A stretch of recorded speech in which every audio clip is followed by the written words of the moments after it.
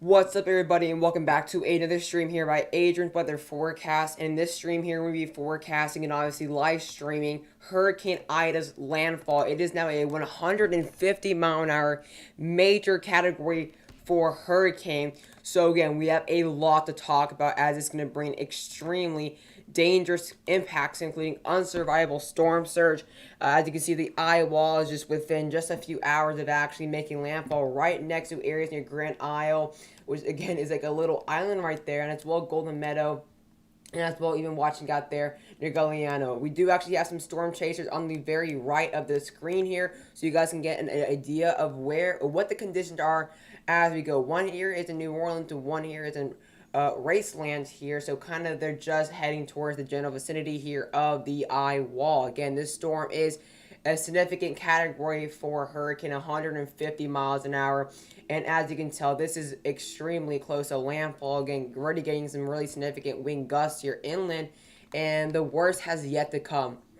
So again, we're going to be live streaming this landfall, most likely going to make landfall within the next hour or so, and Recon did support 150 miles an hour. So this is basically a hurricane lower strength. However, it's way worse. This is way worse than Laura. You guys know why? Because Laura had made landfall in a very rural area, while this is making landfall in a very populated area and very urban areas. So again, we're going to be live streaming here very shortly. I'm actually about to make an announcement on the Discord server that I am streaming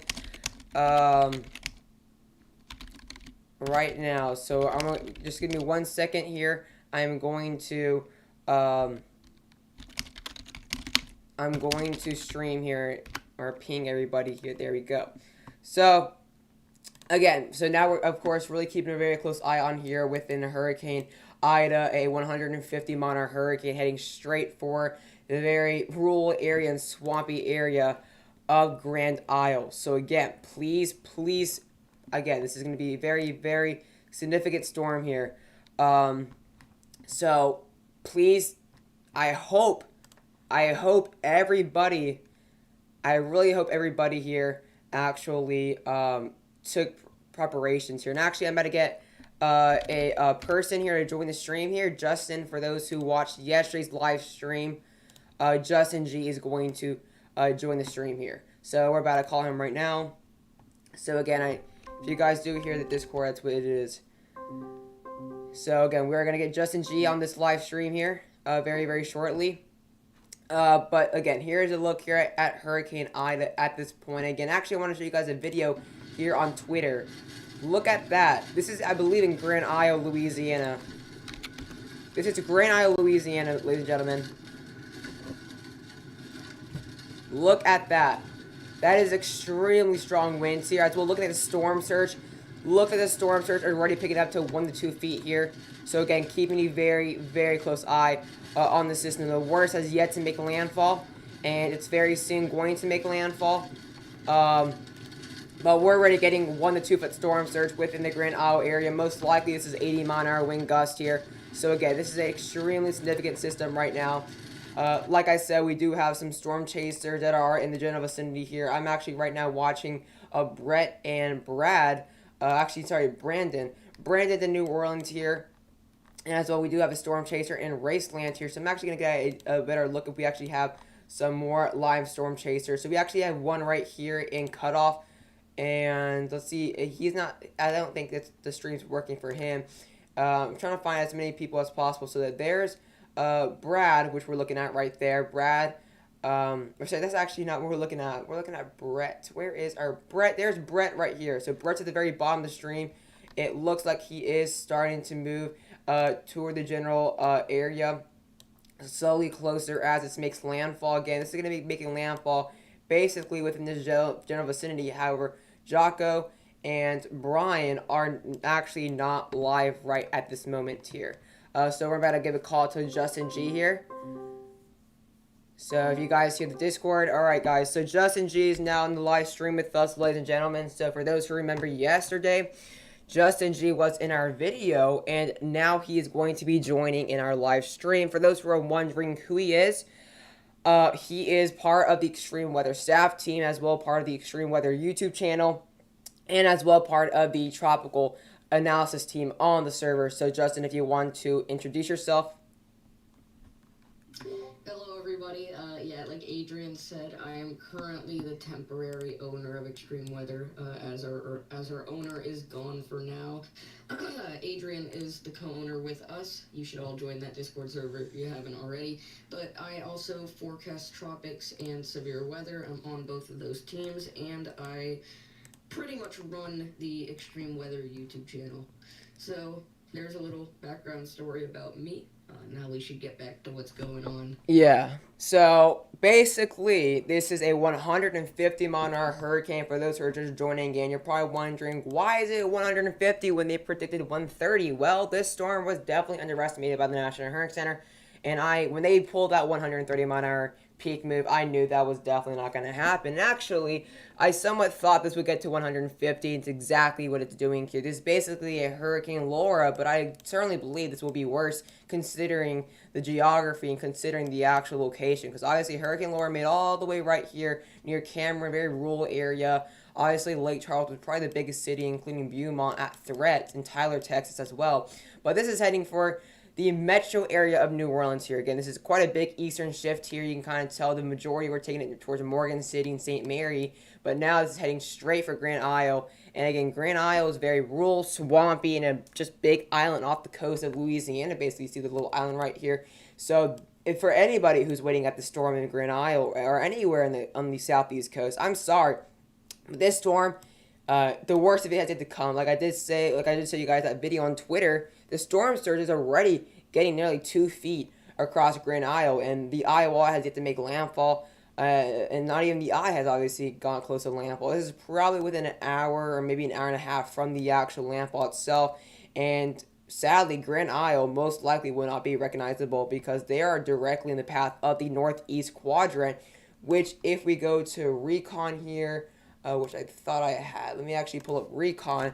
So Justin, go ahead and get your opinion while I get Recon out. Yeah, if you're in Grand Isle, which I've heard that there's 28 people still in Grand Isle that are waiting this out. If you're in Grand Isle, really this is unsurvivable at this rate. I'm not saying that everybody in Grand Isle will die, because obviously that's not true. However, if you stayed in Grand Isle, it's too late to leave. You just need to shelter, and when the water starts rising, which I hate to say it, but it will, you have to get to higher ground. And winds that are 150 miles per hour, being on higher ground, that isn't good. And same thing with storm surge. If you're on a lower ground, that isn't good. So there's really no way to go. The people in Grand Isle should have evacuated. Yep. Okay.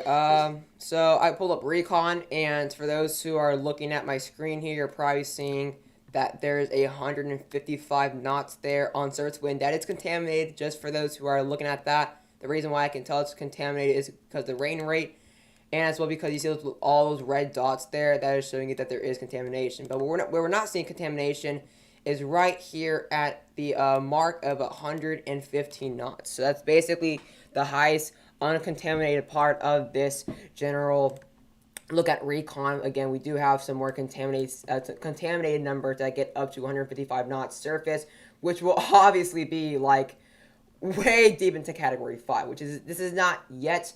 We will see how this obviously progresses as it gets closer to landfall. I personally think this got to its peak. However, we do have a new Recon heading into the storm currently. It's within, I believe, probably like 15-20 minutes from actually getting towards the actual system itself.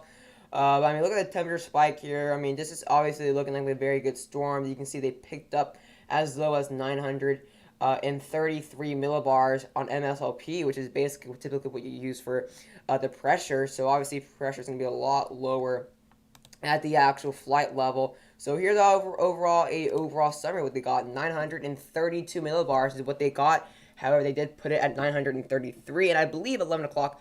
Actually, have not gone to look here at what the 11 o'clock advisory has to say for us. And it's still 150 miles an hour. So yeah, this has not gone up to 155 or 160. I think this is going to be a very similar scenario to like Hurricane Laura, where people say, I think this was a Category 5, yet it wasn't named a Category 5 in the post-analysis. So although this is not in the right location, I think this is very comparable towards Laura, considering how it RI'd how it arrived before landfall. I think there's a lot of similarities between this except the actual landfall location because this is very similar where I think there's going to be 50-50% on opinions. 50% will say this is category 5, 50% of this will say it's category 4. So that's why I'm comparing this to Laura right now. But there you see, obviously the northeast quadrant is the strongest part of the system right now. That's exactly why we're stressing for anyone on Grand Isle because they are directly in the northeast quadrant. And I did have a webcam for Grand Isle, but obviously it's down because the camera's not going to withstand gusts like that. So yeah, the camera's down, but we do have a few cameras here. Actually, I have one for the French Quarter in New Orleans, and obviously I do have two webcams and two storm chasers, one in New Orleans, one in Raceland. It looks like the one in New Orleans is slowly, it looks like that one's going down due to the winds. However, the one in Raceland is still picking up overall. You see those really strong wind gusts here. So we will see whether they proceed further southward to the actual landfall. Here's next, let's get a look at the overall power outages, total power outages in Louisiana. And this number is quickly at a very fast and dramatic rate increasing here. We do actually have around 60-ish thousand without power. We really round it's around 61,000. Obviously, all of those majority of power outages are specifically centered across the southeast county there. Obviously, seeing up to 60% without power. You see 12,000 there's 12,000 customers tracking. There's around almost 8,000 without power. So we're really dramatically increasing here. I mean, there's gonna be no power for weeks in some of these rural areas here, within the overall vicinity there of New Orleans County here. We do obviously have 194,000 tracked and 17,000 without power. So we do have around 8% without power there in New Orleans County. I believe this one's called Laforge. Hopefully that's correct because I know there's a lot of French names here which I'm not really good at. But 5,000 tracked and there's 44,000 tracked and there's 5,000 without power. So you can kind of see we're starting to get a lot of double digits here with customers without power within the county. It looks like our Brett right here is starting to move around here, so you can kind of see those clouds are really moving up there. Again, we do have a few storm chasers down here, but they actually are not. They're actually down at the moment here. It looks like we actually have a new one here near Stedell, Louisiana. See exactly what that's. Oh, yeah, that's a good one right here. Look at that. Stedell. This one's actually basically around the beach here, so we are getting more storm chaser webcams at this point. So again, we're about to start to see these conditions diminish. So one of these storm chasers will be experiencing the eye. So we will get an idea of the beauty of nature of the eye. Obviously, the calm of the storm is sadly where you have to go through. Sacrifice yourself to go through the eye. You have to go through both eye walls.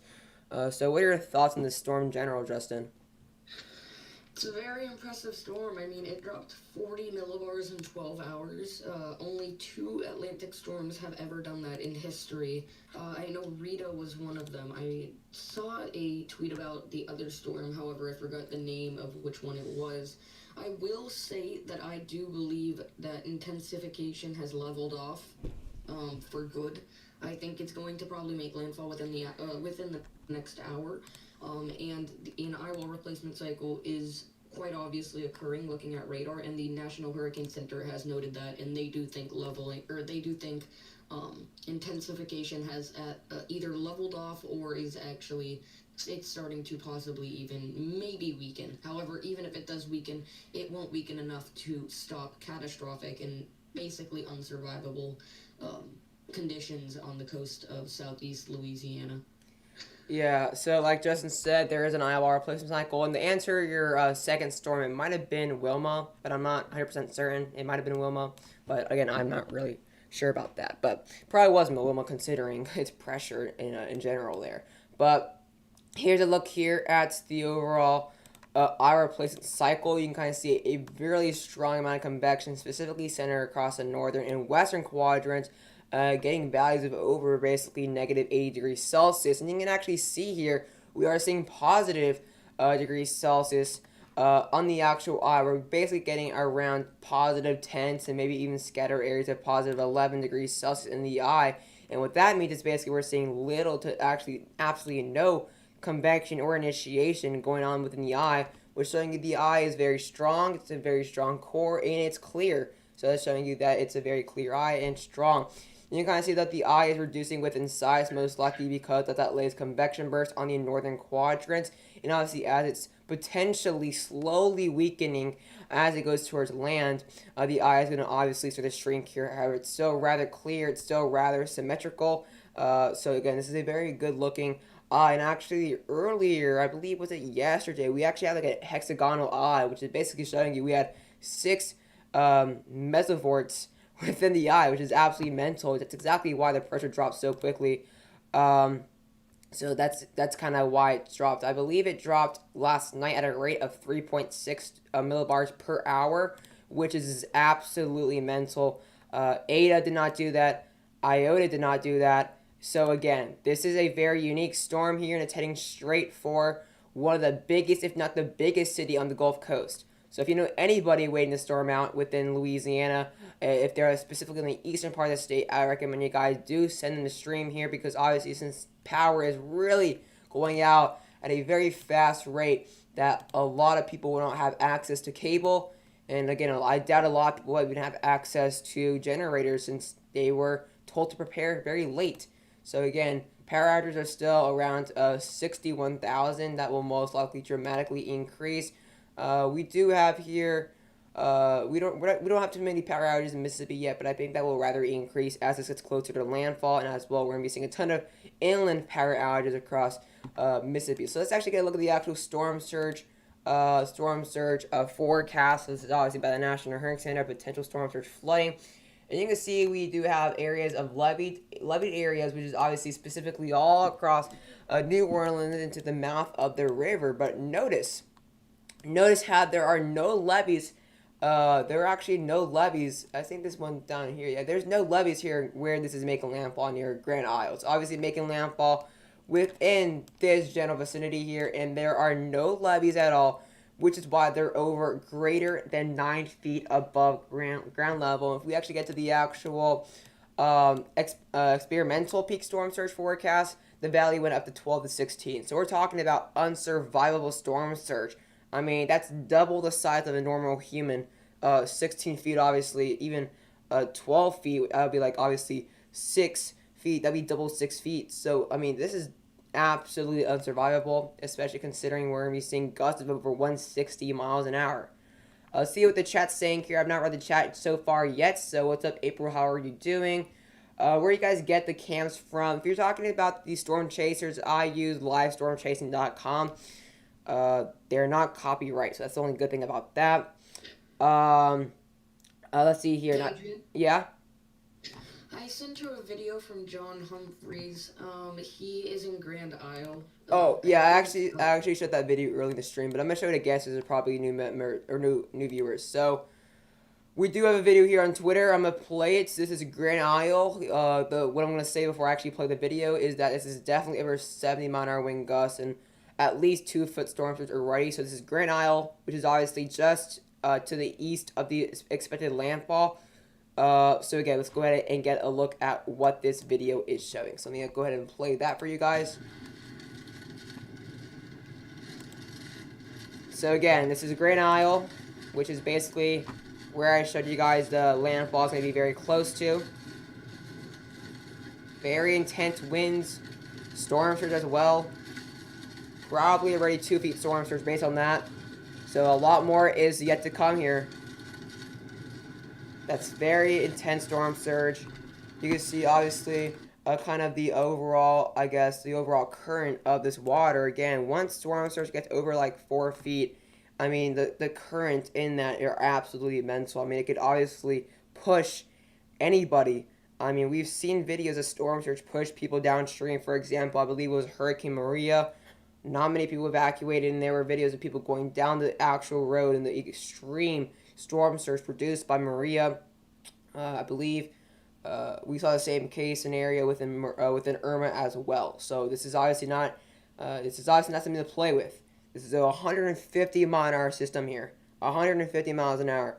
Any well built or even obviously poorly built house on Grand Isle is most likely not going to be recognizable by the next 24 hours. I mean, that's just a fact. I mean, obviously, this is obviously making landfall stronger than Katrina. And obviously, this will not be at Katrina's level. And obviously, now Julian is a thing. Julian is now a thing, guys, for those who are asking. But yeah, Julian is now a storm. But like I was saying, this is not going to be Katrina. It's not going to. But it's most likely going to be worse than Hurricane Laura. As well, we do have a tornado watch in effect. So we are, as well, not only watching out for the extreme threat for wind damage, but as well, even watching out from tornadoes. There are some overall conducive environment for tornadoes, overall decent amount of stability, cave as well. Obviously, a good amount of upper level shear here. So overall, a good amount of conditions. There's that theta advection, so we're seeing overall a lot of instability as we go into the higher atmosphere. Storm helicity numbers are absolutely, they're obviously going pretty crazy overall. For considering it's only tropics, obviously numbers will be rather low, like Cape and all that will be rather low considering this tropics. But overall, kind of saw a similar scenario with Hurricane Laura. But here's a look at the overall tornado watch. Moderate likelihood of tornadoes, a low chance of EF2 plus, and a low for severe winds and severe hail. If you're wondering why there's a very low for severe wind, that's severe weather related winds, not tropical related winds here. So here's a look at the probabilities though. 50% for for two or more tornadoes. So we are definitely watching out for the northeast quadrant produce maybe some water spouts and even some tornadoes across eastern Louisiana. And I'm actually as well pretty watching out for southern Mississippi. One that actually makes landfall. I'm actually really watching out for some tornadoes there. 10% obviously for one or more strong EF2 between EF2 and EF5. And obviously, there's less than a 5% for wind or hail because obviously, we're not going to be seeing hail from this. I mean, the lapse rates aren't going to be too good, obviously. And obviously, although hurricanes are cold core storms, there's not going to be hail with this. But yeah, what are your thoughts on the tornado watch and all that, Justin, and the overall tornado probability? I think there's definitely tornado potential with Ida. There's tornado potential with really every landfalling tropical system, and that's something that happens with basically every landfalling tropical system due to the outer bands and the northeast quadrant. And I hate to say it, but the area that's going to be experiencing the most tornado potential is some of the areas with the higher storm surge, like Gulfport, Mississippi, even New Orleans, as they're going to be in the northeast quadrant of the Eyewall. And I just would like to clarify something about the Eyewall replacement cycle that I said earlier. So it does appear to be ongoing. However, this really is a worst case scenario than if we had just one Eyewall. Because if you think about it, we now have two Eyewalls, one that is much larger and one that will most likely hit New Orleans head on because it's a larger eyewall, and the inner eyewall, which is the original eyewall, which will not have enough time to weaken. So we're actually going to have two eyewalls that will be a threat now. So that is definitely not a good scenario. Yeah, and that's obviously allowing here for a rather symmetrical wind field. And that's exactly why areas west of the low pressure landfall are evenly distributed within getting these category 4 winds here. Obviously, the northeast quadrant is actually stronger, so we may see category 4 wind gusts instead on the west quadrant, but in the actual northeast quadrant, we are seeing those winds sustained. We do have the National Buoy Center here pulled up, so we can actually get a look at what buoys are picking up here off the coast of Louisiana. See here, let's actually zoom in and see the closest buoys here. So it's actually looks like there's a buoy with recent data just like right next to the actual hurricane. See if we have any details on that. So let's go look at the view details. So this is a buoy here offshore of Oil Port. And they are here picking up at this point 60 knots. The highest they actually picked up was 60 knots, but actually I did find a buoy earlier before I actually streamed that picked up over 90 knots here. So let's go back to areas near Hurricane Ida. So let's go look here. So gusts right now, that's actually one currently. There's a buoy right now that's picking up 90 knots at this point. This here is near southwest past Louisiana. They are seeing wind gusts of over 90 knots, which is basically around 110-ish miles an hour, or maybe 105-ish. But you can see the history here. They actually picked up a max at 7 in the morning at 105 knots. So that is probably around 125-ish That's ish because again I'm like on spot. I'm not the best converting knots to winds. I think it's between 120 and 125 here. But that's obviously really strong winds to pick it up from a buoy. And let's see here where that actually is located. And that's actually not even located where this is actually the northeast quadrant. So the fact that we got 120 miles an hour earlier all the way over there near the mouth of the Mississippi River. And look at the camera here for Brett. You're seeing tree. Look at all those leaves all over the place here. So he is definitely moving further southward. To actually get a look at where he is going here because you can see the overall conditions are diminishing for him. So this is obviously Brett in Raceland. So let's see if we can actually find him. Let's see where you are, Brett. But it looks like there's a lot more people actually starting to stream here. So actually we have one. Yeah, there's Brett right there. He's currently in Gray, Louisiana. So he's basically right just a little further inland of the actual direct landfall. But we have a lot more people actually starting to stream here. Let me actually refresh this page and see if we have any more better I guess, POVs here of this system. So we have one here in Slidell, which is the one on the beach here. He's kind of going up the overall road, kind of looks like he's going towards the actual landfall. So that's actually Bryce. So let's see if we can actually find Bryce here somewhere. There's Bryce right there. Actually, that's Bryce right there. Bryce, looks like he's actually going down towards the vicinity of Grand Isle actually right now. So that's going to be very interesting. I'm going to be keeping a very close eye on his webcam. Actually, Brandon went out. So I'm actually going to replace one. So while I replace a webcam, you can go ahead and give your opinion on the storm, Justin. Yeah, I mean, my opinion hasn't changed. It's just, it kind of did whatever, it basically did every single worst case scenario that it could have done. The only worst thing that could happen now is it makes a northern turn, which it's starting to do, and goes closer to New Orleans. However, I think the center of the storm will most likely miss New Orleans to the west. However, New Orleans will still likely feel some more of the devastating impacts, as they will be in the strongest quadrant of the winds, and they will be in the worst place for storm surge, which is the northeast quadrant. Yeah, so there we have a new webcam here on the far upper right part of our screen here. This is from Bryce Shelton in Slidell. And it looks like I did say, it looks like he was going towards Grand Isle. I'm not really 100% sure. Let me actually get back to storm chasing, live chasing here, so we can overall get a look on that with him throughout the live stream here. But again, one right here is in Raceland. For those who are just joining in, where are we looking at? They're obviously all located in southeast Louisiana. The one closest to the actual area of the eye right now is Jocko Williams, which is in cutoff, but he has not been on here. We actually do not have any live imagery or any live webcams for him. We do now have one here, obviously. One heading towards the overall vicinity. There we have, is that him? No, actually, I don't know why I can never find them here. I always lose them where they are. That's definitely not him. Yeah, I always lose where our chasers are. Yeah, I'll find them one day. But yeah, obviously it's Liddell. Is general vicinity right here, and this one's Raceland, just general vicinity here. Actually, there's Grand Isle. So we're gonna see if storm chasers start to go further southward as the Eyewall starts to near landfall. So there's a look at the overall GR2 analyst, and we now have a hurricane report here. Let's see what that is, what all that stuff is. So we have a report of over 100 miles an hour in Grand Isle. Report of over 100 miles an hour. And the source is from the public. The public, so there are people in Grand Isle. There are people in Grand Isle right now. So we just got a report of over 100 miles an hour sustained, I'm guessing here. Let's see if that actually is sustained. Let's see, that's actually, yeah, it's actually looks like it actually might be sustained here. I don't see anywhere where it says gust. Usually it says gust. We saw that with Henri, where it just said gust of 70, gust of 75. But we do have a report of over 100 miles an hour on Grand Isle. And the source is the public.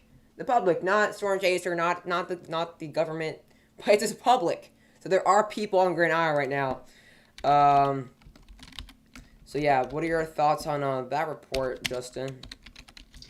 Yeah, I'm seeing wind gusts to 135 miles per hour in Grand Isle. And I got a new video, and it's actually quite terrifying. Alright, go ahead and send it to me. Trees that are covered in storm surge. Alright, go ahead and send that to me. But yeah, we have a report, guys, from the public, which is basically showing you that there are people in Grand Isle. And I'm sorry, but whoever reported that is, they're in danger. Like,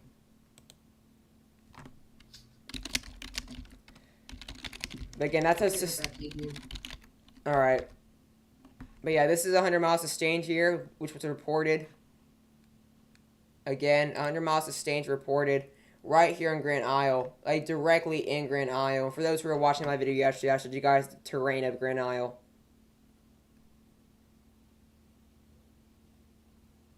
I'm so glad you love the live stream, Jennifer. But again, for those who are just joining in, we are live streaming here Hurricane Ida as it is nearing the landfall, or nearing the coast there of Louisiana at this point. This is a very significant Category 4 hurricane, likely to become a Category 5.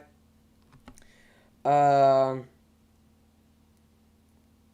yeah, again, we do have Justin here on the stream here. Again, he's out right now. But we just got a 100-mile-an-hour of report here. So actually, we do have a new Twitter video. And Justin just sent me the Twitter video here. So let's actually watch that Twitter video and see what that's all about. So let's see this Twitter video. Grand Isle wind gusts 136 miles an hour. And holy cow. Look at that. Holy cow. Look at that video, guys. There are now trees and bushes now underwater. This storm was most likely already 5 feet.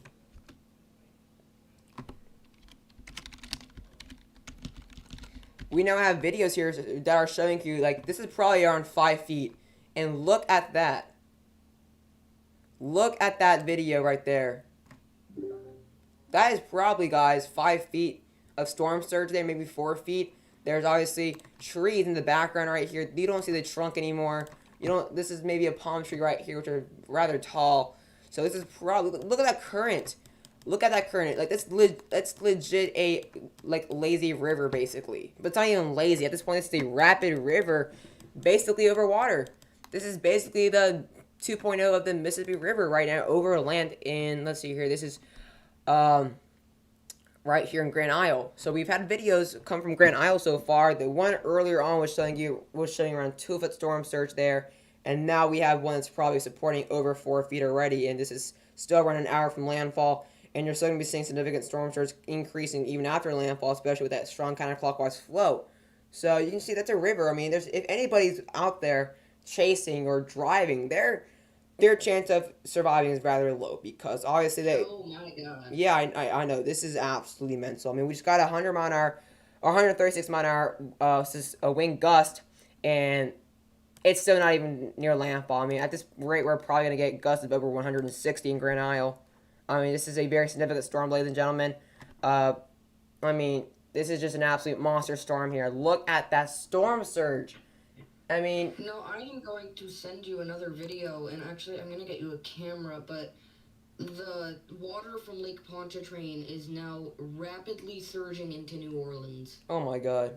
Let me actually check my New Orleans webcam, see how that's going on. The worst of it is not even there yet. So, people on Lake Pontchartrain, this might not be good. Guys, this is going to be an absolute major hurricane. I mean, obviously it's already a major hurricane, but I'm talking about damage-wise. Look, there's people in the French Quarter right now in New Orleans just chilling. But little do they know, they're about to get hit by the hardest part of this hurricane, and probably the strongest hurricane, or not probably, the strongest hurricane since 2005 for this area. Again, this is Hurricane Laura's strength, and we all know how devastating Hurricane Laura was, but guess what? Laura did not hit a urban area. This is heading for directly the biggest city in the Gulf Coast, so this is most likely going to be a pretty interesting topic in the post-analysis. And when I mean interesting, I mean, I think we all know where I'm coming with the R word, retired. We're going to see how that goes. We're going to see how that goes. So here's a look at the water. Oh my gosh. Look at that. Look at those massive waves causing the actual storm surge. That's exactly why on the northeast quadrant you typically see the worst storm surge, because there's stronger winds on the northeast quadrant, meaning that look at those choppy waters. Look at those extremely choppy waters.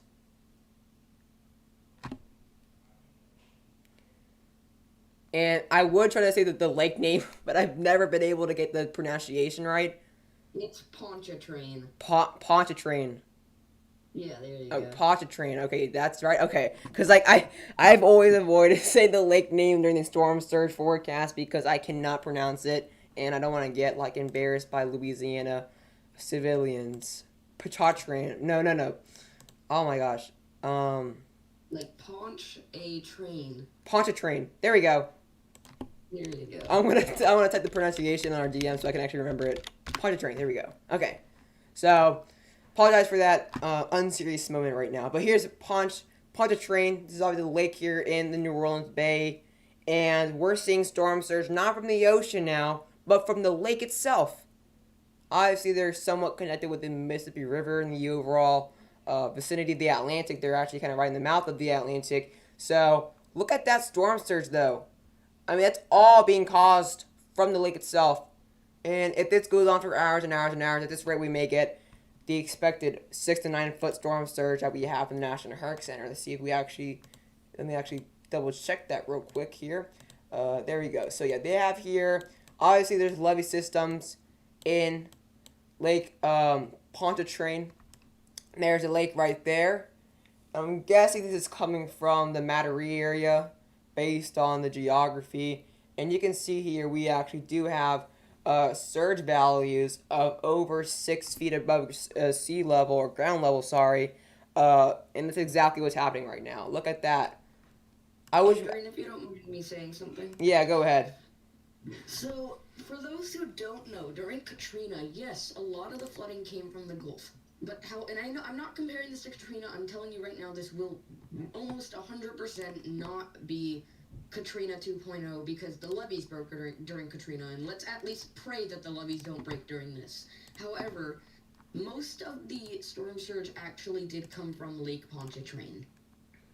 And we're seeing a lot of storm surge already start to come from Lake Pontchartrain. So if you live near Lake Pontchartrain, you need to really be watching what's happening because this could be bad. Yeah, I mean I think we're gonna be seeing an absolutely devastating surge here. I mean it's unsurvivable. That's obviously true, and obviously the highways now in New Orleans are closed as of what I'm seeing. I believe what is it, Interstate 10 that goes into Mississippi there. So that's closed, which was obviously absolutely flooded with not storm surge with traffic yesterday. But storm surge now at 4.5 feet in Grand Isle. Yeah, it's kind of what we saw within that video there. That video is definitely supporting 4 or 5 foot storm surge. Look at that right there.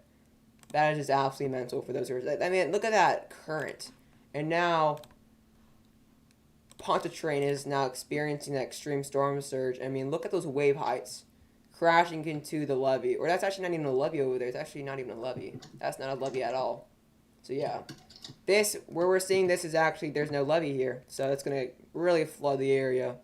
I mean, as well considered, there's gonna be 20 plus inches of rain here, adding on to the amount of water over the ground level. And again, we all know New Orleans is below ground level, or below sea level. So they're basically the worst area to get hit by a major hurricane like this. They're the worst area to get hit. And I honestly think we can get storm surge values of over 20 feet. I honestly think we can see scatter values of over 20 feet.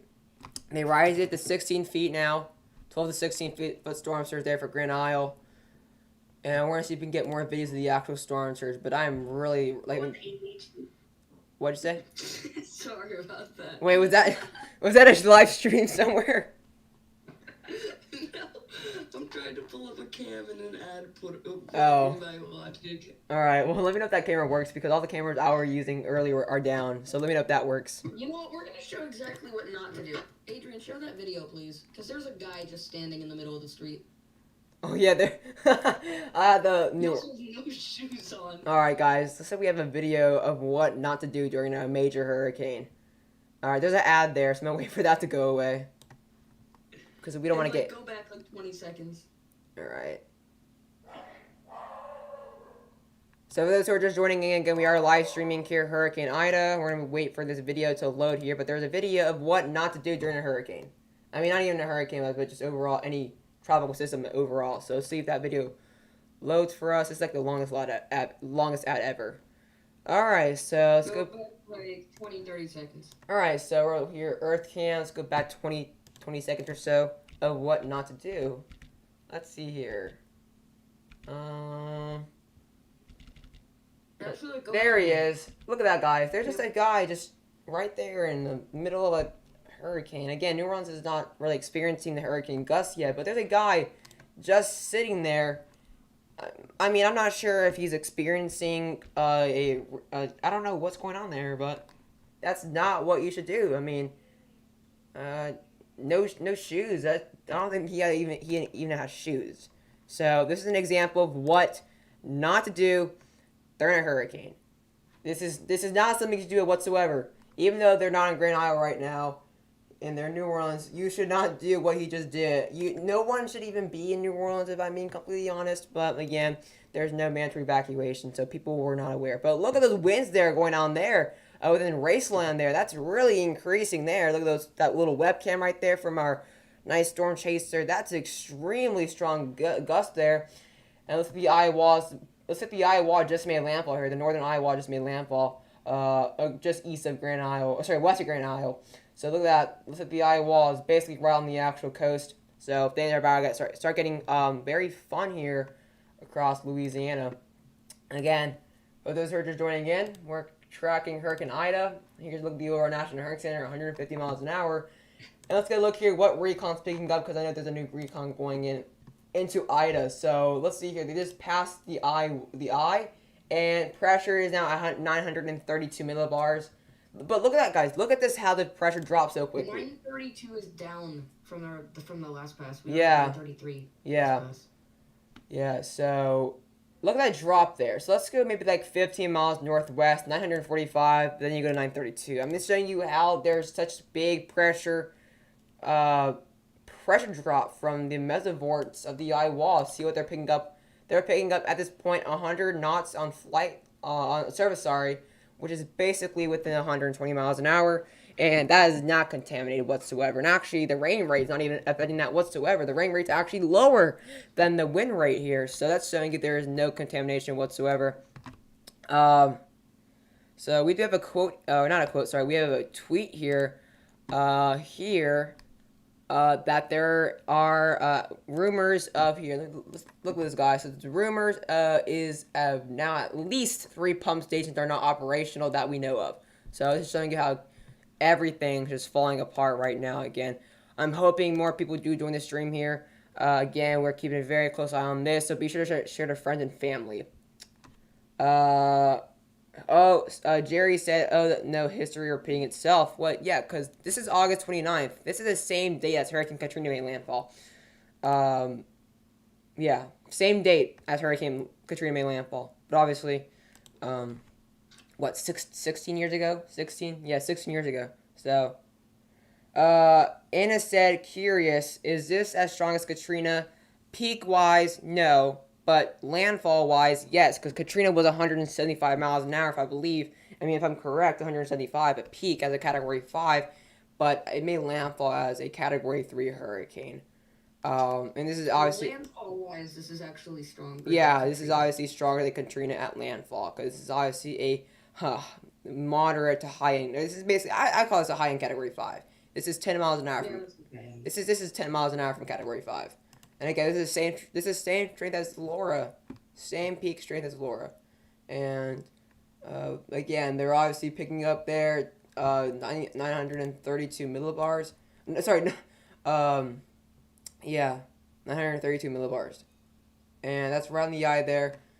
Let me go back to Weather Nerd, sorry, and show you guys visible on this storm here, because this eye is just absolutely beautiful. I mean, it was a lot better looking earlier, like an hour ago, but we actually have lightning. We actually have lightning on the actual center, which is showing you there's extremely strong storm. But look at that. Look at the Eyewall just made landfall on satellite. See the really, really strong initiation and convection there. There's the Eyewall. Strong counterclockwise flow. And that's why we're seeing here that very intense storm surge across this vicinity because of that counterclockwise flow. And that's why Lake Pontchartrain is going absolutely mental with those waves, because with the obviously right this little kind of canal right there, all the really, really intense water is really going into actually that vicinity and pouring into Lake Pontchartrain. And again, for those who don't know, typically when you have smaller water systems or smaller, I guess, width of water systems, the storm surge is typically a lot more severe because obviously it's kind of all cramped. But look at that webcam there. Really, really strong gust over there. I mean, look at that. That is again in Raceland. Let me see if I can actually find them again. Let's look at the power outages once again. And power outages are now up to 70, almost 70,000 there. They're at 68,000. Plaque Mines, I believe that's how you pronounce it, is now still at 60% without power. And let's take a look at Orleans County here. And they're still at 8% without power. So, but the conditions are just diminishing. So far, looking at the live New Orleans webcam, the guy is no longer staying in the middle of the road, which is obviously good. So, yeah. Any thoughts, Justin? No, I mean, it's a devastating situation. I think it's a bad situation either way. The farther it goes west, the stronger it'll be. The farther it goes east, the worse for New Orleans. So, it's just a bad situation. Yeah, I'm gonna try to find where the streamers are. So this one's Brett. So let's see if I can find Brett, his location. So there's Brett right there, guys. Brett's basically just to the northwest of the low pressure, and look at these really strong winds there. Looks like now Bryce is off, or his stream looks like it's lagging for us. So we're gonna have to find a new person. So we actually see what Brad. We have actually a new streamer now, Brad. Let's see what Brandon has. Let's see here though. But yeah, really strong winds really being picked up here. I'm trying to find which webcam we should look at. I think this was pretty good. This is here one in Alamans. That's definitely not right. I definitely did not pronounce that right, but I think I pronounced it Des right because Des Moines, but I don't know. Yeah. I will say really quick that people are saying to get out of New Orleans. Do not try to leave. Yeah. You're putting your life in danger if you try to leave. You should have left yesterday. You should have left the day before. Do not try to leave now. If you leave now, you're going to see a quote-unquote small puddle in the road, and that small puddle is going to be 3 feet, and you're going to be stuck in your car. I mean, it's just reality. It's just reality. You should not leave right now. You always think, even in, like, non-tropical systems, you shouldn't really drive in your car. Like, let's say there's been 5 inches of rain already. You should not. Look at that, guys. They just did a whole circle around that low pressure. Justin, 930 millibars. What? 930.1. That's down 3 from the last pass. Guys, this pressure is actually dropping more and more and more. 930.1 millibars in the center. They actually went a whole circle around this eye in this strong core, and they had 931.6, 931.2, and now recently 930.1 millibars. So could this actually pull off like history and absolutely strengthen before landfall, and who knows, become 155 miles an hour or 160? Like, because obviously there's something called the Brown Ocean effect that could very well be considered, because the parishes of Louisiana is probably one of the best places to see Brown Ocean effects. We saw it with Claudette, and that was only a weak tropical storm. But look at that. They did a whole. Look at that little nice whole path there around the eye. So this pressure's dropped 3 millibars since the last update, which was at 11 a.m. I mean, this is absolutely mental. This is absolutely mental. So once again, what not to do, there is now a naked man running around. Oh, God. Do not show me that, please. Wait, is that in New Orleans? Yeah. Okay. See, like, I just don't even know. Okay, I have the New Orleans webcam popped up, and thank God you told me that, because I was about to check the New Orleans webcam. So that wouldn't have been good. I think I would have got demoted. Or like demonetized. Anyways, let's see here what ANR is saying here. One time during the end of Category 1, My sis and I went outside and we're going to a buddy's house. Water was knee deep. We got 1 to 2 foot storm surge. I'm guessing that's what you meant. I saw down power lines in the water and ran, go home or go back. Yeah. So, NRR had experience as a category 1. This is 3 categories stronger. And I'm not even going to rule out the possibility that this does become a category 5 in the post analysis. We will see how this recon proceeds. But right now they're picking up almost 110 knots now on surface. There you see the winds are really picking up there in Louisiana. Pressure is now down at 930 millibars, and this is basically a Hurricane Andrew pressure. Hurricane Andrew, I believe, was 922. Say here, so obviously Hurricane Katrina had 902 millibars, so this is nowhere close to Katrina on pressure wise, nor will it be anywhere towards peak, because peak was 175. Mike Hill said, let's talk and a lot more action, more live cam flipped. And yes, that's it. Now back. Whoops, there goes a flag in the pier. Wow, that's an 8-foot wave and 16 footer. Yeah, I saw somewhere yesterday that there was a chance that we got 25 plus foot waves on the actual coast. Again, we have a hurricane report there for Grand Isle, 100 miles an hour sustained. And it looks like the northern Eyewall is slowly, the northern Eyewall at least is slowly weakening a tad. Obviously, because it's basically right over land. But pressures continue to drop here, and we will see if we actually see wind worth 155 miles an hour. Holy cow, look at that stream there in the northeast, or not northeast, sorry, the upper right part of my screen there. You see the water's really overflowing here. I'm considering this is probably the mouth of the river here. But look at that water's really, really picking up here. It's most likely already over flood stage because all that water is coming from the drainage system into the actual river itself here, swamp, whatever this is here. And this is really going to probably go up above this. I mean, look at this.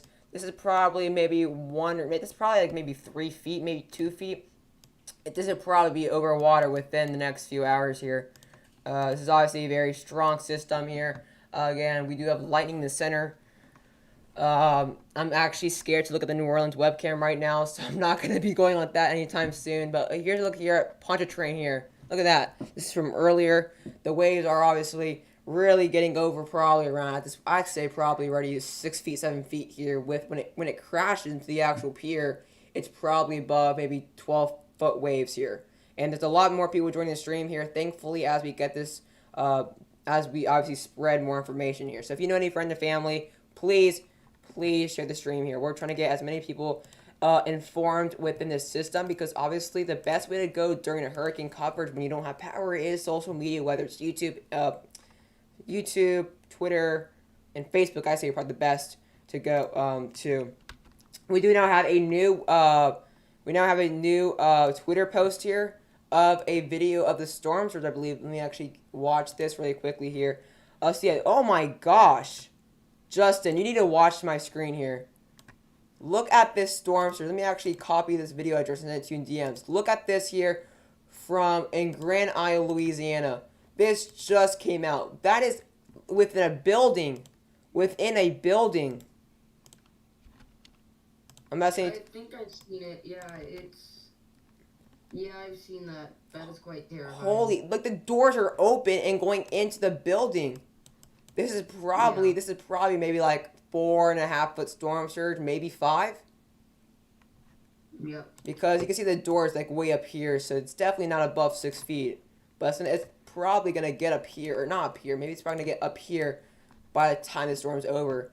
I mean, this is unsurvivable. Even though it's not above like 4 feet, no one's surviving that because they're just gonna get pushed underwater by the waves. I mean, there's like an object floating over here. There's probably I don't even know what that is, or what that was. But look at that. Like, I wish we had a live webcam for this, because that would be amazing. If we had a live webcam here, that would be absolutely amazing.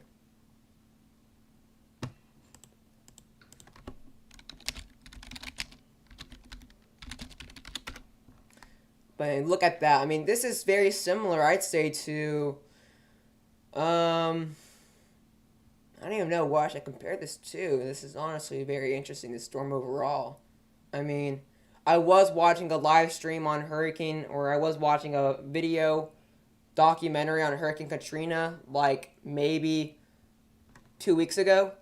And all I'm going to say is that this is very similar, like at the beginning of Katrina. I'm not saying it's going to get a 28-foot storm surge. I'm not saying that. I'm not comparing it to Katrina storm surge. I'm just saying that it started out very similar like this in Katrina.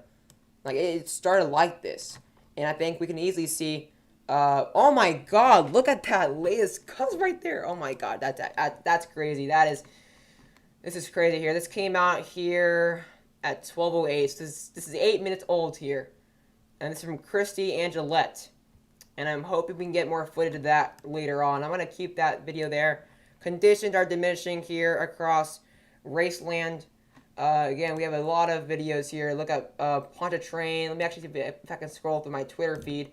Again, this was a lot earlier here in the morning where the storm surge was only 1 to 2 feet. Yeah, that came out around 10:21 here. I'm trying to see if I can get more videos here. Or at least footage on Hurricane Ida. I'm trying to find where we can get all these good videos here. Let's see if we can get the latest year. I don't know if here's look here at 1,000 still fleeing the Category 4 hurricane, so we're still seeing a ton of people trying to flee the storm as the storm comes on. I'm not sure why they have Hurricane Katrina right on that website. Hopefully they're not comparing it to Katrina. Oh, look at this, Justin. We have a video taken from the eye. Look at that. We now have a video from the eye. Look at that. That is a beautiful eye.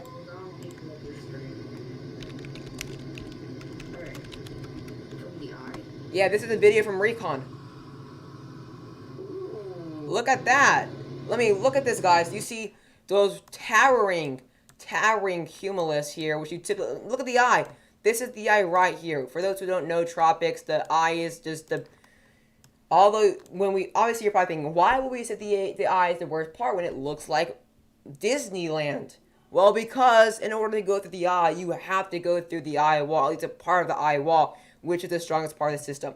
There's the eye right there, and obviously you see those cumulus going counterclockwise. Let's actually go a little bit further here into the video if I can get a better view here on the clouds. But there you see, obviously, there's the actual, what we see on satellite. This is what we see on satellite there. These are the rapidly moving south, the counterclockwise cumulus here, right here. And that's what we see, kind of some anvils on the top. And then we have the very strong and overall nice, this is probably the upper anticyclone right here. The ULAC, which is allowing for those cumulus clouds to stretch divergent across the system in a kind of in a clockwise flow. So again, this is from Recon. I mean, look at that. This is probably what we see. If we go to satellites, what we see right here. That's what we see on satellite as the eye. We don't really see this part really necessarily because it kind of really blends in. But this is from Recon, guys. This is from Recon. That is the eye of That's the eye of Hurricane Ida. What's up, Candy S? How are you doing? Yeah, Grand Isle is getting absolutely hammered. Hello, AMV. There's your hi. Yeah, hello, AMB. Yeah, this is inside a Category 4. This is inside a Category 4. And that's just out. That's crazy. Let's see what this video is about. This video here is about a sign saying, "Ida, please have mercy on Louisiana." I mean, this whole thing just says this picture speaks 1,000 words. Look at that poster right there. I'm gonna do something in DMs. Don't show it. Okay. Look at this, guys. Ida, please have mercy on Louisiana. For those who don't understand that, it's because Louisiana got hit by 5 storms last year. I believe it was gonna be 6, but Marco was taken out on the post-analysis. There you go. Alright, hold on. Yeah, let me go back and show the video. Let me actually go back to GR2 while I watch that video. Well, that downloads for us. Conditions are really deteriorating in New Orleans. But again, let's see if we can get GR2. There's GR2, okay. Alright, so let's see here what we have in DMs. Alright, let's watch that.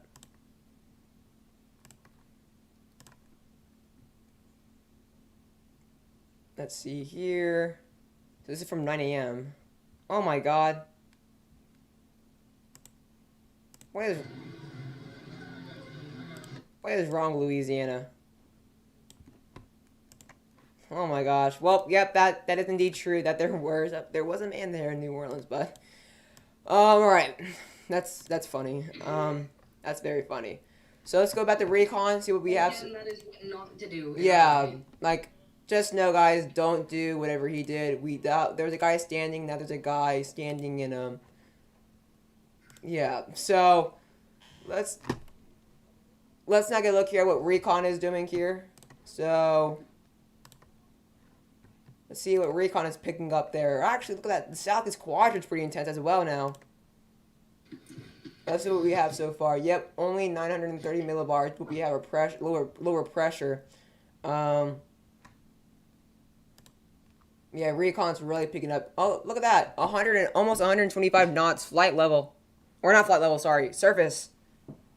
So, let me get my knots. My knots in miles an hour calculator. Winds are actually increasing on velocities. I know. So, 125 knots. We are getting 144 miles an hour here on the latest Recon. 144 miles an hour with no contamination whatsoever. Flight level, on the other hand, is picking up 135 knots, which is basically 10 knots stronger. So basically, they're picking up around 155 miles an hour, maybe 160 on the actual flight level. So let me actually do, let's see here, 135 knots to miles an hour. So yeah, they're picking up here 155 miles an hour on at the flight level right now, which is obviously just under Category 5 status. Looks as though New Orleans is going to get in the outer eyewall for sure. The question is, will it get in the inner eyewall?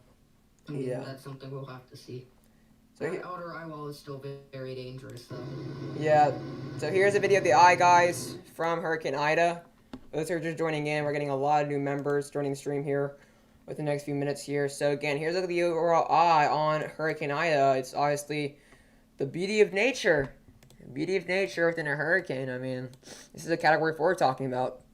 I mean, like, it must be so cool to be in the eye of a system. However, in order to be in the eye of a system, you have to go through the eye. I mean, I don't even imagine how scary it is to be on Recon, like, flying into a Category 4 like that. Like, just imagine. I mean, I wonder how intimidating it was to fly into Ada and Iota. Like, I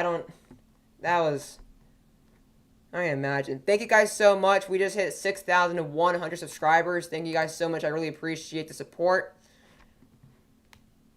Hopefully we can get to a further amount so we can get towards my 10,000 goal by the end of next year here, 2022. But again, here's the latest look here at the 11 a.m. update. We do have hurricane warnings all the way as far inland as Baton Rouge. And tropical storm warnings now, or those tropical storm watches for Jackson yesterday are now tropical storm warnings. And those go all the way up to Jackson, Mississippi there, and Monroe, Louisiana.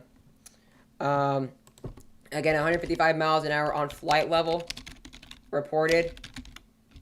And 150 miles an hour, or 145 miles an hour supported at surface as the latest pass. So we are still seeing a rather strong Category 4 hurricane. This does not mean it's weakening, because that's only one pass we have so far. It's about to go within the eye again. Pressure's dropping. Pressure's dropping dramatically here. Still at a 3 millibar per hour. I mean, it's now 930 millibars.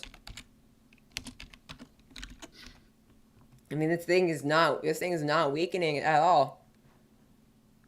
Let's see where our storm chaser here is down. Where this one down here is.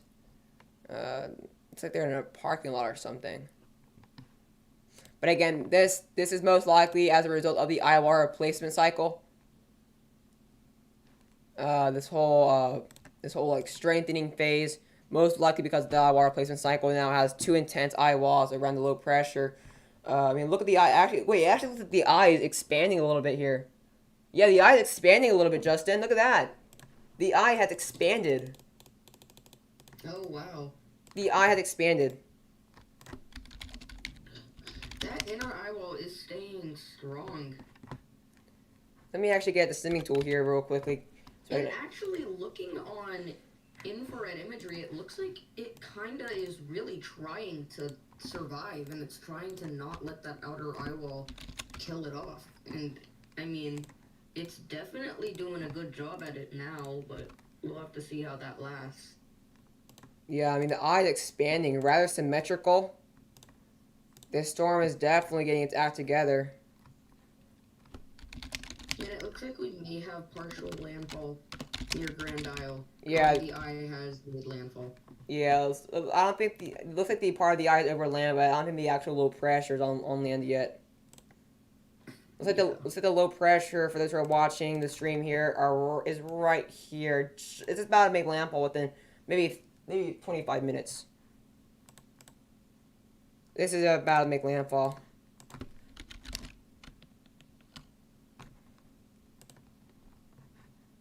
Let's see here. Hey Justin, I just got a live camera from Grand Isle. Oh great. Oh my gosh, guys, look at this live camera. Let me actually take out this really quickly here. Look at Grand Isle, ladies and gentlemen. This is a live camera from Grand Isle right here. Can you send me a link? Yeah, absolutely. Thank you. Live camera from Grand Isle. Look at that storm surge. That's definitely 6 feet.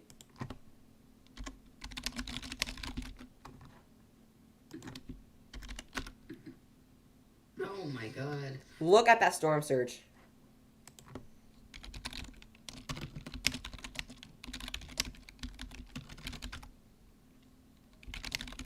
I mean, it's just a rapidly flowing river at this point. Yeah. And like, honestly, guys, I wouldn't doubt this is 155 miles an hour right now. And this is how storm surge spreads. Look at how it's moving north. Look at how it's moving. Yep. And this is going It's almost like a tsunami. Yeah, this is going due north because of that counterclockwise flow just pressuring all that water straight north. That's why look at Green Eye, guys. Look where this camera's coming from. All right, look where this camera's coming from. Look how thin that island is right there. No one absolutely is surviving that. If anyone's in Grand Isle, which I know there are because someone in the Grand Isle Island did report the 100-mile-an-hour sustained earlier. Look at that webcam. That is absolutely mental. That is absolutely mental. I'm actually see if I can actually put that over here somewhere. Again, that's Grand Isle right there. That is Grand Isle right here. And I want to have that right there.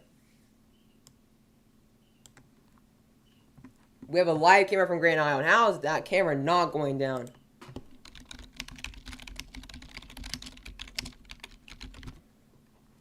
Look at that camera, though. I mean, I'm going to have that all the way down there. But here, look here. The eye most likely, the northern eye has made landfall. So it's about to make landfall. This is about to make landfall here in Louisiana within the next 25 minutes or so.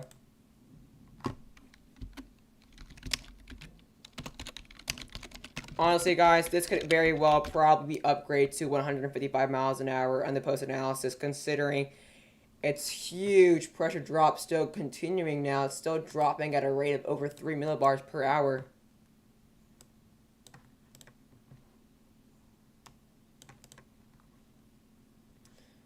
Let's see here if we have any new Recon data.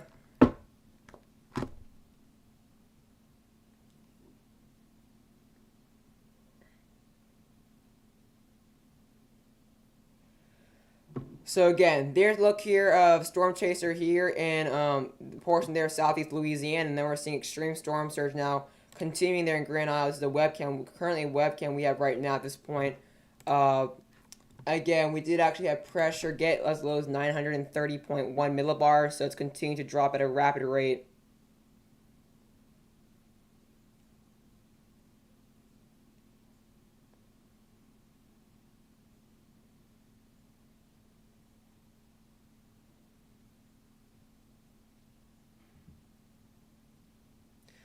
So again, for those who are just joining the stream again, really watching out Hurricane Ida, Category 4 hurricane, 150 miles an hour sustained with gusts over 160.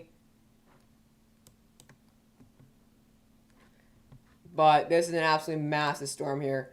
I mean, look at this is obviously the eye right here, which I was showing you guys earlier, but this is as well was around an hour ago. This is what we saw in Grand Isle. This has dramatically changed here. This is obviously has dramatically changed. Now I bet this is completely different here. It looks like the storm surge may be all the way up here. I think at this point it probably is. And this latest video we have is absolutely this is crazy itself here. I mean, look at what that damage is looking like here. Again, I do appreciate you guys do subscribe to the channel, though. I'm providing, I think, rather good information here on this hurricane.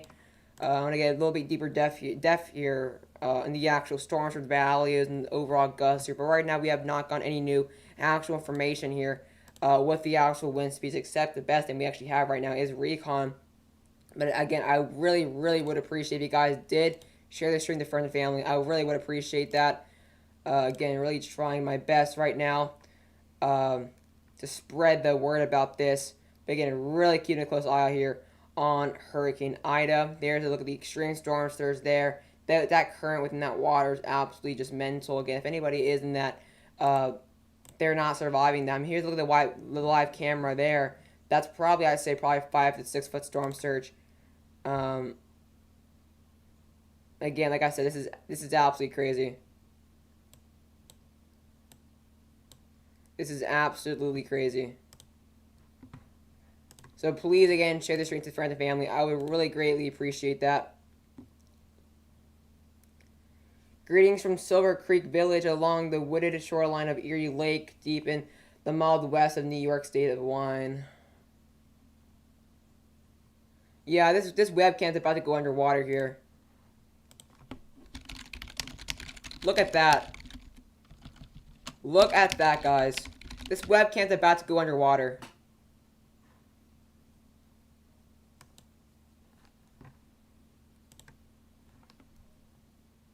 We now have a new report here of winds here near Golden Meadow. A 64 mile an hour recorded there at Golden Meadow. Which is obviously pretty far inland, and they're not even in the actual Eyewall. They're not even really remotely close to the actual Eyewall, really.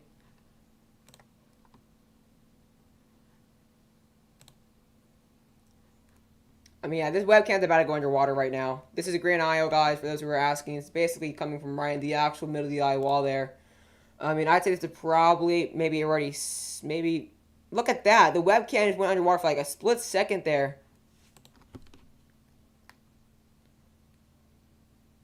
We're also seeing some pretty good amount of debris here within the webcam. I actually want to go full camera on this webcam really quickly, guys. Let me turn that down a little bit there. Again, this is from Grand Isle right now.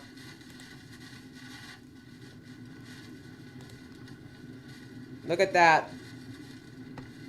This is absolutely crazy.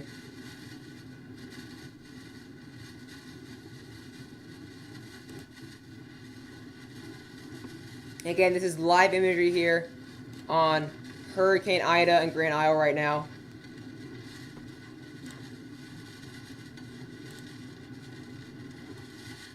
This is just absolutely mental what's going on here. Look at that.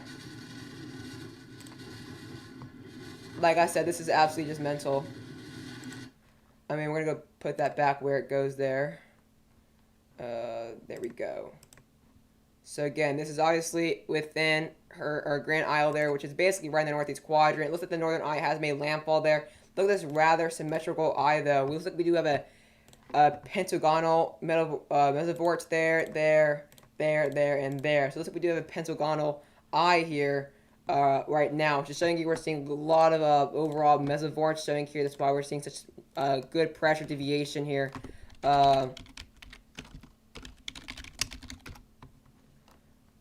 But yeah, this webcam's about to go underwater right now. You can see the water really, really splashing all over the place.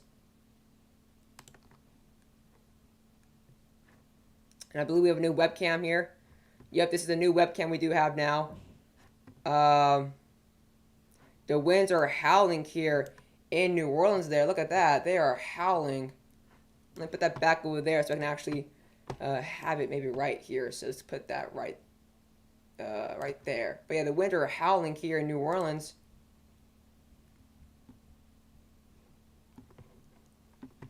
Again, this is obviously a category 4 hurricane. We are seeing a pressure of 930 millibars, which is showing you this thing. It's still getting its act together and still strengthening here. But we do have a pentagonal eye right here. Let's now go back. See if we have any new information on the buoys here. We have a buoy right here with actually no data. This is like the only information we have here. This one's not really peeking at anything. Let's actually refresh this though. But I mean, this is just absolutely immense of a storm here. This is about to make landfall within the next maybe 20-ish minutes or so.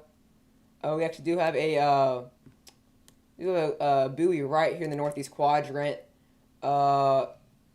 Significant wave height, 20 feet. 20 feet there. Again, we're seeing some very significant wave heights though. This one's actually picking up some really good winds right now, actually. This one's picking up here 69.9 knots with basically 70 knots, which is basically around 80-ish miles an hour here. But earlier they picked up, or actually right now at 10:48 a.m., or at least the latest information, they picked up to 81 knots. And I think ever since that, they actually have gone out a little bit, or they've lost information. Again, there's a lot of buoys here that have no data within the past 8 hours.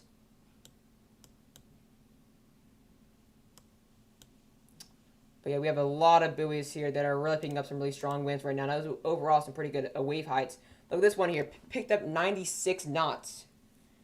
96 knots. 96 knots. Or actually, that's 97 knots. Look at that. Let me actually take a screenshot of that really quickly here.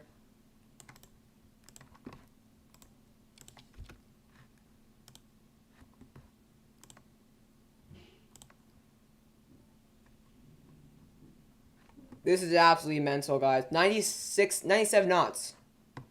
Let's see how that is in miles an hour there. Again, this is a buoy. This is not even the northeast quadrant. That 97 knots was not even the northeast quadrant.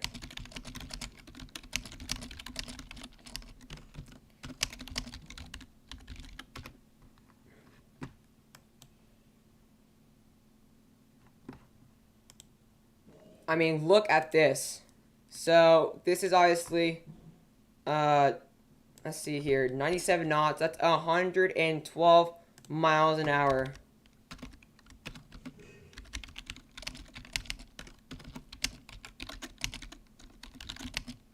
This is outside the Eyewall where we got that buoy information. You can kind of see it's right here. Let's see, I think we got it from like right here or something like that here. 97 knots. Dude, this one's picking up here. This one's picking up a little significant less amount of information. See, this one's actually outside the Eyewall here. This is just outside the Eyewall. Look at the webcam. That webcam is just getting absolutely hammered by water.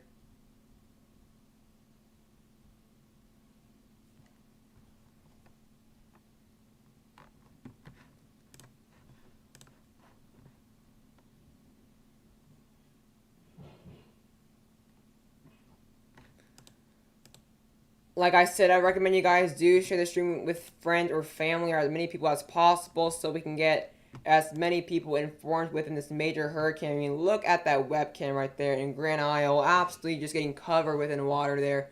As well, we do have videos here from not too long ago that there was, again, water spilling in, from Lake Pontchartrain there. I mean, obviously, this is a lot more, I think this is probably a lot different than it is now at this point. So again, please, I recommend you guys do subscribe to the channel and share the stream with friends or family because, again, we are trying to get this word out, and the more people we do have watching, the more the algorithm recommends it to other people. So again, the more people informed, the more people that are actually prepared. It's not going to look here at the storm, the amount of power outages we do actually have within this system here, within Louisiana. And 91,000 now without power here. 91,000 here. And Plaquemines, 61% are out without power there. Near Laforge now, here has 13% without power. So overall, a lot of people are losing power across the vicinity. New Orleans County now has 29 without power. And again, here's a look at New Orleans right now. Again, getting some really good wind at this rate. Some really good winds going on here across Hurricane Ida, New Orleans City Street. Those winds are really starting to pick up right now. You see how fast those clouds are moving here to the north. See a look at what Recon has information-wise.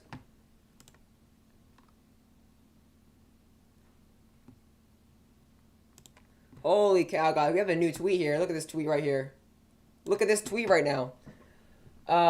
Just said, WDSU just said the Mississippi River is flowing backwards now in New Orleans as the surge moves up the river. So again, typically the flow goes south to the actual Atlantic, but now it's going north. Now it's going north. Oh my gosh.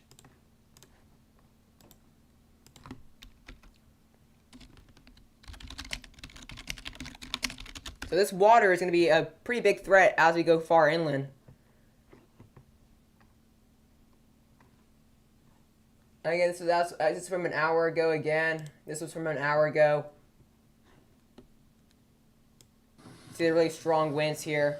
This is from an hour ago, so it's not the newest. Look at all that debris there.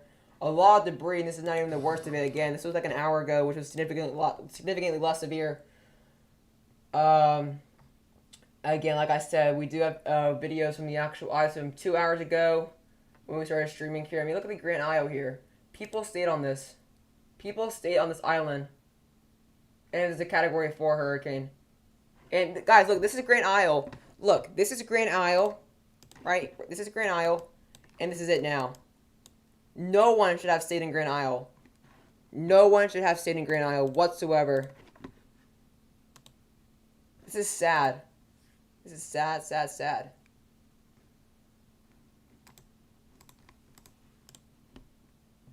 Like, I just understand why people will stay on this island. I just don't understand. I mean, there wasn't even mandatory evacuations.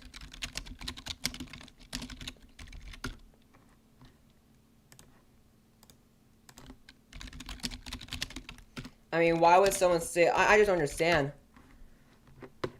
Well, I just understand why people would think it was a great idea to stay here. 28 people have stayed. Ida's western eye was filled in, solidifying the track a little more. I should miss Grand Isle to the west, but the max search will be near. Those 28 people are not out of the woods by any means. 28 people, to be exact, are on the island. I mean, this is just devastating. Look, even Panama City, that's a nice shelf right there in Panama City as well. Good shelf there from the Outer Bands. But I don't understand why 28 people stay on the island. I mean, I hate to be like this way, but the chance of them actually living is rather low. I mean, look at what they're in right now. Look at the island. We saw the island, right? They're in the middle of the northeast quadrant.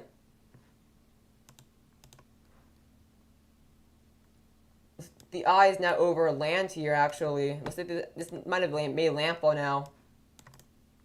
This might have just made landfall.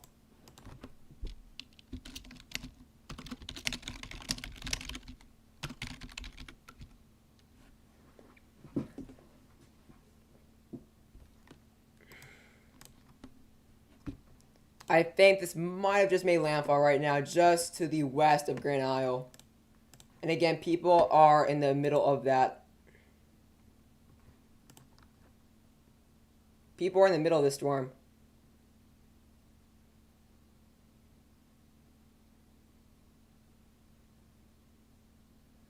This is just an absolute monster storm right now. An absolute monster storm. Oh my gosh, look at that webcam. We're watching this now. Look at this right here. Look at this.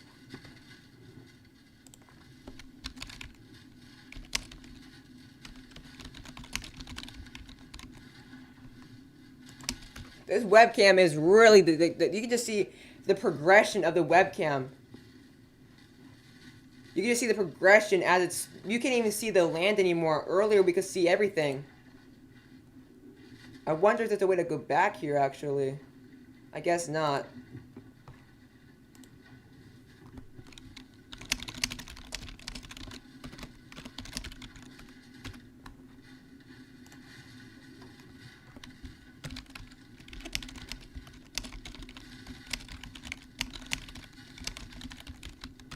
I say this probably has like 10 minutes before this webcam goes underwater, if I'm being completely honest. There's a report here of a house on fire in Grand Isle, actually. Let me actually put this back where it goes again. So again, I think there's a report here of a house on fire in Grand Isle right here. Look at that. Let me actually mute this really quickly here. Let me mute that real quickly here. There we go. But looks like there's a house report, or a report of a house on fire. A car just floated by on the Grand Isle stream. I actually did not see that, actually. Only if I had that webcam 28 minutes ago here. So yeah, it looks like there's a car that actually went through this webcam.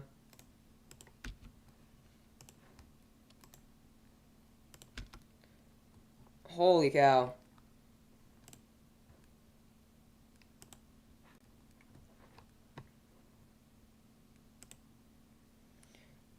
It looks like this storm may have just made landfall. Looks like I just might have just made landfall here. Look at that web. Oh my gosh, we have a tree on this. I think we had a tree on this right now. What is that? I think that might have just been a tree. What is... Hold on. We're seeing extreme debris right now.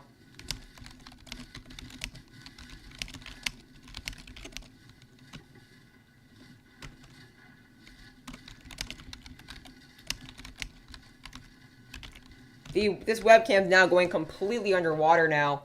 I mean, the conditions are just absolutely miserable and you can't see anything whatsoever. This is going completely underwater right now, this webcam here in Grand Isle, and people stayed on the system. People stayed on that island here. This camera's about to go away here.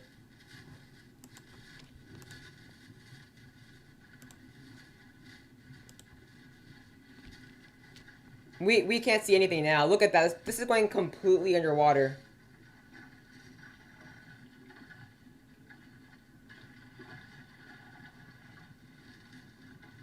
This webcam's going completely underwater at this point.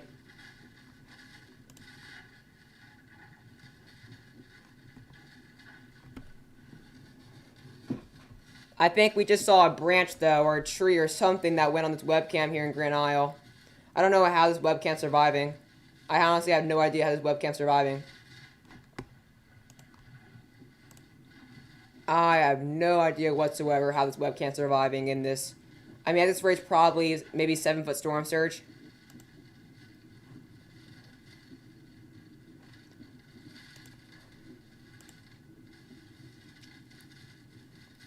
This camera is 10 feet from the actual surface, so we're probably talking about 7-foot storm surge, 8-foot storm surge.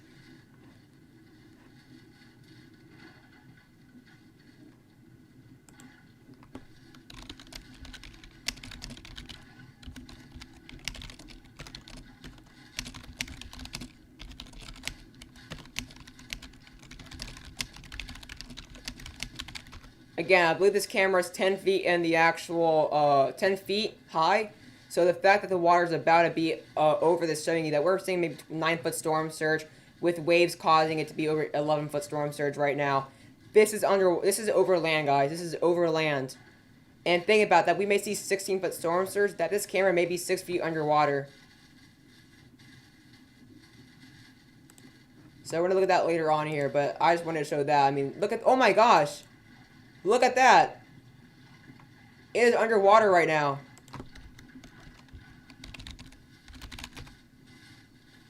That thing just completely went underwater.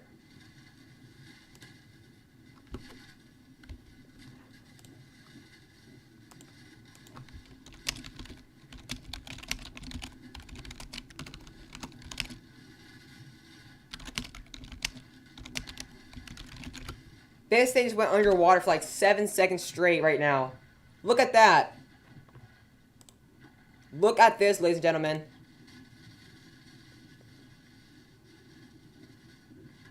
And 28 people are on this island. 28 people. There's 28 people in this water right, or in this vicinity.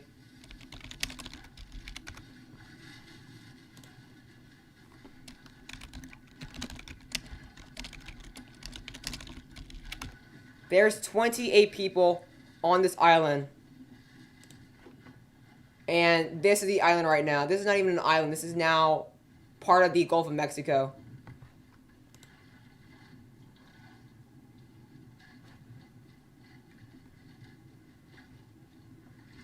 This is no longer Grand Isle. This is probably now the Gulf of Mexico.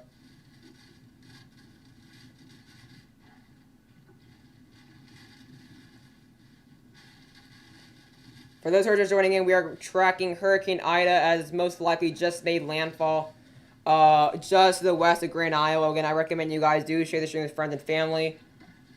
Again, really keep a close eye on this.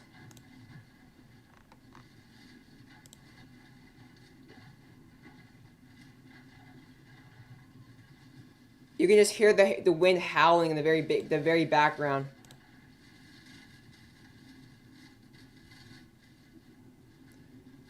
People are riding the storm out on Grand Isle right now. There are 28 people, guys. There are 28 people right now within this island right now. We're going to go back to a GR2 analyst right now. And we're going to have to mute that really quickly here. There we go. But yeah, this is most likely just made landfall. So the actual webcam footage is just to the west of Grand Isle. It's like right here. And they're in the middle of the northeast quadrant. They're in the middle of the northeast Eyewall. I mean,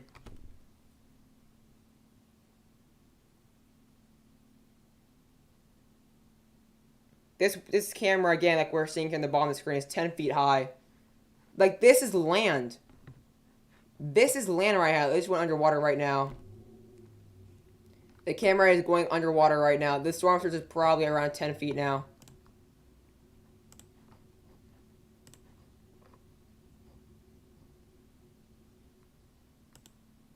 The camera's probably about to give out right now. Yeah, this camera's about to go out, actually. We're gonna get the... Yeah, we're gonna actually get a look here. We do actually have a storm chaser, I believe so. Jocko Williams. Again, this is just absolutely mental right now. I'm gonna go back down, actually. I mean, this is 10 feet up.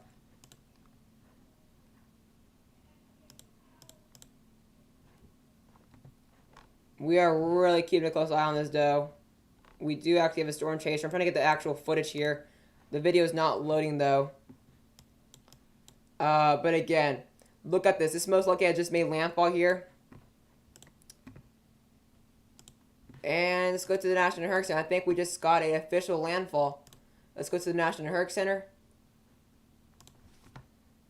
Let's go to the National Hurricane Center and see how this plays out here. National Hurricane Center. Let's see if there's an official landfall, because I think this made landfall here. Yep, makes landfall. This is just made landfall right now. Hurricane Ida has just made landfall, ladies and gentlemen. So yep, I was right. This just made landfall right now.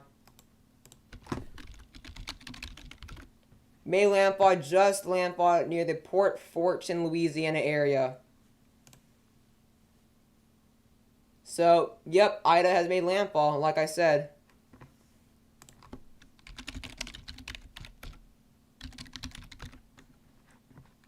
So this low pressure's landfall, like I just said, like 5 seconds before they made it officially a landfall. Look at that. This is clearly, and this is going straight for Leeville. Just made landfall right now. We now have a few hurricane reports here in New Orleans.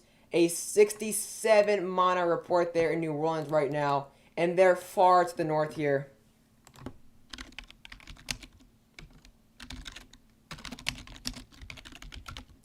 Just got a 67-mile report there in New Orleans.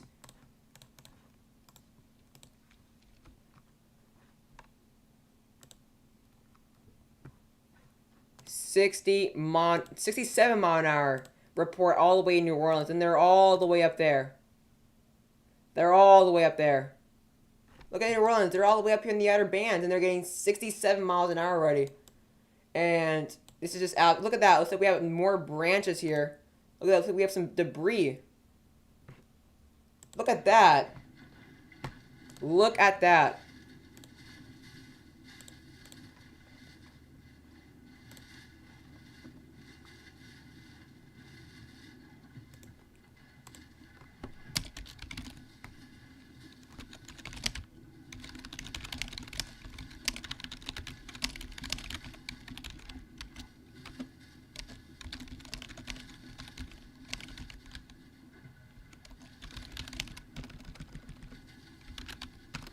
Again, Justin has gone for now. For those who are wondering about Justin, he's going to be back shortly.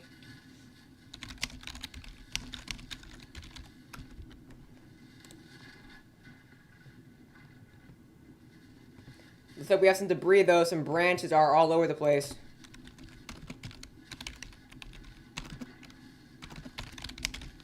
Branches all over the place.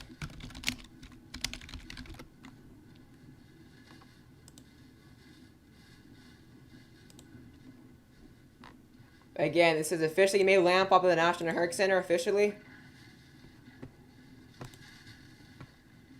Keeping a very close eye on this again as the conditions will continue to diminish.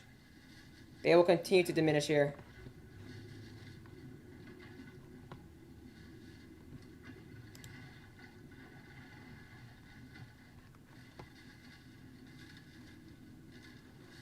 I wonder what radar scope looks like here. Well, that loads for us. Yeah, this is made landfall officially there. You see the mesoforts and the mesocyclones within the actual vicinity here. Again, we have reports here of 67 miles an hour across New Orleans actually, and earlier we had one here of 57. So you kind of see this. The winds are starting to really overall increase here across the vicinity here. Again, for those who are just joining in, we are tracking Hurricane Ida. You kind of see we are seeing extreme storm surge actually across this general vicinity here. Really extremely strong winds. As well, again, we're getting up to 150 miles an hour. As well, starting to see here storm surge getting up to 10 feet. Again, this camera is 10 feet in the air right now. It's 10 feet tall, and this storm surge is basically about to submerge. This camera is about to submerge within the water right now. So this storm surge is absolutely deadly and unsurvivable across Grand Isle. For those who don't know, 28 people did stay in Grand Isle here, and this is exactly what the island looks like right now. Completely submerged in water. If anyone is in this island right now, which I know there's 28 at least, this is obviously very deadly, and I think this is definitely going to be a very dangerous storm here, and going to continue to be a very strong storm. This water can go as far inland Candy as obviously New Orleans here. Again, we do have videos here. Let me actually go back like that really quickly here. We do actually have, again, an official landfall by the National Hurricane Center, and already getting some really strong winds officially here across New Orleans. And as well, Lake Pontchartrain as well has already storm surge. Again, Katrina's worst landfall came from Lake Pontchartrain, and we're seeing a very similar scenario right now here as the worst storm surge is coming here from Lake Pontchartrain across downtown New Orleans as well, near Metairie. And I'm actually going to show you guys that video right now. Let me go show you guys that video of the storm surge coming in. Unlock Pontchartrain. I know this is like an hour old, but this is what we were seeing here. This is what we were seeing here in Lake Pontchartrain. Let me actually mute this really quickly here. There we go. But let's look here the camera. There it is. I thought it was out for a second, but here's now a look at the overall storm surge that came from Lake Pontchartrain.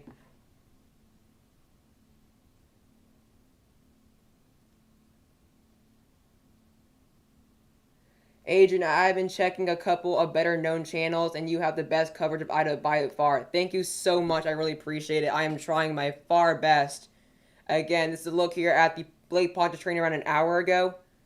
Again, I don't think I have any new footage here of Lake Pontchartrain right now. I don't think I have any new information on whether it's continuing. Yeah, this is only yeah. I don't have any videos of Lake Pontchartrain or any new footage.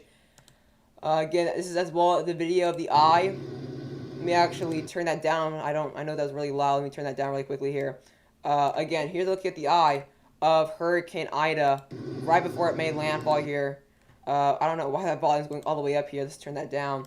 But yeah, here's a look here at Lake Hurricane Ida as it made. This is just a few minutes before it made landfall. This was the latest Recon, which picked up 930 millibars. Obviously, the beautiful part of the storm here, the cost of the storm here, obviously, is this is just the beauty of nature here. The beauty of the storm. No, the calmness of the storm is basically what I call it here. But again, this has officially made landfall right now. Again, we have a lot of people joining the stream right now, so I would appreciate if you guys do share the stream with friends and family here. Again, I'm trying to get a storm chaser here, which is actually in the Eyewall, but the image or the video is actually not loading right now. But it's not loading for me right now, so I'm gonna try to get that video later on here. Looks like it's really. Oops, looks like the camera's down here. Oops, the camera is down. Looks like the camera's down here. Yeah, the camera's down, I think. Camera's down. So the camera in Grand Isle is now officially down. It lasted quite a while here. But the camera in Grand Isle is now down.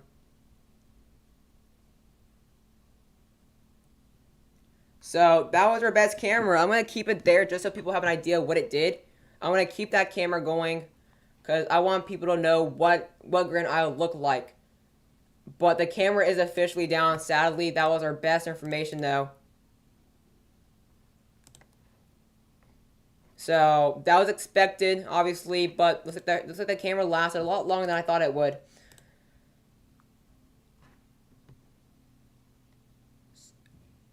So again, for those who don't know, 28 people did stay on Grand Isle. I think I still have that tweet somewhere. And I don't. 28 people, though, did stay on Grand Isle. And all the worst images of storm surge are coming from Grand Isle. Again, this is from Grand Isle, obviously rather old as the camera has died. But here's a look here at a video of Recon going through at the Eyewall here, actually. Let's see if this is the Eyewall. Yeah, this is Recon going to the Category 4, going to the Category 4 itself here. So, again, you can kind of see the really rough terrain, obviously really rough amount of turbulence, as you would say, honestly, figure what you would see here in a Category 4 hurricane. So, look at that. I mean, they're flying right now in the middle of a Category 4 hurricane. There's Recon. Again, there's the eye we have. But again, Hurricane Ida has officially made landfall, though. Yeah, I don't think we have any new images. Actually, look at this here. This is from Gulfport this morning here. This is Gulfport, Mississippi here. So even Mississippi, like I did say, will get some significant storm stream. That's an hour ago, actually, too. Here's a look here at one of Hurricane Ida's bands in Gulfport. Look at that. That's Gulfport, Mississippi, guys.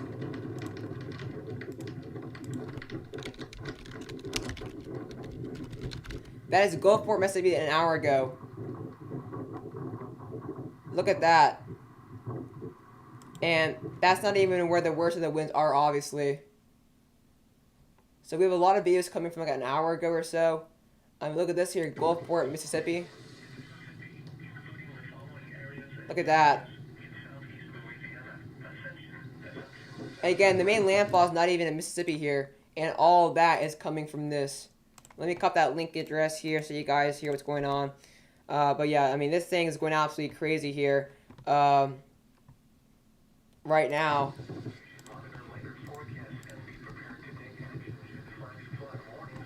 So again, this is obviously going on in Gulfport, Mississippi, and they're not even the worst area of the landfall itself. 28 people, though, are risking their lives. And obviously a lot more people risking their life for those who stayed in Louisiana. Specifically the New Orleans region. Here, look here at Ocean Springs, Mississippi here. Look at that. So again, the eye is over. The eye is over though, Louisiana. Again, the Grand Isle camera is down. This is really starting to move quite quickly here. So again, this is already made a landfall, and we now have a new hurricane wind report here. And we now have a gust of 61 miles an hour in the New Orleans International Airport. So 61 miles an hour reported in the New Orleans airport. So these winds are starting to really go out. I mean, look at that. Now this camera is really down. I mean, we no longer have any coverage of that camera anymore here. So we lost all that good stuff there. But we now have a tweet here. Actually, some overall, look at this here. Look at this tweet right here. Look at that. Report from Grand Isle Marina. Current water level just clocked a 166 mile an hour as well. Look at that. Look at that, guys. This is just absolutely mental. 166 miles an hour gust. A 166 mile an hour gust for portions there at Grand Isle. And guys, we have a pretty big, we have a very big development here. The Weather Channel has lost contact with the Grand Isle Police Chief. We have now lost complete communication with the police there of Grand Isle, which obviously stayed. Obviously, again, this is absolutely crazy. We have now lost communication with the Grand Isle Police here.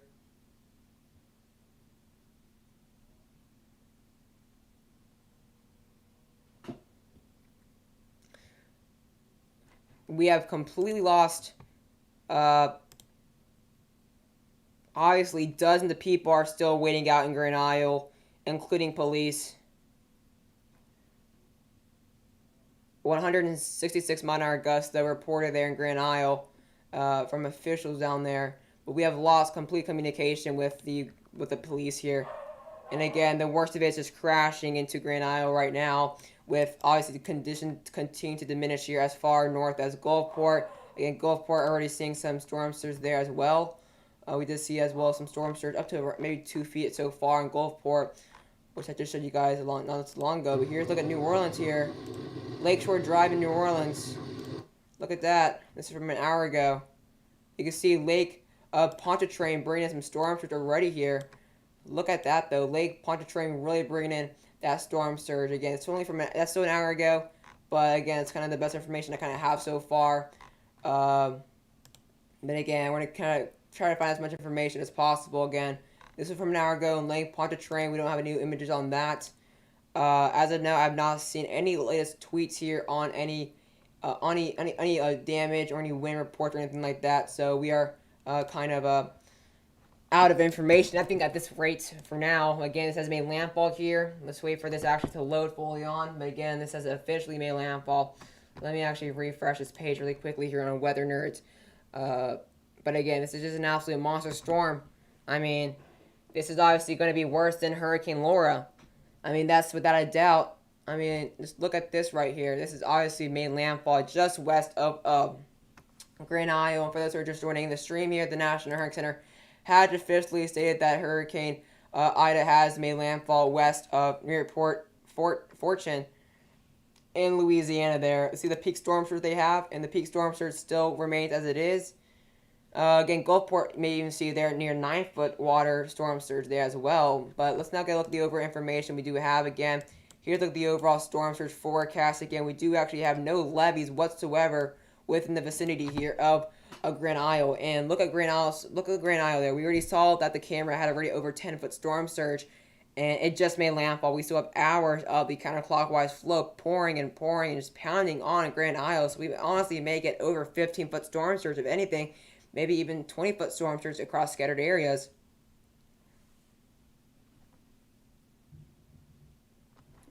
So again, look at that. And as well, we do have some strong levees here across southeast Louisiana, and obviously big levee systems there for New Orleans. However, Lake Pontchartrain is really testing those levees right now. And again, as the storm continues to move further inland here, we're going to be seeing those stronger winds allowing for some more choppy waters across Lake Pontchartrain. And it's obviously going to be a pretty big threat as well. We do have the little, obviously, this is obviously connected towards the Atlantic Ocean. So as you see that strong counterclockwise flow there, obviously as it goes further northward like that, it's going to absolutely hammer Lake Pontchartrain. And I think these levees most likely will fail today. Again, we have no levees down here near Grand Isle, which is why we're seeing such great storm surge. And we do have a few levees here on the mouth of the Mississippi River, going all the way here from Venice, all the way up the Mississippi River there into downtown New Orleans. So we do have a good levee system over here. But again, the water in the Mississippi River was reported going backwards, so it's now flowing northward instead of southward. So again, the eye is now over water, or sorry, the eye is now over land. This has made landfall not too long ago. So the conditions are overall just going to get worse and worse and worse as we go on and on and on throughout the day. Again, Grand Isle, we lost the webcam there. It has gone out. Let me get out there. Let's see how much power outage we do have for Louisiana, and 105,000 now are out without power. Let's see, 9,000 of that in Plaquemines. We have 71% without power there in Plaquemines County. So yeah, 71% without power in Plaquemines County. That's absolutely mental.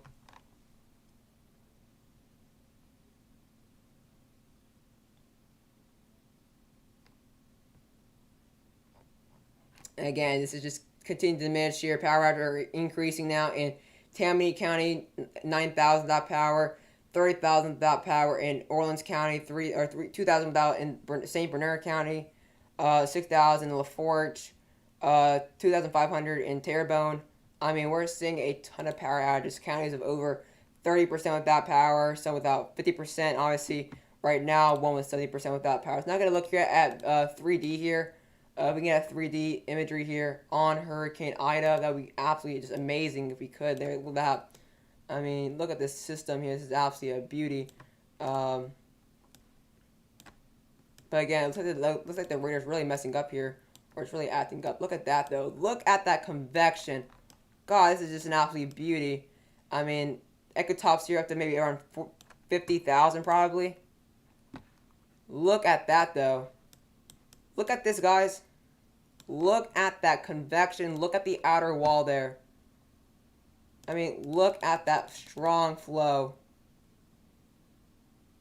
That is absolutely amazing.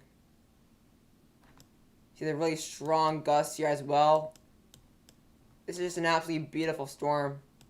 Obviously not for those who are waiting the storm out, but look at this. Look at the Eyewall. It was originally really closed here. Now it's kind of really opened up as it's made landfall. But there you see, it's obviously over land. Let's see here. This is south. So here's the actual coast, I think. Yeah, here's the coast. So there, you see, it's made landfall. Look at that. Look at that convection, though. We're under the storm, basically. Look at the Eyewall right there. See if we can actually get. Look at that. This is absolutely just amazing here. I wish there was a way to play this. Holy cow, though. That's just an absolute beautiful storm.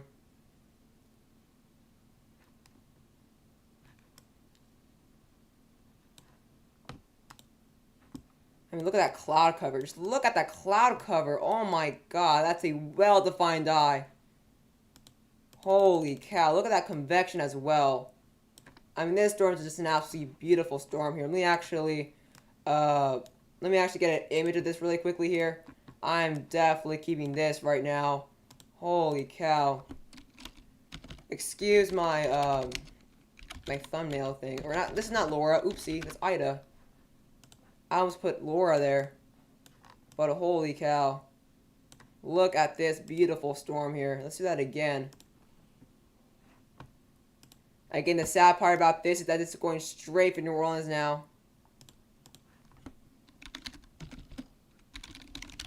Let's do Hurricane Ida Part 2. I mean, this is just absolutely mental. I mean, look at that cloud cover. Let's say we get a straight just line from the radius of the storm. You guys see that there's no initiation in the eye. Like that, there's no initiation in the eye. That eye is very clear.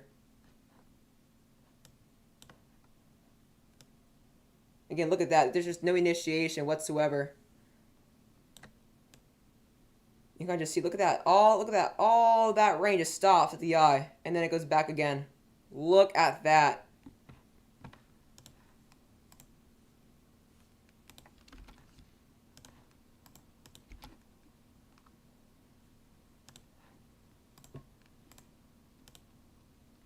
Just look at that.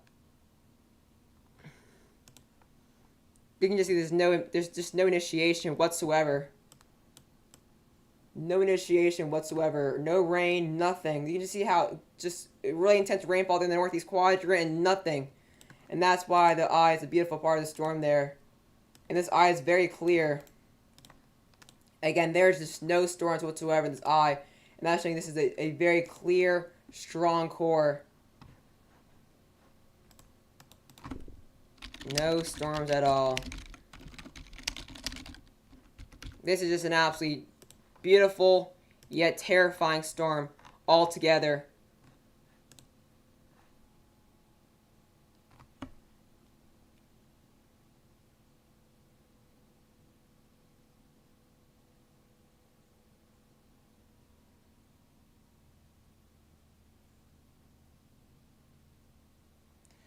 Like I said, though, this is an absolutely beautiful storm.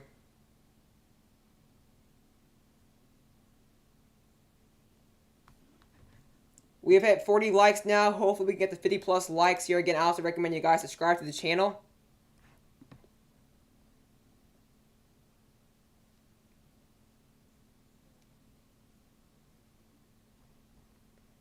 I would greatly appreciate if you guys subscribe to the channel, though.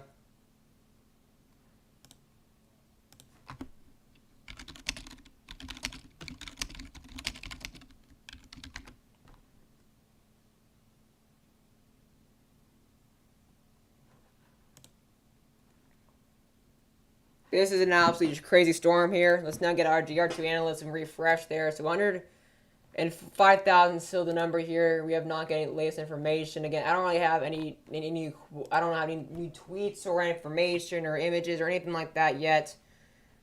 Again, obviously it's made landfall.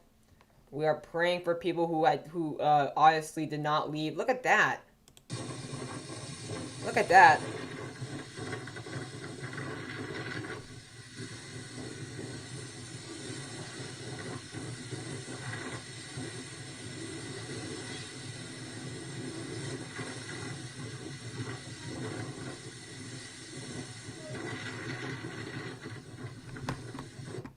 Look at that, guys. Look at that. This is from an hour ago. Imagine how it is now. Thank you so much, Anna R, for the $5 donation. I really, really, really appreciate that so much.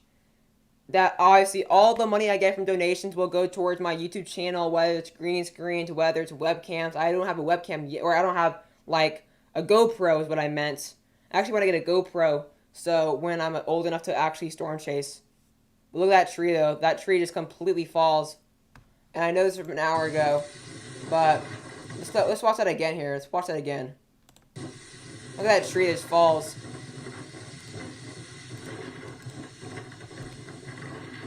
That tree just... Look at that. That's going to be a big threat here. And the reason why that tree falls like... The reason why that tree falls like that is because of the amount of saturation here within the soil.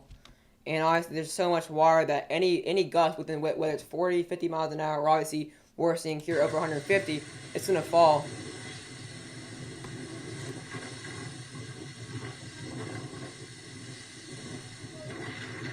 I mean, just look at that. That's a massive tree that just falls, like without a breeze. That was a pretty bad pun to say, because this is more than just a breeze. That was probably the worst breeze ever. That's the worst pun I've ever done. I don't think I should have done that. Hurricane Ida is a Category 4. So looking overall, COVID's uncontrolled fire season. Yeah, I mean everything's just crazy. I mean, everything's just crazy this year. Again, Hurricane Ida made landfall on the 60th anniversary of Katrina. That's eerie though. That's just really scary, the fact that it made landfall on the exact date of Hurricane Katrina. I mean, look. I mean, that's crazy. Obviously, August 29th, 2005, is where history was changed.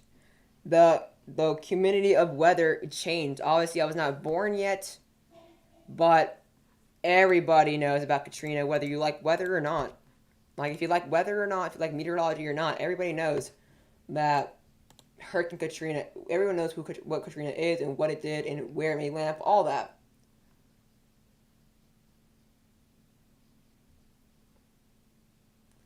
I mean, let's see what this one says here. People are about to die or lose their homes and all their possessions in New Orleans.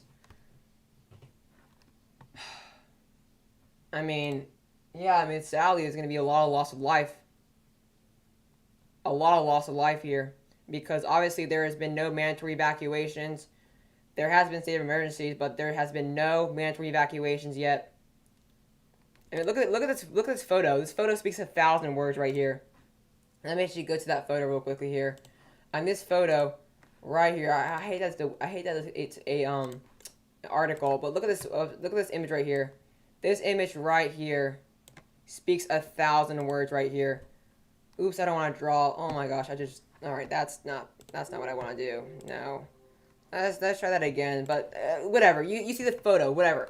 It speaks 1,000 words because it's showing you how everybody is leaving the state here. Everybody's leaving the state. Everybody's fleeing, and then there's just one truck going towards the hurricane. That speaks 1,000 words right there. That speaks 1,000 words.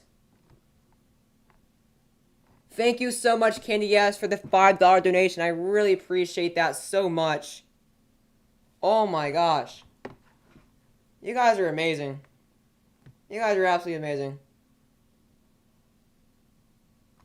You guys are amazing. I mean, like I said, all that money is not gonna go to like my benefit. It's all gonna go towards the channel itself.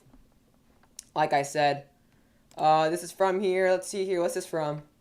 I like how all of a sudden I'm getting a ton of images. I had no images like for the past 30 minutes, and now I'm getting a ton of images here. This is actually, I'm guessing it's Grand Isle earlier on, because actually that's probably most likely near Lake Pontchartrain.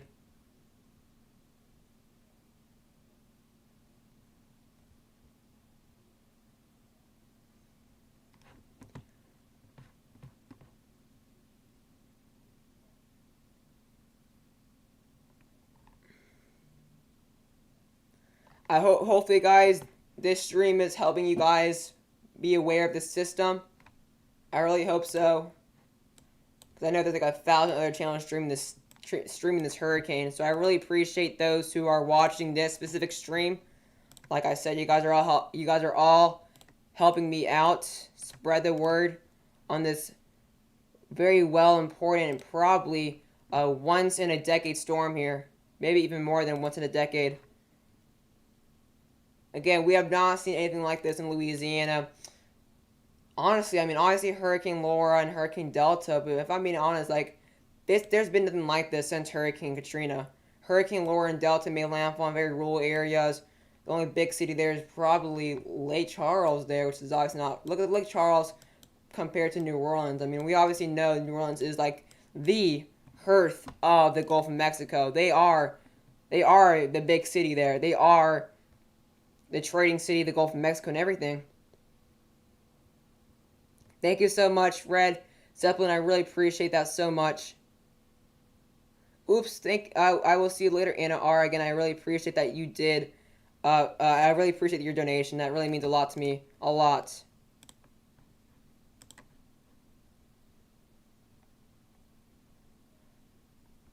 Like I said, I really hope this information is providing, or hopefully the stream is providing enough information. I have very limited resources compared to the other streamers here.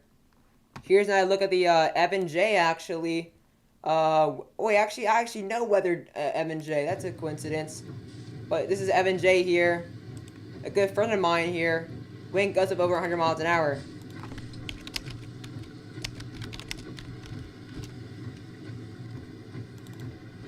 Very good friend of mine captured this video, actually. Again, 100 mile an hour report there. Yeah, Evan J is a very good friend of mine, actually.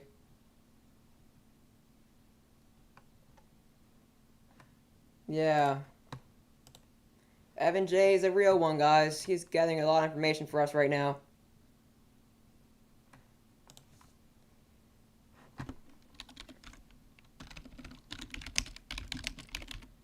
For those who are just joining the stream, though, again, Hurricane Ida has officially made landfall a while ago. I'd say maybe like 30 minutes ago, officially by the National Hurricane Center.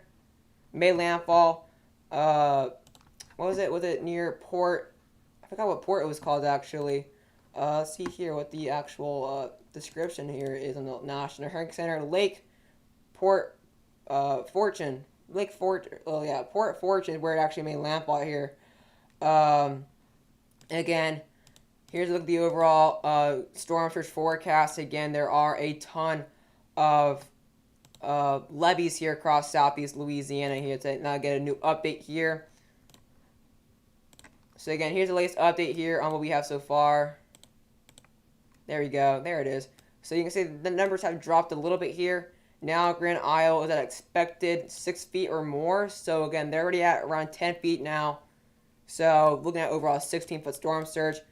So yeah, we're looking at an additional 6-foot storm surge here for Grand Isle there. Obviously, there's no levees, meaning there's no blockade or any hope for the Isle. And again, there's, I think, either 28 or 40 people in the island. I know I've seen a ton of different numbers. I've seen 28 all over the place. There's also been a few numbers of 40. Either way, there are people on Grand Isle, which waited the storm out, sadly. 6 foot additional storm surge again for Grand Isle. And they've already seen 10 so far, so the 16 feet may verify. Let's now look at the New Orleans vicinity here. So again, the mouth of the Mississippi River obviously flows through downtown New Orleans, which is why they're always at a big flooding threat. Obviously, Katrina was absolutely mental again, as well as seeing some more storm surge for Gulfport as well. Gulfport may see scattered areas of over a foot or so, as well near Diamond Head there, near Bay St. Louis there, near the border of Louisiana, may get numbers of over 3-foot storm surge. So again, it's a strong counterclockwise flow, allowing for those really rough waters. So looking at really extreme waters as well. Look at the areas of the levees though. The areas where there's levees are going to be experiencing the worst storm surge. Again, these levees most likely will fail. Areas near Little Lake there, Turtle Bay, which is basically north of Grand Isle, is going to be probably experiencing over 9-foot storm surge. Obviously, very swampy land, so this really won't really necessarily weaken it, because obviously brown ocean effect will allow the storm to stay rather similar strength before it starts to really weaken actually when it actually goes into main areas. This is very, very swampy here. Very, very swampy area. And so we have a new, looks like Evan J has a new video here. Evan J just posted a new video. Look at that. 125 mile-an-hour gust right there. Look at that. Holy cow. Look at that gust right there.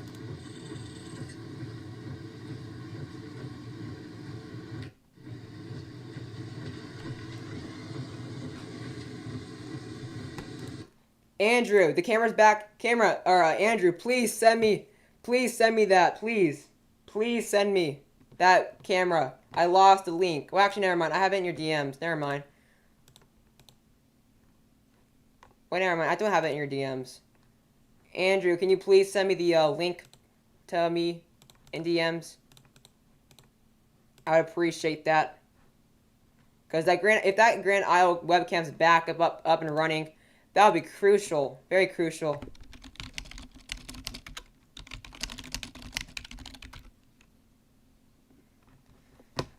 But again, Grand Isle's right here. They're experiencing an additional 6-foot storm, which is likely, again, the camera's back up somehow, according to Andrew, which he sent me the link earlier on.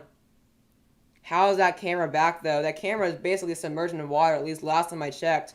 But again, look at that. Evan J experiencing some really strong winds, again, of over 115 miles an hour. But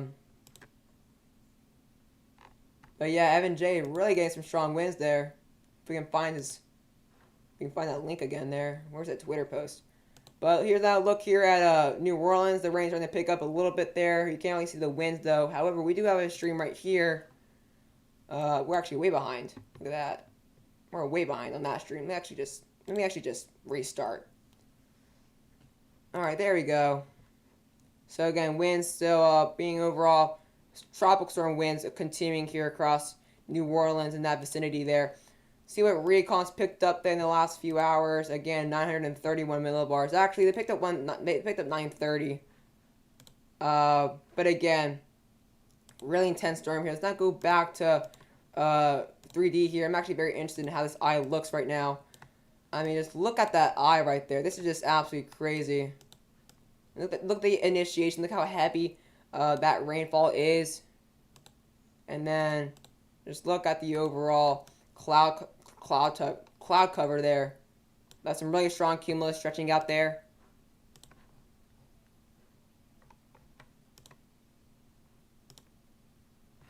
And actually, I know how to find the video or the webcam.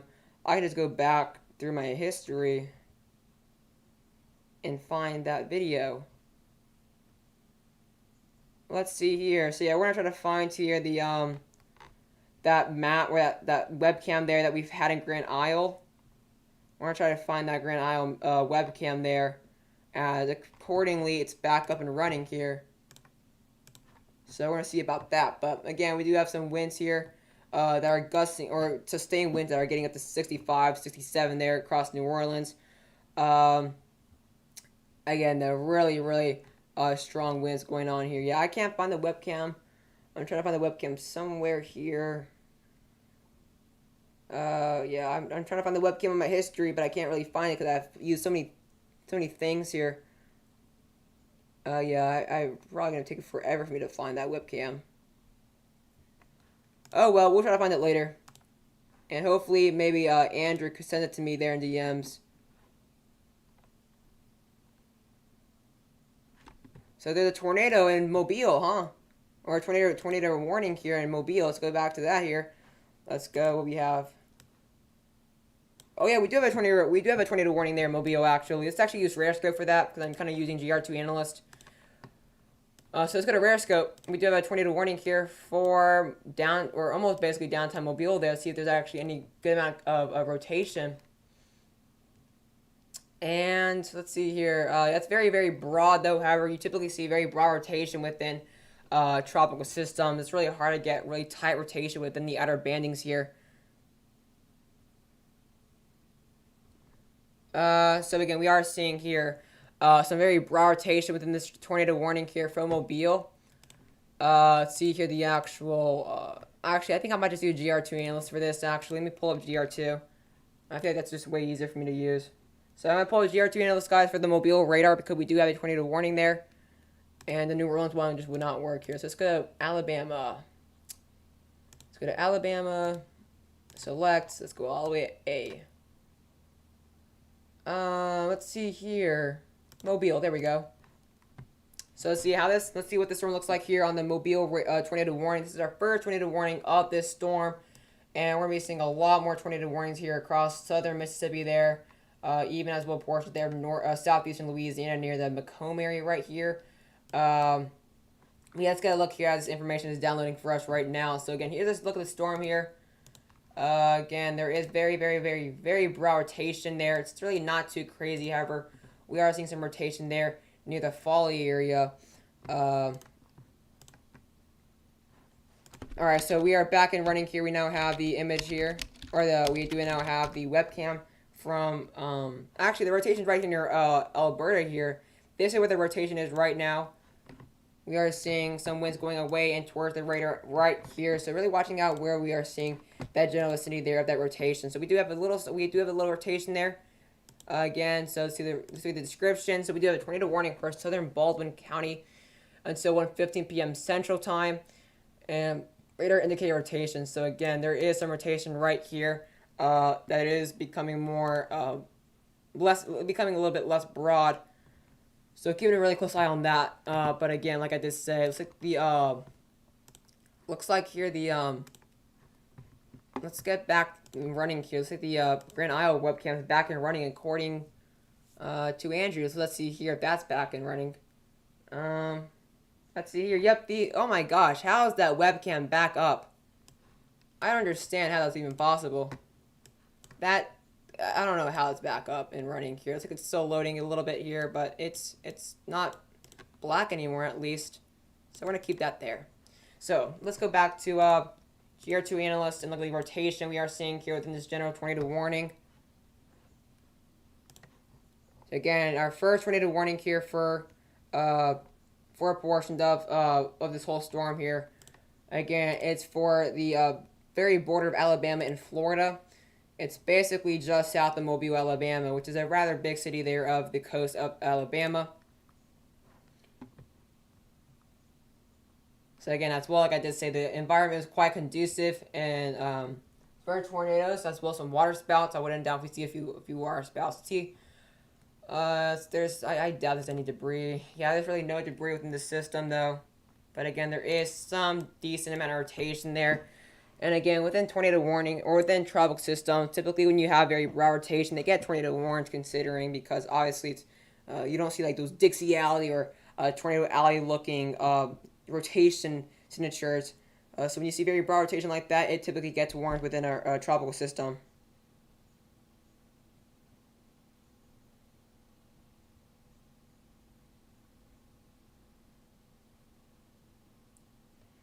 So again, for those who are just joining the stream here, we are continuing to track here Hurricane Ida as made landfall. It looks like the webcam's back up, but it's freezing here, so we're gonna keep a close eye on that for Grand Isle there. But again, we do have a tornado warning here for Mobile as well. We're gonna go back here to GR2 analyst here on the overall actual storm itself here. So there you see again.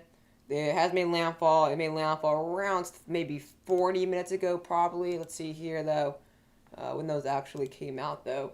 Yeah, that came out a while ago. That came out, wait, that actually came out, yeah, that came out like 45 minutes ago. Again, very significant story. Look at the tropics, though. The tropics are going absolutely crazy now. We now have Ida here, Tropical Depression 10, Tropical Storm Julian. So actually, I'm surprised 97L was able to form before Tropical Depression 10. So we actually may get Kate before September, which is absolutely mental as well. A new one, a new tropical wave here as well. Small little imbest from a trough associated from the East Coast. So we have a lot to talk about in the tropics after Ida, though.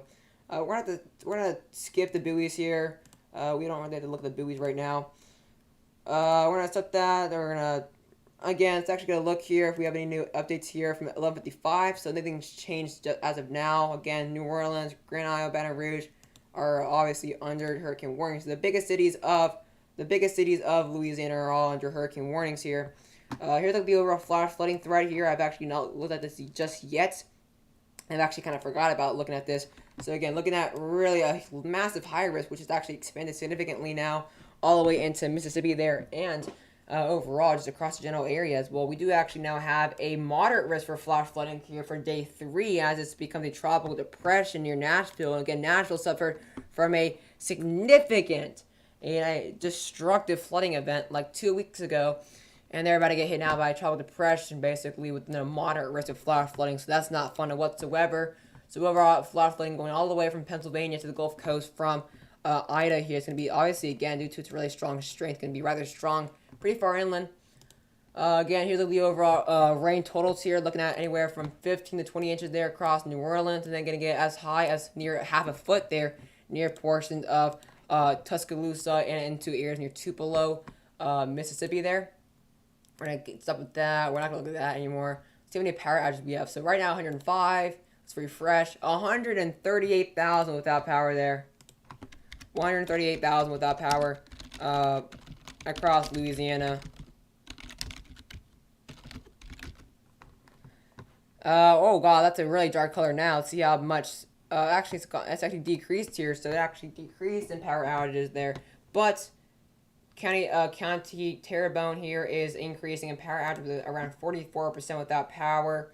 Overall, we're seeing a lot of people now losing power there in Orleans County. 40,000 basically, if you round it up. They were just around 8%. Now they're around 20% without power. So now New Orleans is really feeling the effects here. St. John Baptist, the Baptist is now seeing 28% there. So increasing power outages.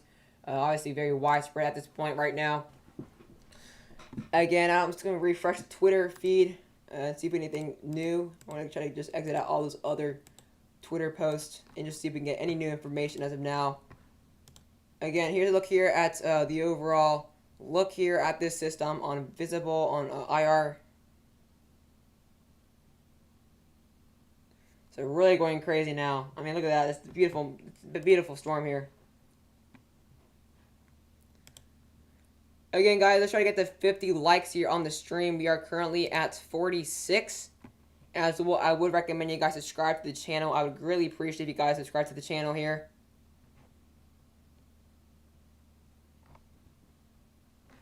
As well, share the stream with friends and family. I'm trying my best to stream this event here again.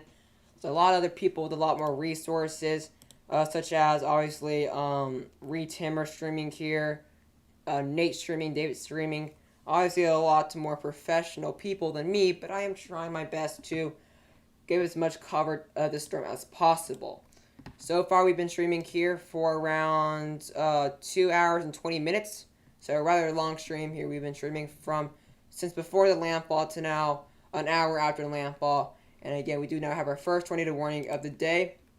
Let's check up on that. Yeah, that rotation is really dramatically, I wouldn't say dramatically, but it's definitely broad. Keeping an eye on it, though, looks like the rotation is going towards the north of Alberta there.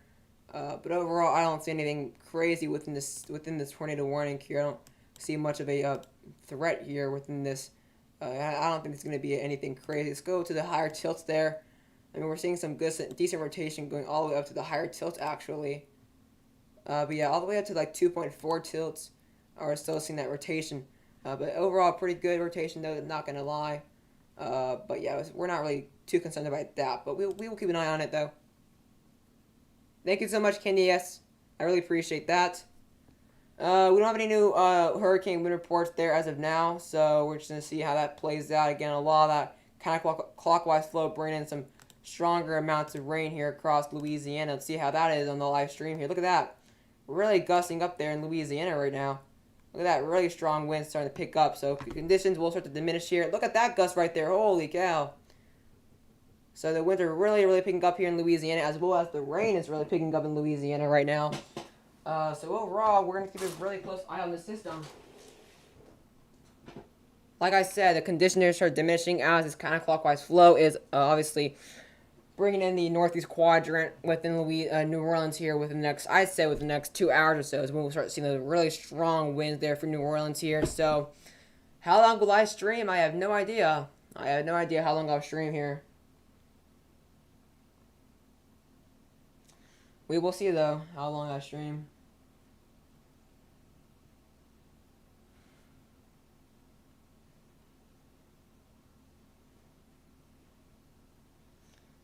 Again, the winds are really picking up, though, in New Orleans here. So, again, really just keep an eye on, specifically, now, obviously, Grand Isle, that camera's freezing, but it was kind of back up for a little bit. But now everything's kind of aiming towards the north here. Over 100,000 people in southern Louisiana, customers without power. So that's obviously very interesting there. Again, we have 138,000. Outages could last weeks. One energy provider estimated citing historical restoration times. Because obviously, population is a lot more densely populated. Or New Orleans is a lot more densely populated. Holy cow! Look at that. Look at that. I'm going to copy that image. I'm going to copy that video. Look at that here. Holy cow.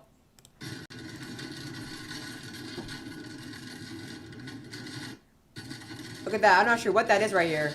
But that's something.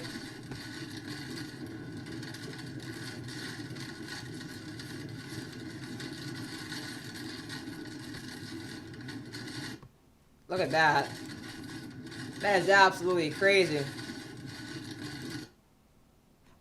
That is absolutely crazy.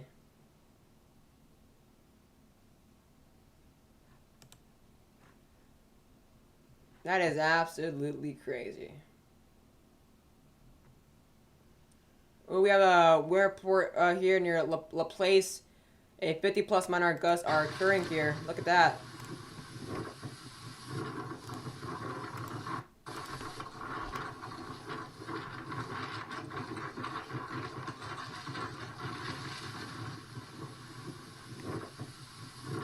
Trees are coming down, though. You can kind of see there are some trees that are coming down here a little bit further inland there.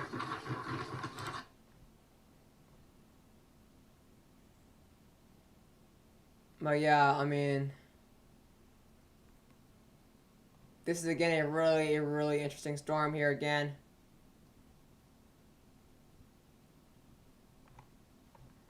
I don't see anything too crazy with tweets here. Yeah, looks like there's a that's a funny meme right there, actually. Holy cow! Holy cow! Look at this. There's a house on the ground.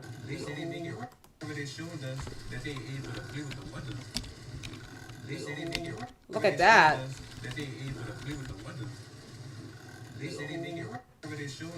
Look at that, guys. It looks like a house collapsed. Or something collapsed over there. A house just collapsed there. That is crazy.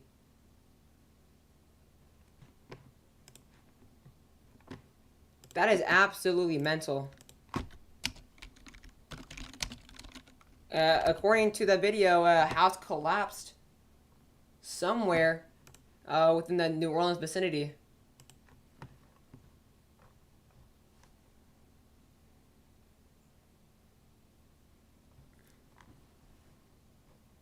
But yeah, I mean, this is kind of funny though. I know like we've kind of been serious and all of that, but so what Waffle House has, we're open until these letters fly off this sign.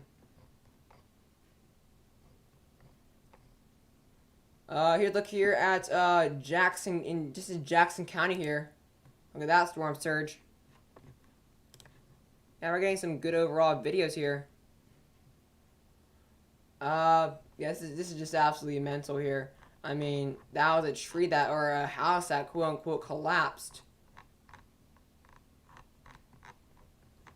Again, this is obviously very unfortunate for Louisiana, considering how much they've been hit by in the past 2 years alone.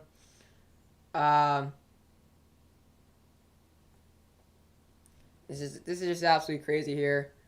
Again, this is a look at the overall storm surge. This is obviously the storm surge we saw in Grand Isle from the webcam we were looking at previously before it went down. This is what we were watching out for right here. So this is a look here at what we were seeing here. Again, this was the storm surge before that camera went down in the Grand Isle. Again, you can kind of see it's very significant, of course.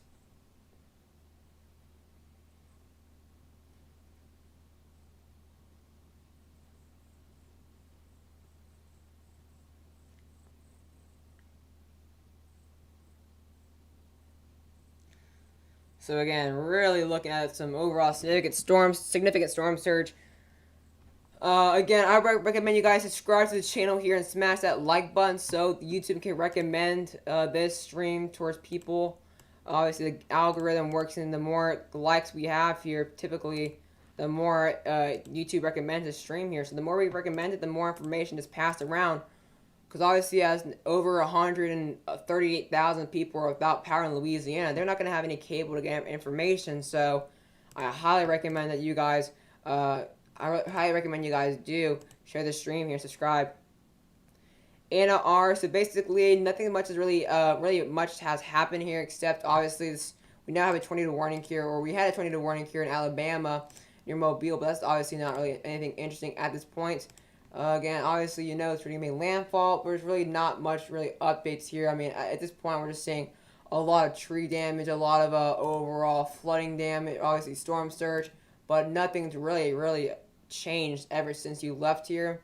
Only biggest development we kind of had in the stream is that it's a Category 4 heading Louisiana, and then we're going to be landfall. Again, this will be the biggest test for the levees here since Katrina. Obviously, this is a look here, the latest update on the storm surge forecast, an additional 6 feet probably near Grand Isle, with other spots that may get over 9 feet of storm surge. As well, looking at near the levees here, I mean, Louisiana, look at that. I mean, we're going to be seeing storm surge pretty far inland there, near Morgan City, may get over a foot there, all the way near the Lake Maripa area, we may get storm surge over 3 feet, as well, a lot of scattered areas there near the levees, specifically near the levees, of over 9 feet above ground level, so it's very significant, obviously. Again, Lake Pontchartrain as well going to bring in a line for some significant flooding. Let's now go back here, see if we have any new updates. Oops, let's go back. There we go. Let's go back here. No updates on this really so far. Again, really only thing really updating is really, I guess you'd say the National Hurricane Center updates. Really, it's all really anything crazy. Let's go back to the Storm Precision Center. Obviously, we do have a 5%, I believe so, for tornadoes today. Let's go back to the day one outlook. And again, yeah, we have 5% for tornadoes across eastern Louisiana, western Florida. Again, we do have our tornado warning currently in the 5%. So again, really watching out for probably some water spouts and scattered weak tornadoes across the vicinity. But yeah, I mean, that's definitely what we have so far. We do have a medical discussion in effect there for right here. Let's see here, that medical discussion. Again, this is quite old though. This is quite old, so yeah, we don't really have anything too crazy new. Yeah, nothing too crazy, nothing's really developed ever since the past maybe 20 minutes or so. Nothing's really changed so far. So either way, we're going to keep a very close eye on this. At least for a little bit here.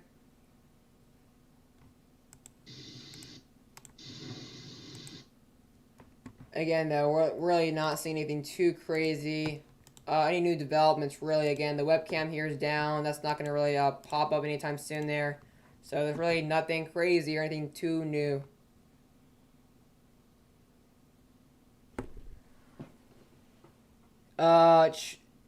T-Lin says currently it doesn't seem like it will have the north wind that Katrina had.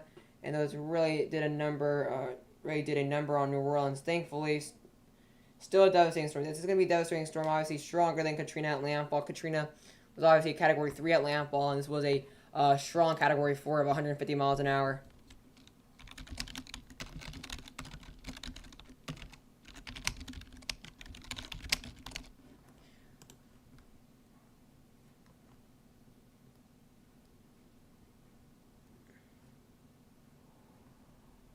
But yeah, it's obviously absolutely mental storm. Again, Katrina actually brought winds as high as 140 near Grand Isle. But it actually made actual landfall as a Category 3 hurricane. I believe it made landfall as a 125 mile an hour Category 3. And this is obviously a lot stronger than that. But obviously, Katrina's storm surge is just not going to get beat. I mean, that's a fact.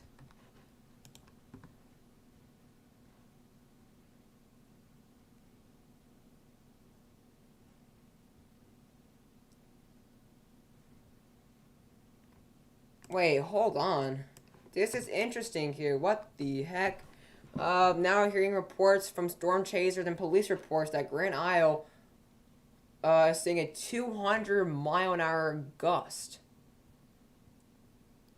200 mile an hour gust?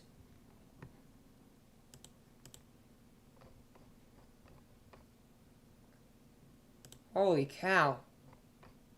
I want to see that report because I don't think that's. I mean, yeah, it's 150 miles an hour, but 200 mile an hour gust. I don't think so. I think we'd actually see it or actually get the report a lot sooner. We have a new report though from as we speak. There's a new one. Power lines and trees down. We reported at 125 miles an hour. So we're now seeing winds up to 125 miles an hour. Near far inland, actually, into Golden Meadow.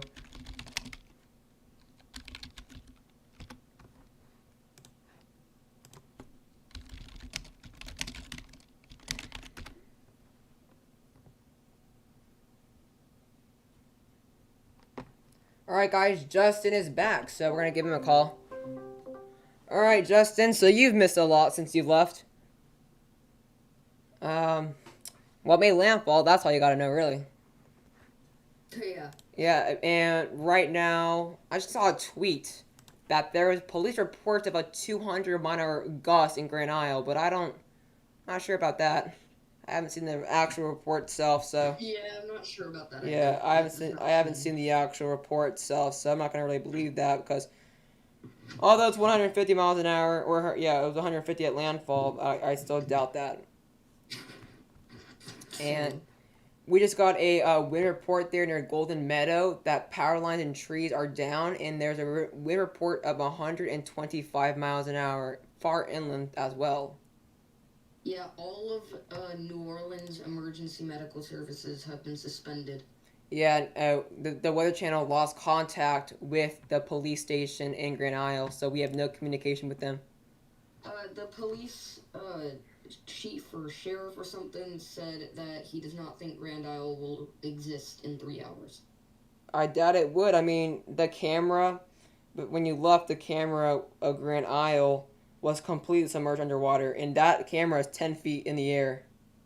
So, and that camera is down now, and the fact that 28 people, at least as of what I know, it confirmed 28 people uh, that stayed on that island, like there's a very low chance that they have survived because where do you go in Grand Isle to survive? I mean, those houses aren't that high. I mean, I've seen that they're like trailer parks, really. So, the hard truth is that a lot of those people that probably stayed in Grand Isle are most likely in a very tough situation or in no situation at all. So, Yeah. sad. It's a sad truth. I mean, this whole preparation process was very poor, very poor. I And mean, it's not like anybody's going to be able to get to them if they're trapped in their house. yeah, that's the sad thing. I mean, I think at this point their house is completely submerged underwater. It's being said. One second. All right, but yeah, guys, again, that camera is down in Grand Isle. However, uh, as you can see here, there's an expected additional 6 feet storm surge here for Grand Isle. If we go back to the actual storm surge forecast, you can kind of see there. We zoom in a little bit that there is an expected additional 3 to 6 foot storm surge all across Grand Isle, specifically in the actual area of Grand Isle. We're gonna be seeing here some numbers there over 6 feet. Uh, so again, we're talking about an additional 6 feet, maybe 5 feet at this rate of storm surge there. So this is obviously going to be a pretty intense storm still. Okay, I'm back. It's being said that storm surge is now starting to impact the extreme eastern side of New Orleans, Metro New Orleans. Um, it's gonna put the levees to the test. This is their biggest test since Katrina, and they failed in Katrina. Yeah, Hopefully they don't fail here. yeah, and there was a tweet not too long ago here that there are reports that the Mississippi River is now flowing north instead of south. So that's all going to go towards downtown New Orleans. And as well, not only do you have the Mississippi River flowing down to New Orleans, but as well Lake Pontchartrain as well. As the storm further moves northward, the counterclockwise flow is going to be a lot stronger in the actual lake, allowing for choppier waters. So I mean, at this rate, New Orleans has still not even reached their worst. I actually have a live stream here on YouTube. There's actually someone live streaming on YouTube, and the winds are really going crazy now in New Orleans here. For those who are watching my stream here, I'm showing you the webcam. It's going crazy now. The conditions have really diminished a lot. I mean, you can no longer see the skyline back there. I mean, we saw it clearly.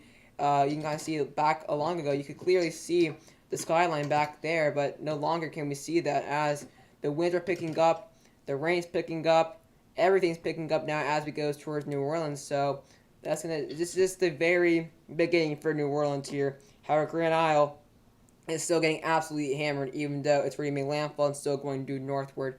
Uh, Power outages are now up to 150,000, with I believe 70% without power in Plaquemines County. Yep, 70% as well. We do have now 39,000 without power in Orleans County. So this is absolutely just devastating for New Orleans. Biggest. I think the good news for New Orleans is potentially it's moving a bit farther west than the NHC suggested. All it needs to do is turn north, and New Orleans is not going to have a good time here. Yeah, I mean, But just hope it continues kind of moving west. it's It's not going to be fun at all for them, not whatsoever.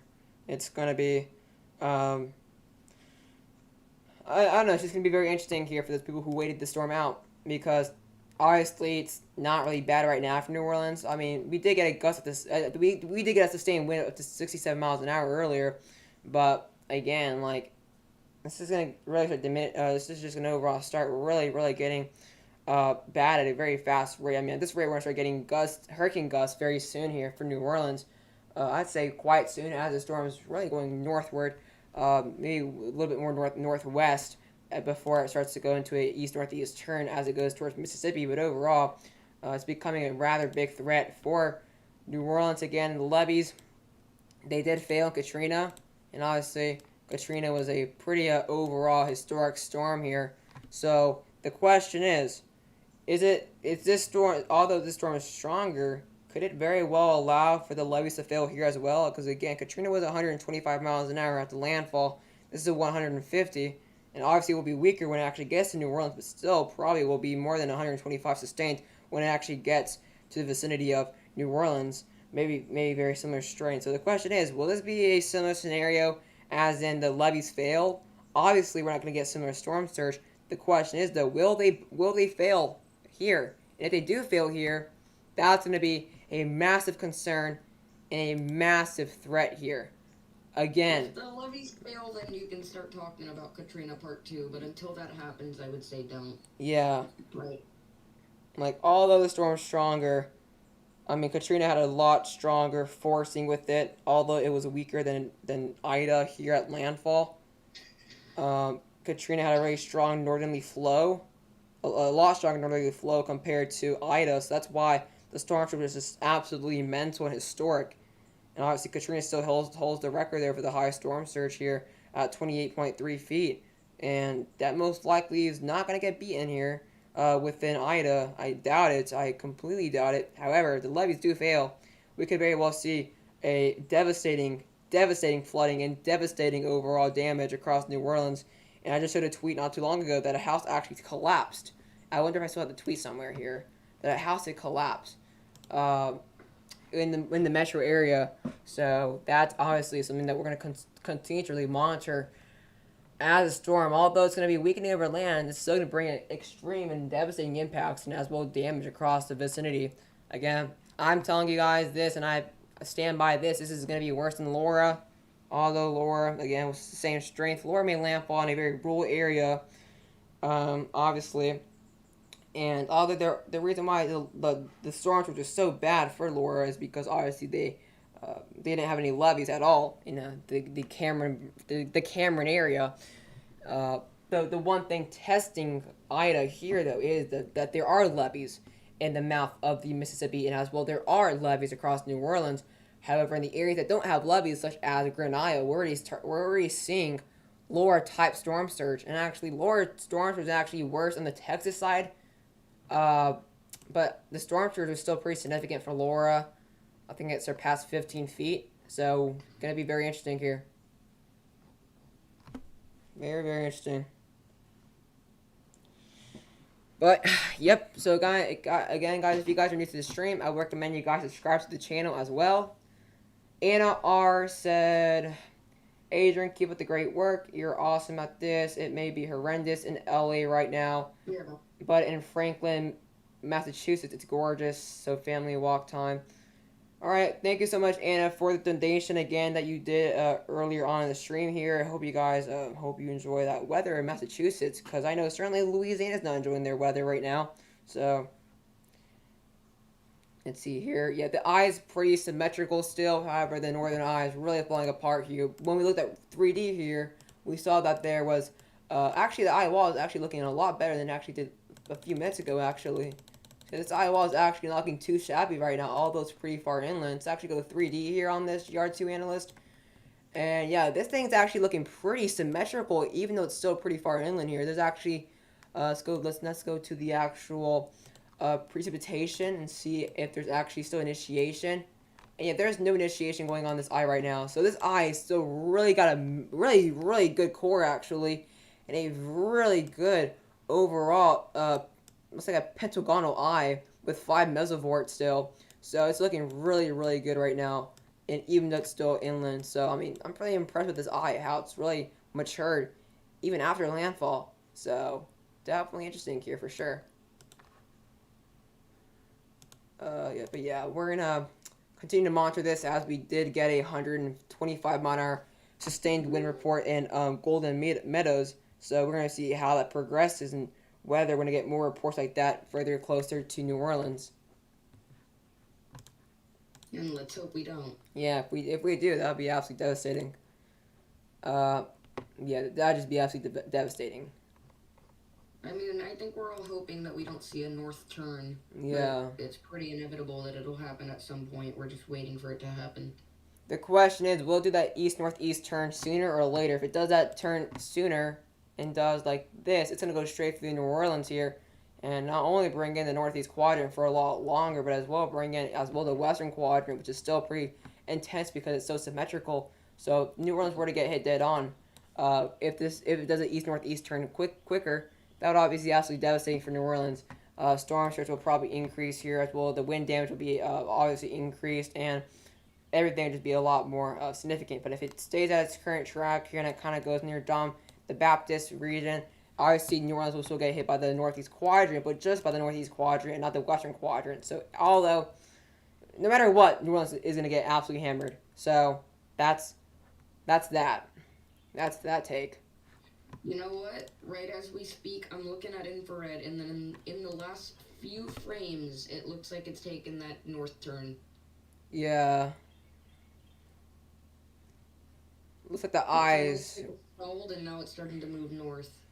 It looks like the eyes slowly start to shrink, though. Thankfully, as it obviously is starting to obviously become less organized over land here. But again, obviously it's prone to weakens. It's obviously over water, but again, it's still gonna be extremely, extremely significant for New Orleans. Again, I mean, we're talking about one of the biggest cities, if not the biggest city, on the Gulf of Mexico coast here. Again, this is the 16th year anniversary of Hurricane Katrina, and it's got to be a coincidence that we're having one right now.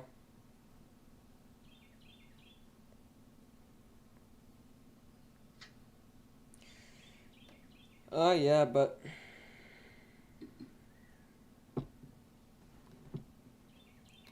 let's see here though.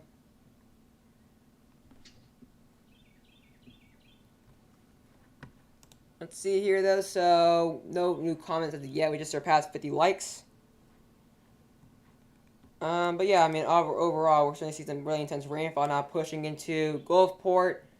Intense rainfall now getting near Saint Tammany, Slidell, which actually we had a chaser there not too long ago.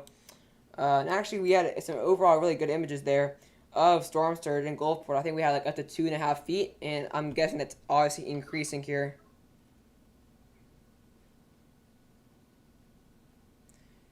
Oh wow, a home collapsed Yeah. in New Orleans. Yeah, I know. That was the thing I was talking about earlier when I mentioned that.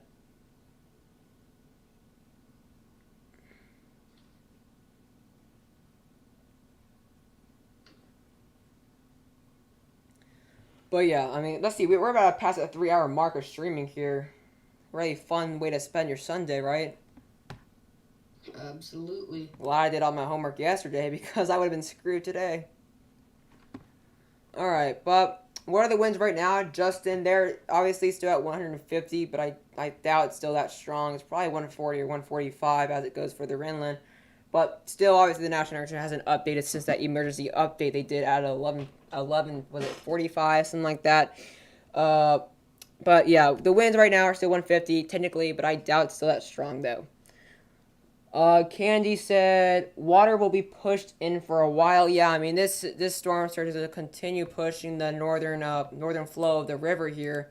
Typically, obviously, or normally, the Mississippi River will obviously flow southward into the ocean, obviously, but right now, at least what we've seen so far, that storm surge, that extreme force from the extreme wave height is pushing the Mississippi River northward instead of southward, meaning it's going to bring in a massive threat for inland flooding, not only near New Orleans, but a massive flooding threat even far inland into the bordering of Louisiana and Mississippi there, like near near the Monroe vicinity or near Vicksburg. I mean, even up there we may see some significant flooding threats because of the river flowing northward. And I actually mentioned that days ago. I mean, days ago before we even got storm surge maps or forecasts. It was obviously prone to happen. Happened with Katrina. And it's going to happen with any hurricane that hits an area where there's a river. Obviously, that same thing happened when Michael hit the Chattahoochee River. Obviously, happened when Sandy hit the Hudson River. It's going to happen. So, it's going to definitely flow in pretty far inland. And again, as well, plus, with that, plus 20 plus inches of rain. So, overall, going to be seeing a lot of water in some inland areas.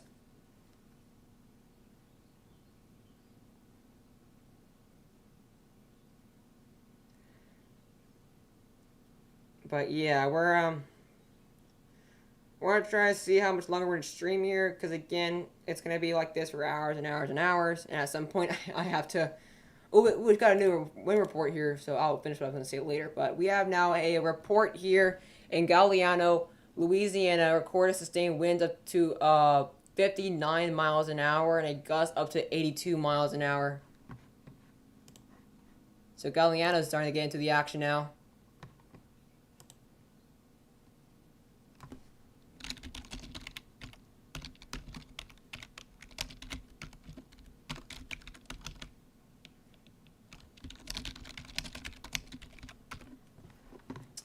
But yeah, eyes still about symmetrical like we've seen on 3D here. Actually, I'm interested when it looks like smooth. Oh, it looks really cool, smooth. But again, same story. Ooh, we have a report near Mobile now, actually. Let's go to that.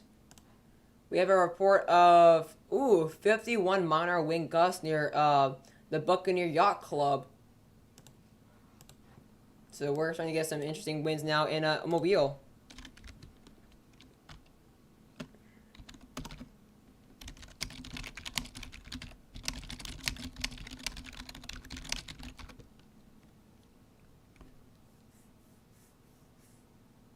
But yeah, new report all the way up to Mobile. So something that we are seeing a rather large wind field here. Again, 50 mile an hour wind gusts reported near some yacht club south of Mobile Bay. It's obviously pretty far northeast of the actual wind field. Let's get a look at the wind field here for you guys really quickly here. Where's National Hurricane Center? There we go. Let's go look at the wind field here. So here's the wind field here. So again, you kind of see the wind field's kind of just stopping near the Mobile Bay. So that's why it's actually a gust. It's probably like, we may see the wind field probably expanding though, because again, this did come out like an hour ago. So it probably is a little bit further northeastward now. But you can kind of see how the storm progressed all the way from Jamaica, rapidly intensifying into an 80 mile an hour hurricane for Cuba, which I actually somewhat expected there. I'm actually not going to lie. I think I said 75, but I expected it to get to a hurricane there. So we'll ride a very conducive environment with very deep oceanic content, weak vertical shear in the upper levels and lower levels, upper level anticyclone providing shelter and safety for the system, even though there was a ridge kind of bending to the north.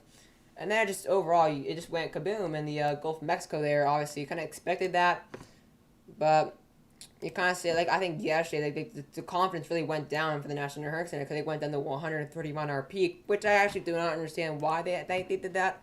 But actually, not to brag, but I did say the peak.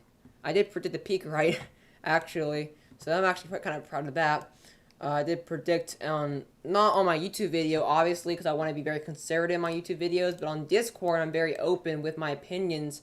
And I said on Discord that with my friend Andrew that this will be a Laura peak strength, and it actually verified. But yeah.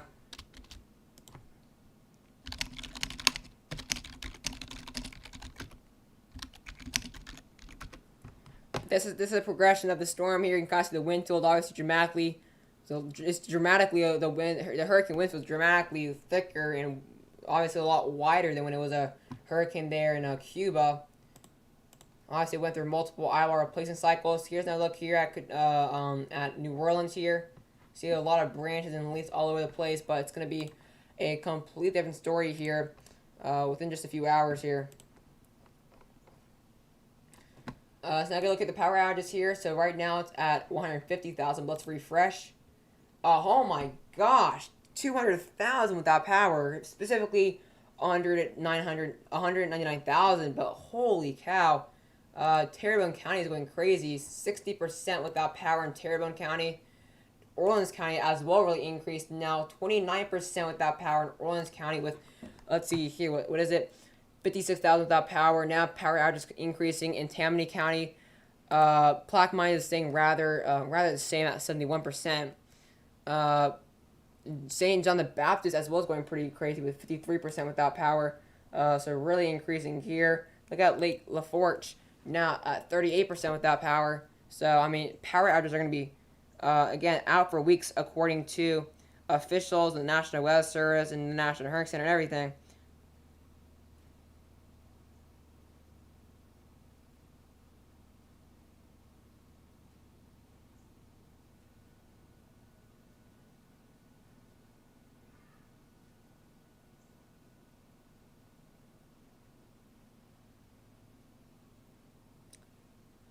But let's see here.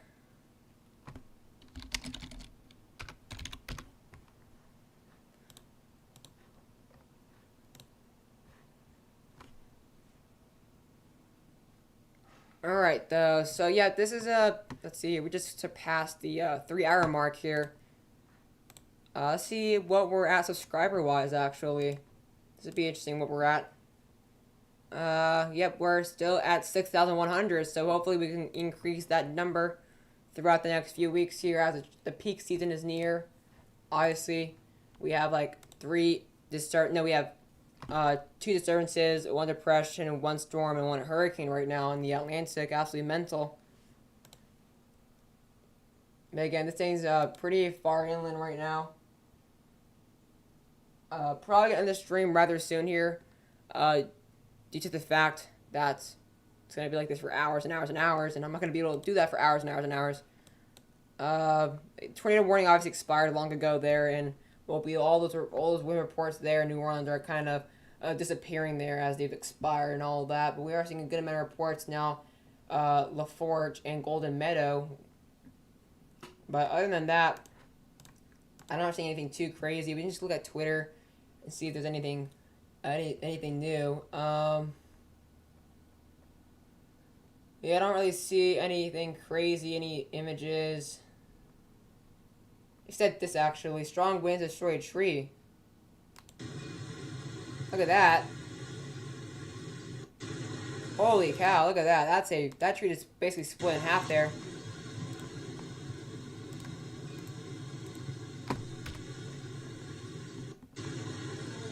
Look at that tree though. That tree just absolutely just got demolished. Look at that.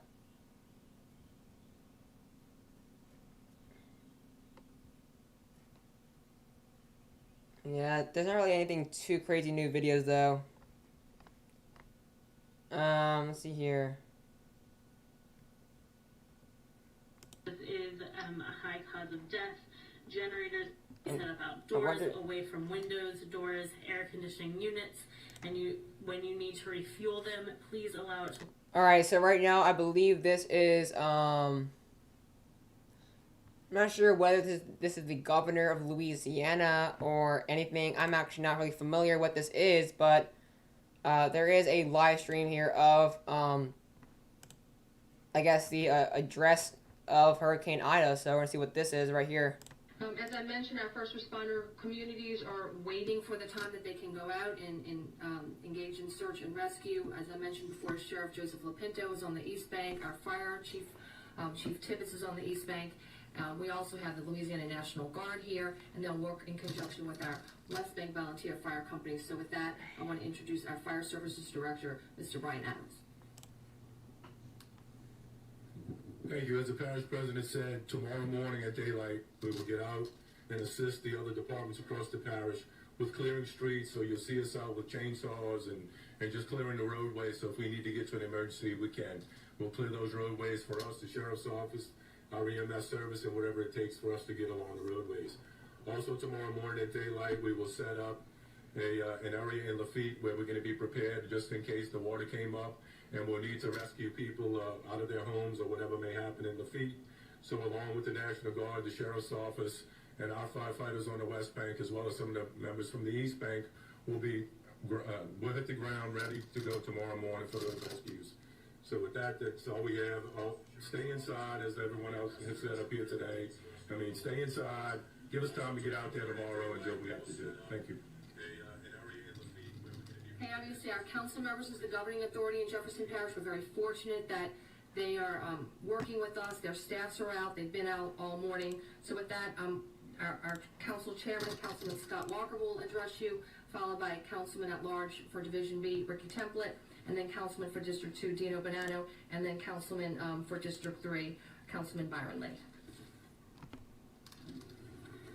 Thank you very much, Madam President. I'll be brief. Again, there's not much more that I can say today that I haven't said the past 2 days, except to repeat a couple of things. Here at the EOC in Gretna, we get a nice snapshot of what's going on in the parish. And what we see right now, as you've heard, is that Grand Isle and Levee are dealing with a lot, and they're going to continue to deal with a lot. And what they're dealing with now is going to affect us later in the day. So while it might not look terrible outside in Upper Jefferson right now, it will be terrible at some point in the day. So do not think that because this has made landfall and you're seeing Grand Isle and Levee get hammered, that you're not going to get affected later in the day as well. It is coming, and conditions will quickly deteriorate in Upper Jefferson Parish as the day moves on.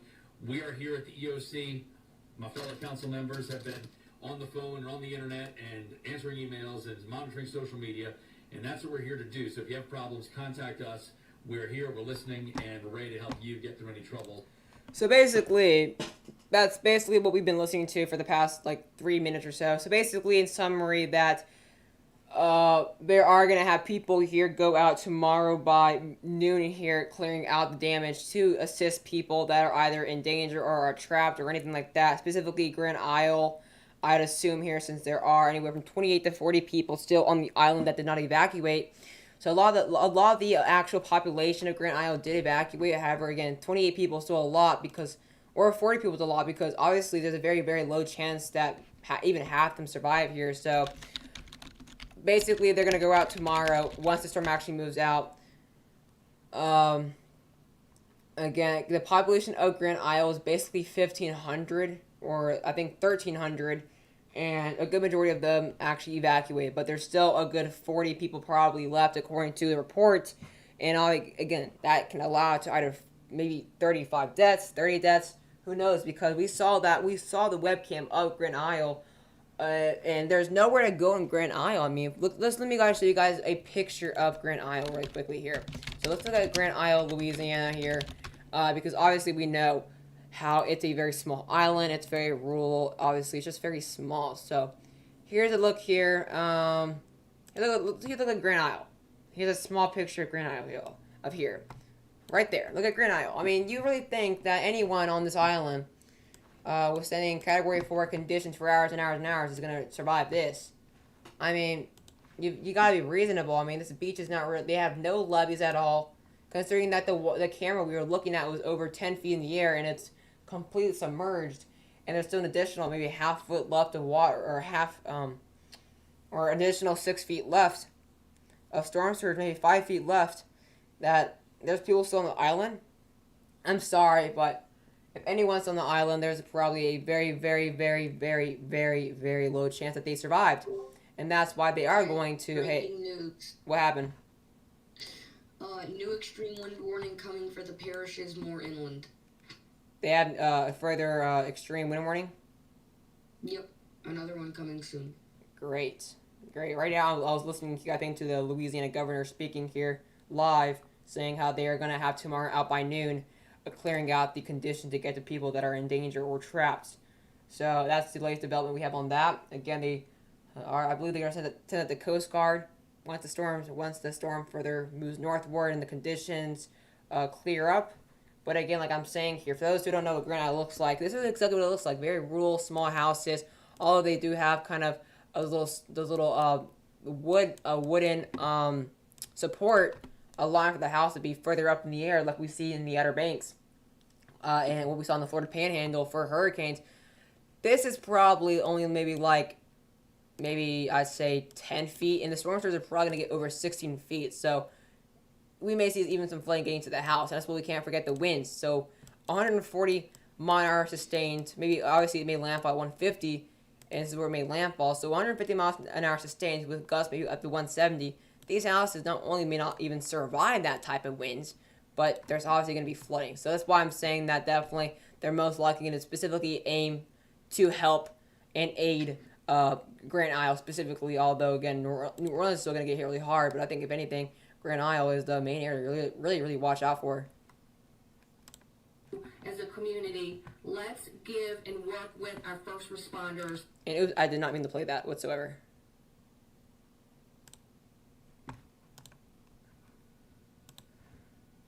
But yeah, I mean,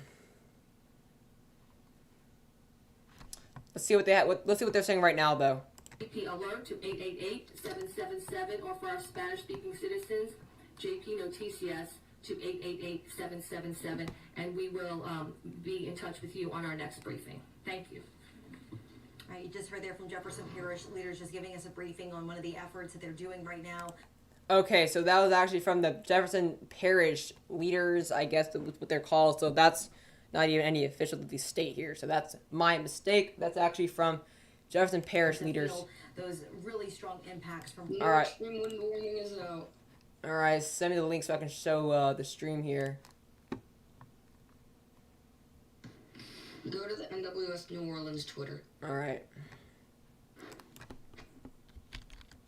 New Orleans is not in the new extreme wind warning. It's just to the west of New Orleans. Holy cow. Extreme wind warning here. Move to an interior room now. Extremely dangerous hurricane winds. Population in this extreme wind warning is for 315,000 people. Look at this. So the NWS New Orleans says an extreme wind warning is in effect for Huma, Louisiana, LaPlace, Louisiana. I'm not even gonna try to pronounce that. Until 4:30 p.m. Central Time for extremely dangerous hurricane winds. Treat this imminent extreme wind as a tornado was approaching and move immediately to an interior room or shelter. So obviously they're kind of just saying it to basically sugarcoat it, that prepare as if there was a tornado instead of a hurricane. Oh my God, look at this Golden Meadow footage. Jeez, look at this, Justin. Wow, that is look at the M's. See where that puts the water on the wall. Look at that. Wow. Wow. Hey, there's your Eyewall. Look at that. That's in Golden Meadow too. Wow. That's in Golden Meadow. That's actually where we got that 150 mile sustain report there, actually. Look at this, guys.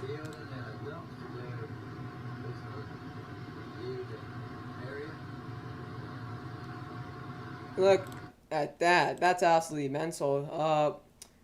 Let's see here. A large boat. A large, hold on. It's like a large boat here, broke loose or something. That's crazy. This is absolutely crazy. Here's like the widespread power outages here across Louisiana.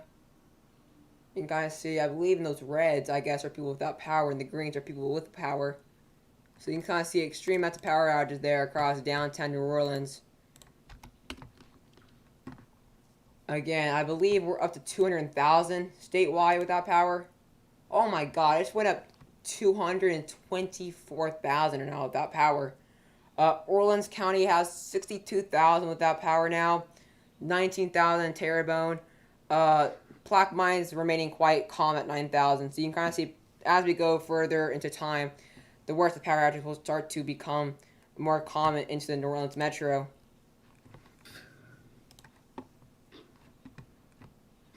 But yeah, 223,000 without power there. And for some reason, there's 25,000 without power in California, Justin. Probably, I don't know what that is. This is California stuff.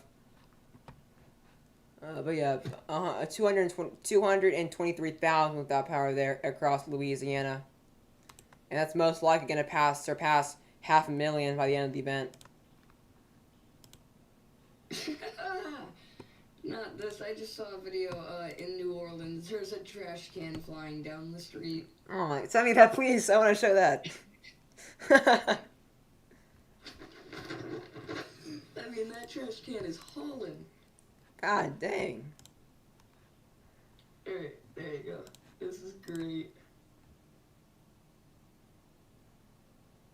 Alright, let's see this.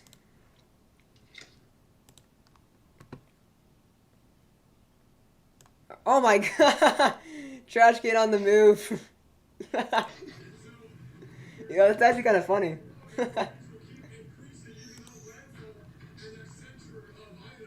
I like how you just hear. I like how you just hear in the background, like intense guy meteorologist saying, "Please soak shelter," and yet you just see a trash can going down the road. Yeah. I want to save this video.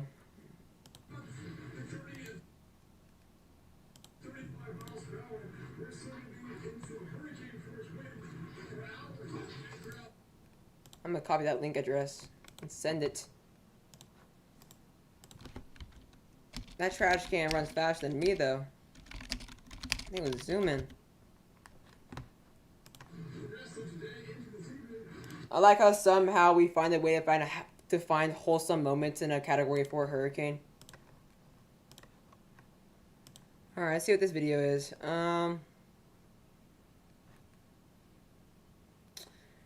New Orleans Police Chief Sean Ferguson says we will not permit looting and we will be out there to enforce that.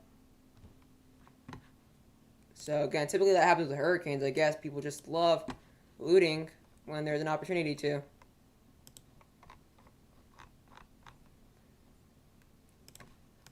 And we're about to surpass 60 likes. Oh my god, A and B just said the Dallas Cowboys walking down the street. I mean, you're not wrong, I guess.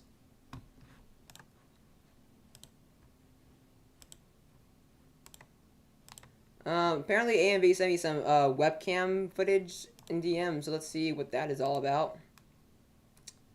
We'll see what this live webcam is. And I'm going to do that somewhere else.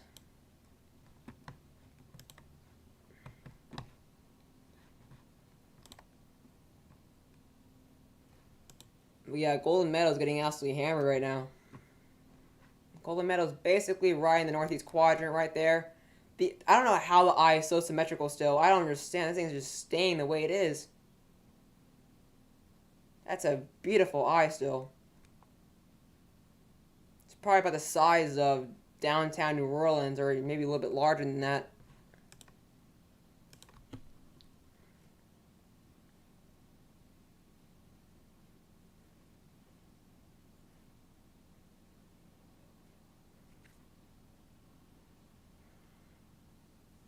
It almost looks like it's organizing, actually. I know, right? I swear, if we get brown ocean effect like we did in Claudette, I'm gonna rage. The convection's getting deeper on the northeast side, like a lot deeper. I know that, dude. Even the decibels are really increasing. Getting up to 55 decibels right now. Actually, at some point we had 65, which is actually pretty good for tropical systems.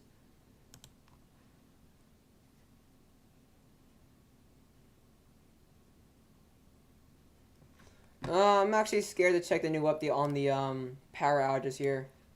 Let's see how much it is now. So last time we checked it was 223,000. Yeah, okay, it hasn't updated yet. Okay, there we go. But again, significant. You know, what's really concerning is that although that significant and like major flooding event happened like 2 weeks ago in Nashville, that they're under a moderate risk now for flash flooding here. So let's hope that does not repeat itself.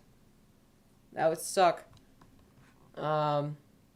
Like I was mentioning, though, for those who watched my videos in the past few days leading up to this event, that we're missing some significant tree damage, significant power loss, and even as well flooding even far inland near Jackson, near Tupelo, because obviously those areas are kind of like North Georgia terrain. Like Tupelo is very similar to North Georgia terrain. Like I obviously see is that typically you get like a good amount of rain like that, the trees that we have cannot withstand like 40 miles an hour or even 30 miles an hour. Like some fall like at 30 miles an hour up here.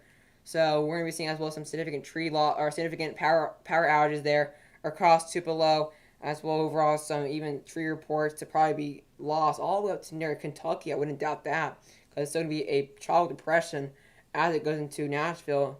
So definitely pretty big concern for even widespread inland threats. Let's now refresh the storm surge forecast by the National Hurricane Center and see if anything has changed.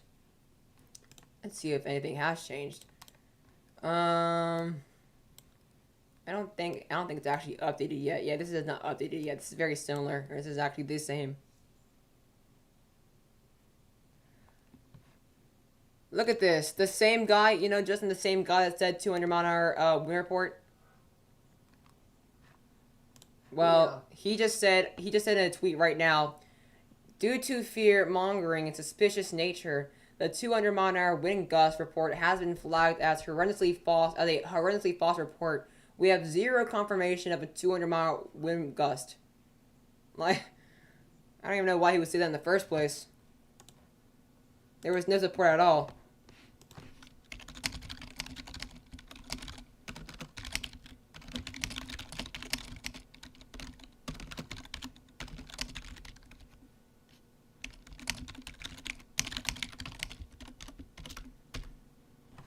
I can't believe he said that in the first place.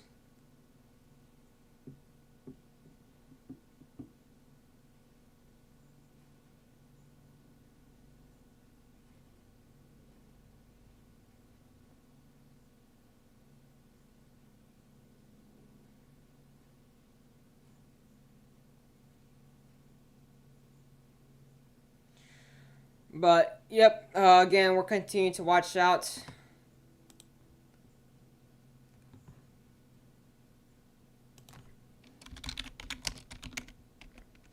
For the system.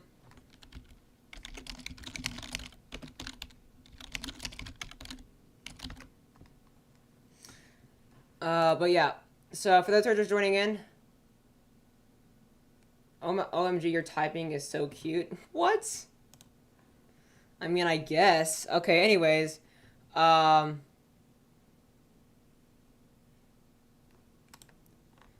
But yeah, again, that 200 mile an hour report, quote unquote report, was obviously false. I'm not sure why Sammy even said that in the first place, because there was no actual support of even. Which Sammy was it?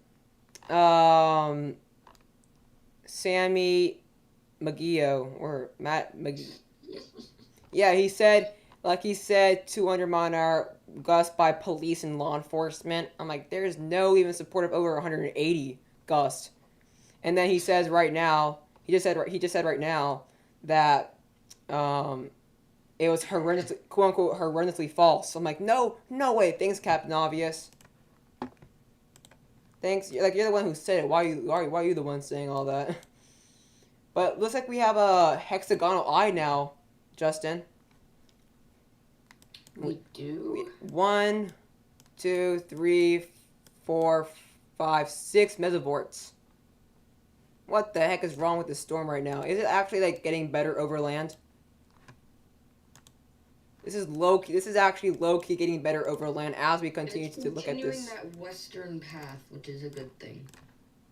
Looks like it's going west. It looks like it's going kind of west northwest, but more of a sharp and west northwest, weak northwest turn. Its eye is clearing, and deep convection's now starting to rotate around the whole thing again.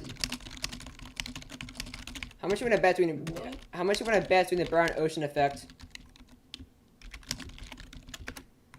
Like if this. Claudette. Yeah, Claudette 2.0. I mean, how did Claudette do that like at 50 miles an hour? I need explanation. Like, I need explanation how a weak tropical storm did that. But yeah, this is a hexagonal eye right now.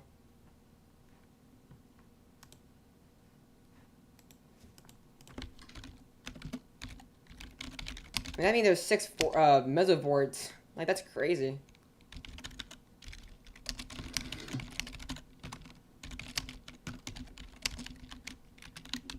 But for those who don't know what brown ocean effect is, it's basically when a tropical system strengthens over a body of water, over like inland, like a lake or even just over land in general. So typically we see brown ocean effect. The most common storms that do brown ocean effect is near Lake Okeechobee and the Keys and the Everglades. We've seen that quite a few times in the past. Not recently in not recently in the past like decade have we seen really brown ocean effect in the actual Florida Keys area, but we've seen it pretty common here recently within Louisiana with Claudette, and who knows if Ida's doing it. Because it has a hexagonal eye, really strong amount of convection blowing up here in the northern quadrant here. Overall eye is seeing pretty clear as well. So I mean, this thing is really not it's not getting beat up yet. Let's actually refresh this IR forecast on infrared and see if there is actually strengthening convection like Justin says. And there is actually in the far southern quadrant staying rather strong there as well. Again, the eye looks to be getting bigger for some reason there. If we compare the last two runs, you see looks like it's falling apart there and convection is blowing it up. But the eye is clearing actually. It does seem to be true that the eye is clearing. It's actually, look at that. Yeah, this eye is clearing a lot. I mean, if this eye is clearing and it's not far inland, but it's a good few miles inland, then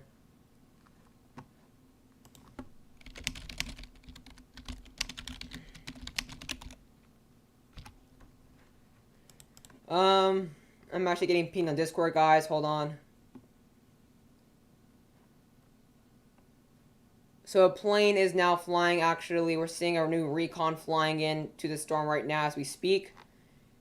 I believe it came from St. Petersburg. So we do have a new Recon heading into the storm right now. So we're going to be seeing whether it is strengthening or not.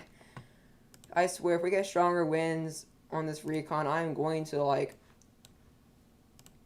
I don't even know what's going to happen if that happens. But let's actually look at tropical tidbits, though, because theirs is very clear as well that this eye is clearing here. I mean, look at that over land. This is obviously clearing a lot. I mean, look at that eye. Let's actually do this real quickly. I mean, it is clearly clearing its eye right now. We're seeing positive 10 degrees Celsius in the actual eye.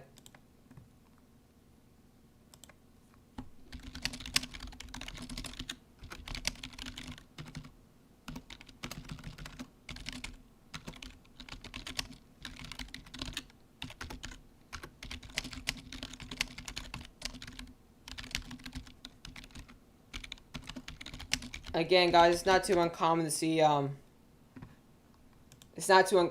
ocean effect here across Louisiana. Yep, I did surpass 6,100 subscribers. I appreciate it.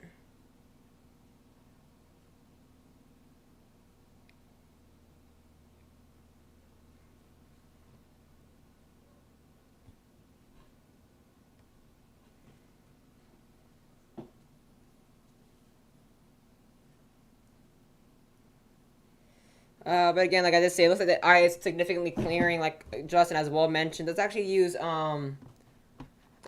this for visible while I use weather bell or weather nerds for convection and IR there. Yeah, actually no, I'm actually gonna probably use maybe travel tidbits for Recon right now, as there's a new plane heading in. So far, pressure is at 1,004 minimum. 1,004.8 is the minimum pressure they have so far, because, again, they're nowhere close to the actual main storm.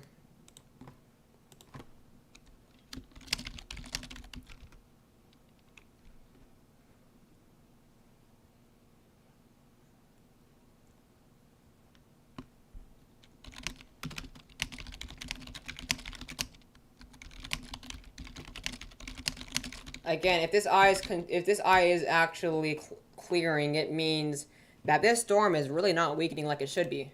Typically, obviously, a storm will start weakening right after landfall, or even before landfall, land interaction. But this storm is really, it may or may not be doing a brown ocean effect, actually, considering how it's really clearing its eye, and it's actually gaining a good amount of convection within the Eyewall still. So it's very interesting here that it may be going through a brown ocean effect, which we actually mentioned that it's very, very, very common within Everglade and parish-like terrain. So it would not surprise me.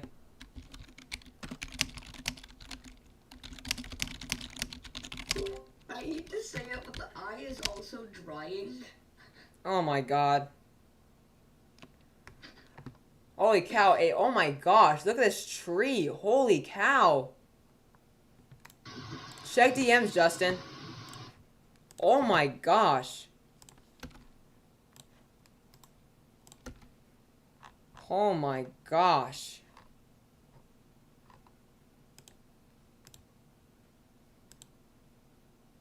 Justin, look. Oh my god, look at this video. Alright, guys, I want to show you guys the video really quickly here. Hold on. I'm probably have to pull up on, I have to, yeah, save the video first, actually. There we go. There's the video. So look at this. The Dollar Tree sign just falls off. Or the Dollar General paper on the sign just gets torn apart. Look at that. Look at that. There goes the Dollar General sign. That's a little funny.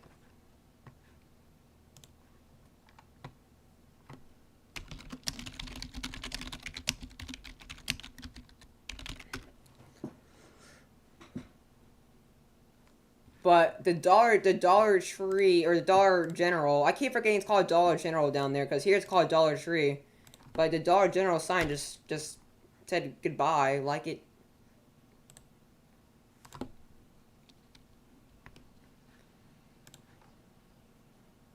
But let me show you guys the tree I was showing you guys. Look at this tree right here. Look at this. Let me send that again here.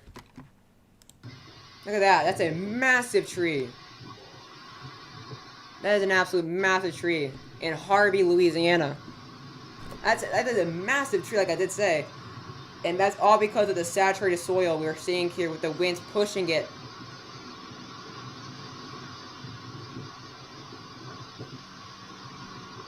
And there it goes right there. That's definitely not fun for the house that got hit. That must have cost a lot. Look at this here. A power line, power pole here lays across the general areas there of New Orleans. So it's going to see a lot of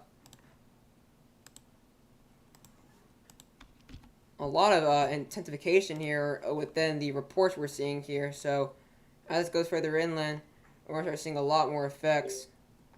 Adrian, this thing has cleared its entire eye out, and it is again wrapped entirely by deep convection. I know, it's going absolutely crazy. Like, look at weather nerds. It's on land. I know. It's been on land for like an hour and a half. Like, look at that. That eye is also getting bigger itself. Let me go to GR2 analyst and let me look at the overall. Let's look at GR2 analyst here, because if this eye is clearing, then we're talking about like brown ocean effects possibly. Let's look at 3D here. Oh my god, dude, this eye is just beautiful. GR2 Analyst 3D is really showing that too.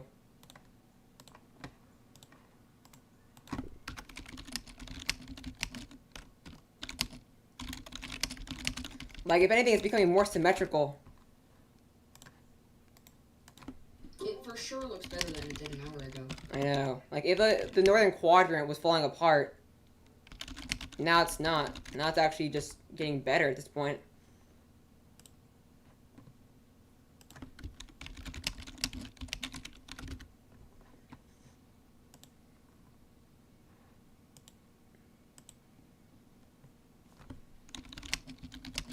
I mean, this is definitely still 150 miles an hour.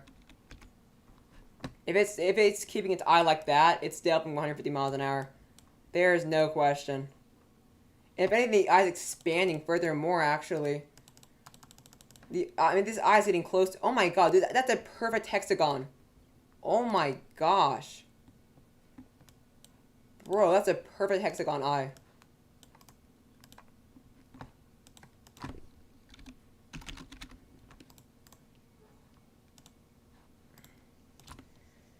Very clear hexagonal eye. Sorry guys, I'm actually like trying to like text Discord at the same time. Because again, I'm still like co-owner in EW. So I'm trying my best to multitask right now. But again, this thing is really getting to act together over land.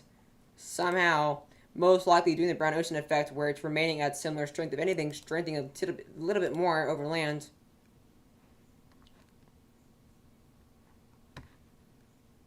This is a very good looking eye though. Let's look here at the overall, look at the whole eye. And you can just see there is absolutely just no initiation whatsoever. Let's just go all around like that.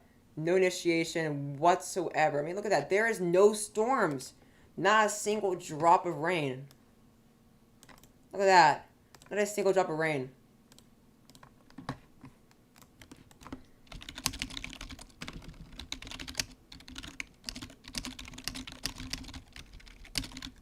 This is quite concerning if I'm being completely honest here for New Orleans if the storm is not weakening like it's supposed to.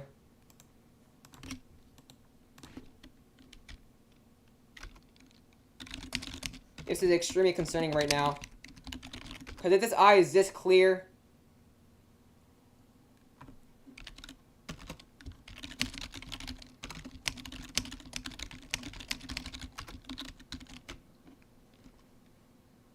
I mean, there's no initiation whatsoever in this eye right now. The eye's expanding, the eyes is obviously clearing. And it has 6 mesovorts. I mean, this eye is just absolutely just crazy right now.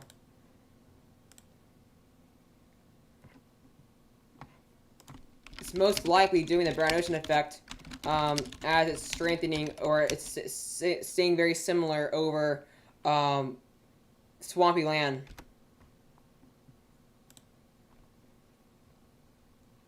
Because obviously, brown ocean effect could very well keep the storm at at its peak strength.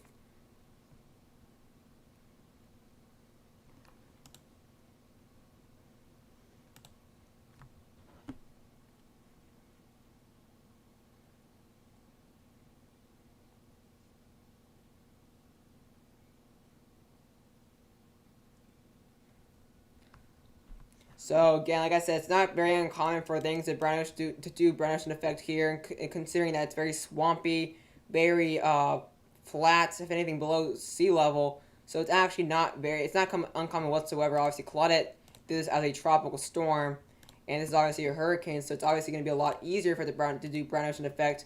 I mean, this is just an absolutely beautiful storm here. I mean, there's just no convection at all. I mean, look at this. Look at that. Imagine just saying this is a massive debris ball. I mean, just imagine. EF6, even though it's not a thing, but...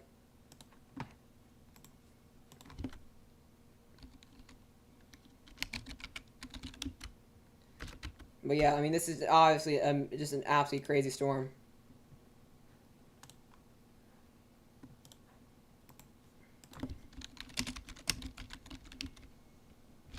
But yeah, obviously it's gonna be helpful to use CC drop or CC correlation coefficient to see if there is actually some overall debris, but it's a lot easier to use obviously correlation coefficient specifically just for tornadoes.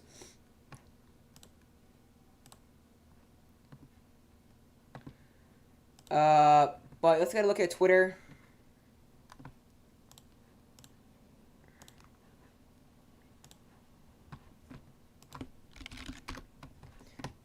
So let's now go to, actually let's just go to Twitter from here. Twitter. Let's go to Hurricane Ida.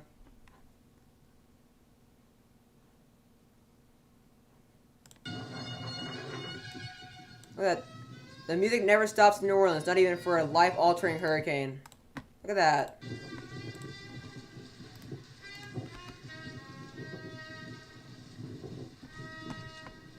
BTW, this is something you should not do, like, at all, but it's pretty cool, though.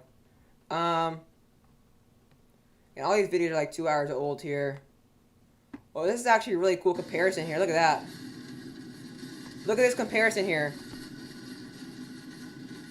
I mean, look, you couldn't even see the house back there. And that's just showing you how big that storm surge is. Again, this is Grand Isle. Just look at that.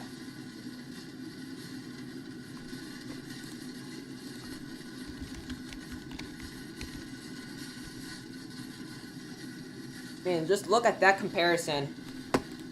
And that's just showing you, although you have those big, like, wood, like, I guess, trying to allow for, obviously, less storm surge effects, obviously, I guess you call it, like, a base, a higher plane base, I guess is how you can call it. Just showing you how it's not helping here within Hurricane Ida. This is just not helping at all. You can just see it's surpassing all that and going into the actual houses region, showing... It's just going over the higher base plane. Just look at that. I'm actually going to want to save this video, actually. I'm going to save this video. If I actually can.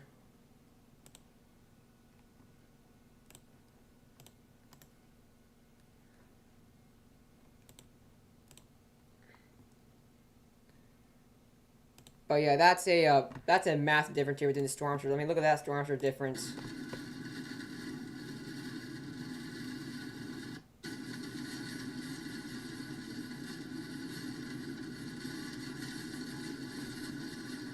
This is absolutely crazy.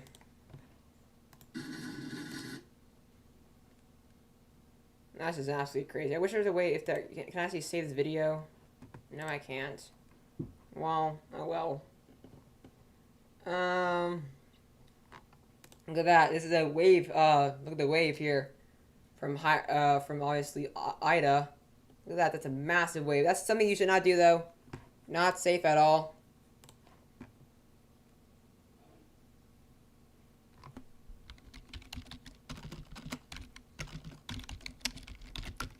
That's just absolutely mental, though.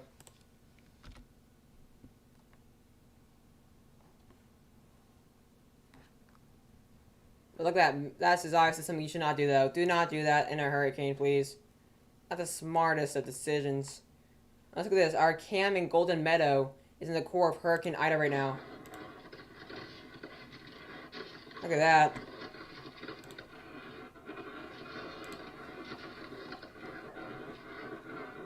Look at that, though. And this is obviously where that dollar general sign kind of just got ripped out of the sign, I guess, or out of its base.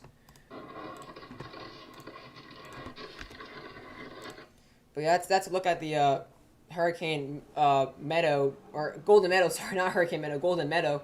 Holy cow! Look at this. And so the storm surge that we saw there in Grand Isle.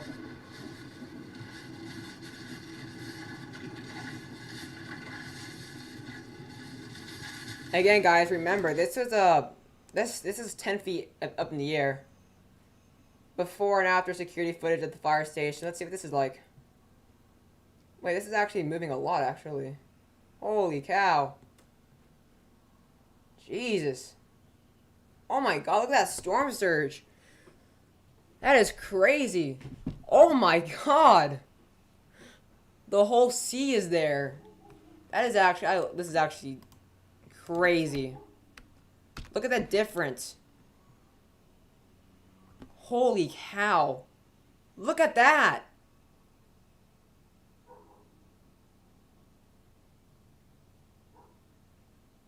Holy cow. That is absolutely mental.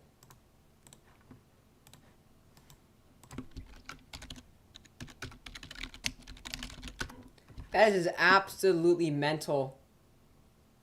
Holy cow. Let's see, let's look at this one, because there's actually still water there. I wonder how high. Maybe up here? Maybe up here? Oh my god. That's absolutely mental. Let's watch that again. Let's watch that again, because that was... Do you? NHC has lowered wind speed to I know. 145. I mean, it's not like there's actually support of still 150, but considering the clearing eye, it having 6 vortices, having, what's it called? No initiation, not a single drop of rain in the eye. I honestly wouldn't doubt it's still 150. It could be. I honestly wouldn't doubt it's still 150. But dude, look at DMs really quickly, Justin. Just watch that whole video. Just watch that. It's absolutely mental. That's of a, I believe, of a fire station or something. Yeah, it's of a fire station. Oh yeah, I saw that. That's crazy, right? Like, that's, like, absolutely mental.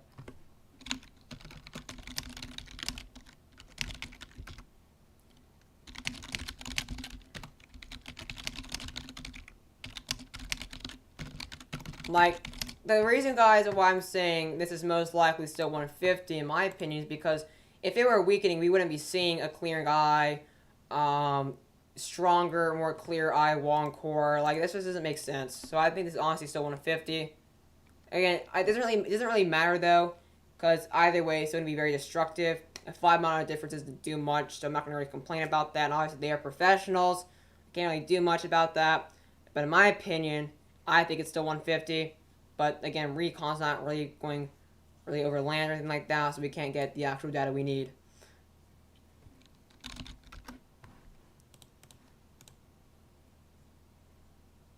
It sure does look like that, Scott G.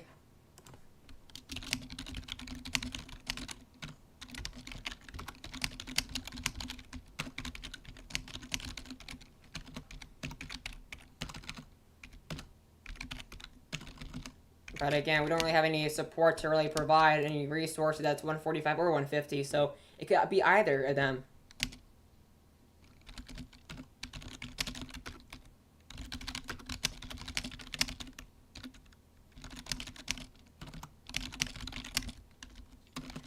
And I do apologize if you guys hear my typing. I'm trying to, like, discuss this whole advisory update on the Discord server. And speaking of Discord server, if you have not already joined Extreme Weather, I'm going to post a link here in the chat below so you guys can join that server. I promise it is not toxic. I promise it's not toxic.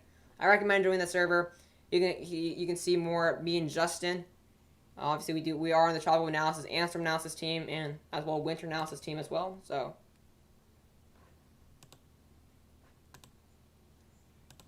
but be sure to join that. Be sure to join that server, basically.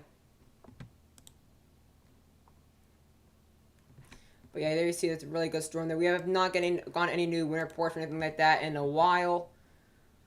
Let's look at this here. Winds getting destructive, 985.4 millibars, and Huma. Let's watch this. Let's watch this video.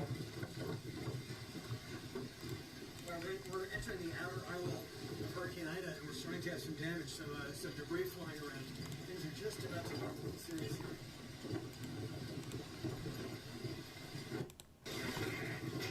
Look at this, Justin, I swear, if you see this video, you've probably seen every video on Twitter. Oh, that's already, I've seen that, there's a tree there. So this. I just checked the radar, and it looks like Hurricane Ida's got a concentric eyewall structure, and it looks like the outer eyewall is just about reaching Houma. We're starting to get some big gusts, getting that howling sound. Some branches are coming off those live oaks behind me. I think we're just about to get some really good winds here, and then we'll get a break, and then we're going to get the inner eyewall. It's going to be a rough night here in Houma, Louisiana. Hurricane Ida. Yep, like he said, the eye is getting a stronger core. It's clearing. Has a hexagonal shape. I mean, this is definitely again, very interesting here that they chose to go 150. Here, look at the AccuWeather.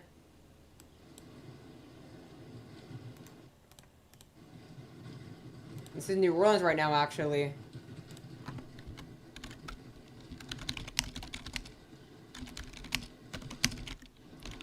So storm surge is really moving to New Orleans now. It's really getting to New Orleans now. Like, it's no longer really becoming widespread only in the southeast coast. Now it's actually moving pretty far inland now into the overall vicinity of New Orleans.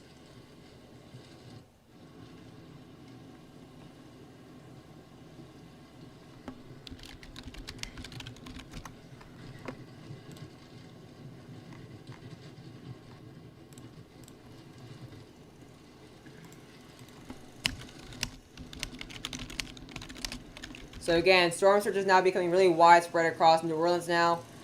Obviously, it's been quite widespread, specifically for portions of the Grand Isle, southeast region there, that vicinity there. But now it's becoming a lot more widespread as the storm's pushing northward into New Orleans.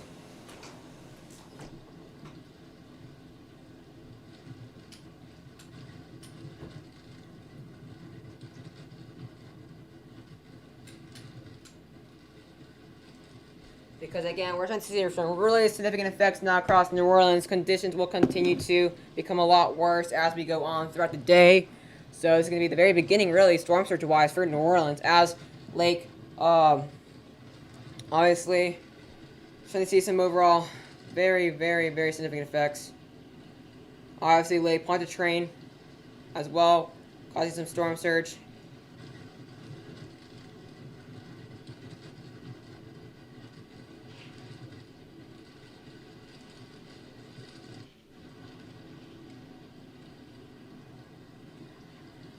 But yeah, that's definitely very significant that we're starting to see already some overall good amount of storm surge becoming pretty widespread across New Orleans. Let's now get a look here. Some more tweets here. I think looking at Twitter is pretty good right now. Just seeing over. Oh my gosh, look at this.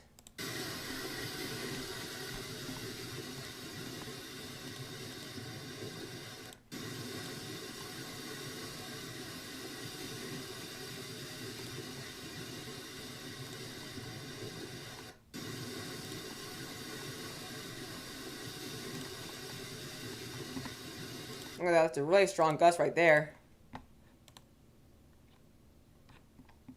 Let's see here. Yeah, that's something I feel pretty strongly about. People who leave their pets during storms. I mean, people should not leave their pets during storms when they evacuate. But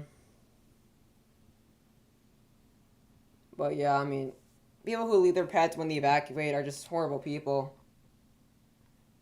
Here's another gust here.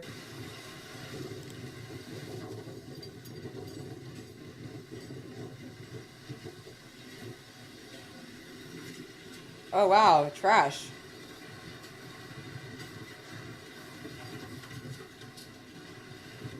There goes some flying trash. Well, someone was attacked by flying trash. Attacked by flying garbage. Let's see here. What is this? Oh my gosh. Holy cow. Oh, look at this. A roof got gusted off in the French Quarter.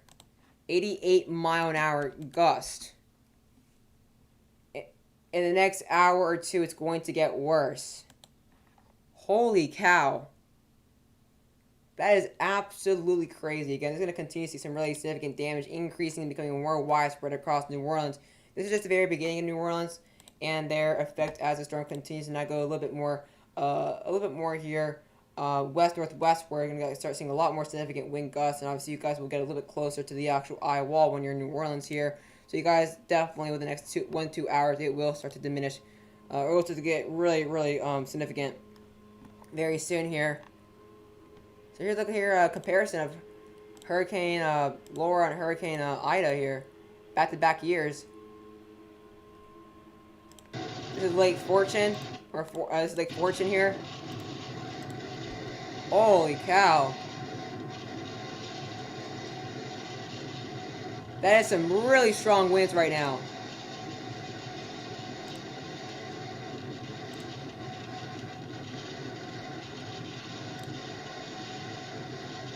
Holy cow.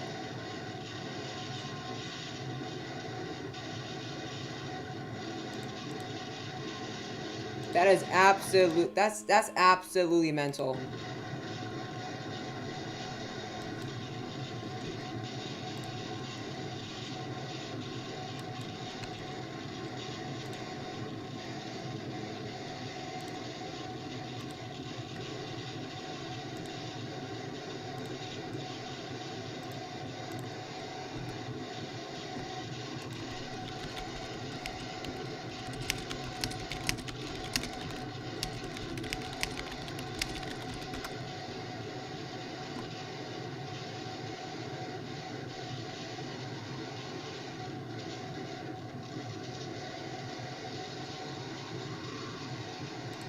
Look at that latest gust right there. That is an absolute massive gust.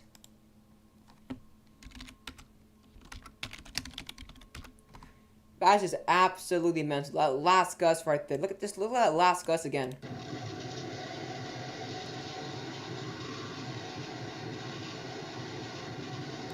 That's what they call in that's what people call like the wind train, where the winds are so strong it's like a train is passing by your house.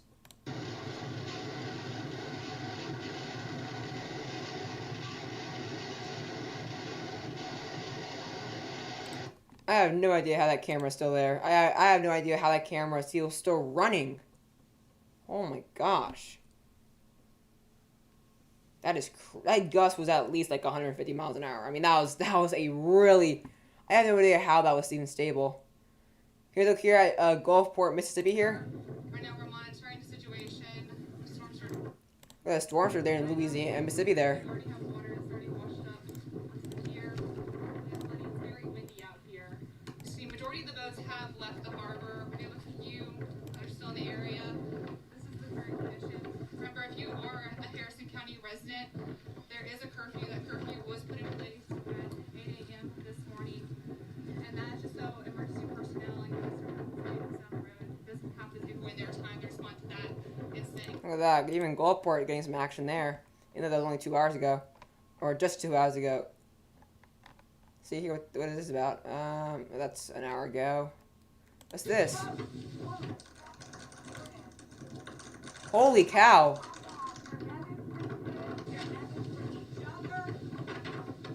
Holy cow.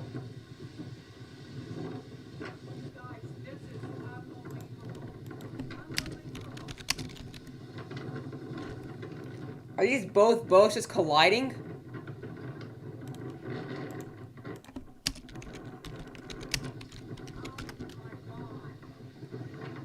I think those two boats just collided.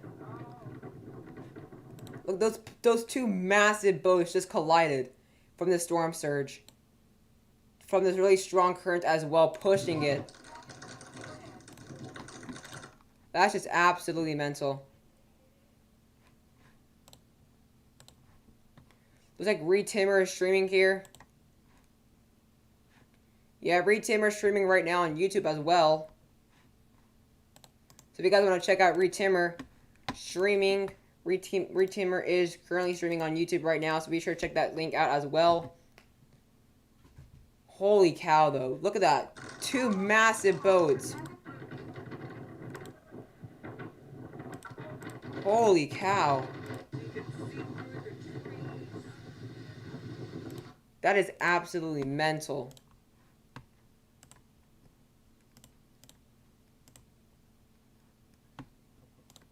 Look at this tweet, guys. Look at this tweet right here as well. Look at this comparison to what it's now. Look at this. This is the place.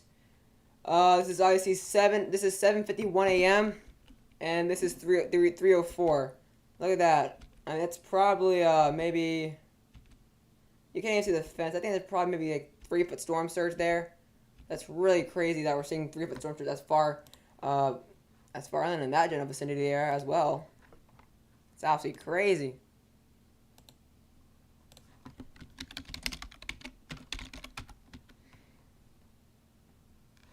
Holy cow, those two boats just collided together. Again, that's the trash can from earlier.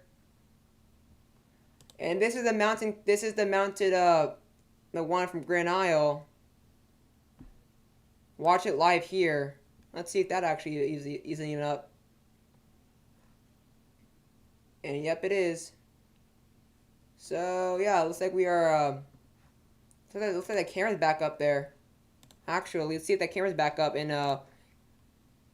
that's interesting. That's how they stay up like that, I guess. I think the camera's back up. And it might be back up. I think it is, the one in Grand Isle. Because that YouTube link was showing it working there, so. Oh, also, Justin, the governor of Louisiana, is speaking right now. Oh. But yeah, I haven't got the link yet. So basically, the The space between the two eyewalls is starting to close, so this might be finishing its eyewall replacement cycle on land. Oh my god. Holy cow, look at this tree. Oh my god.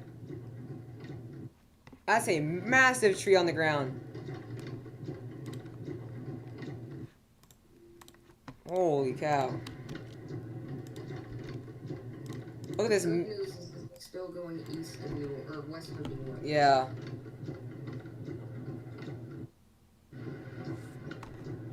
Alright, there's some good news, guys. The Massachusetts Task Force 1 is sending members down to Louisiana to help out with the preparation. So we will be sending an 80-member team to the Louisiana area to assist the residents affected by Hurricane Ida. The team will be departing Beverly base this afternoon. So Massachusetts Task Force 1 activated for Hurricane Ida and departing this afternoon here. There they are right there. So that's some good news that Massachusetts Force is helping out with Hurricane Ida and preparations. Or not preparations, but with aiding people who were affected by the storm. But look at that massive tree there. And that's in Huma, which is pretty far inland, at least as of what I know. Here's look here at, that's actually 2 hours old. Well, look at this sign here. Let's see here. Look at this, Justin. Oh my god, look at this. This is just some guy walking on his bike. Look at this. I saw that. That was crazy. What the heck? Bro, what? Bro, what? That's some Louisiana stuff, bro.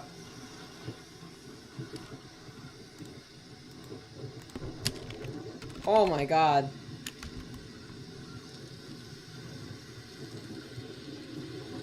Man is just walking on his bike. Oh my god. That's very funny. Hopefully he's safe though, because oh my god. That is crazy. Debris just hit the car. I think I protected that guy from getting hit by debris. Man, that guy is crazy. It's beginning in central Mississippi now. The winds are gusting now in central Mississippi already.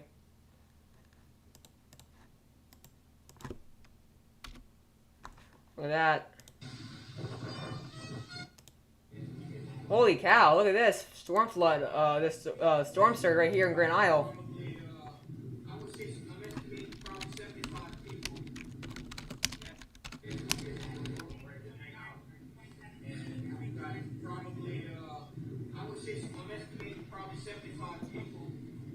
Holy cow. Okay, I cannot confirm this. Okay. I cannot confirm this as I have not seen multiple sources of this. However, I do see an image of a shark swimming in New Orleans storm surge. What? Send it to me in DMs, please. I cannot confirm. Okay, this is what? real. However, I have a shark Bro. in storm surge water. What the heck? Please send me that, please. I want to see that.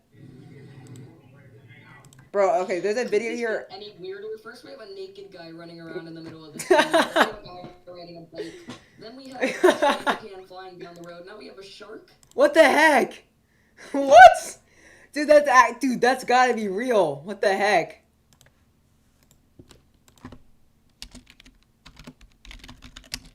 Bro, there's no way that's fake. That's not a dolphin. That's not, what the heck? So there's sharks swimming in New Orleans right now. Oh my god.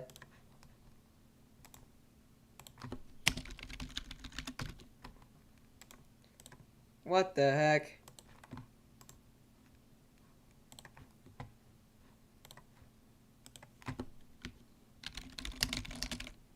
Dude, there's no way that's fake. That's gotta be real.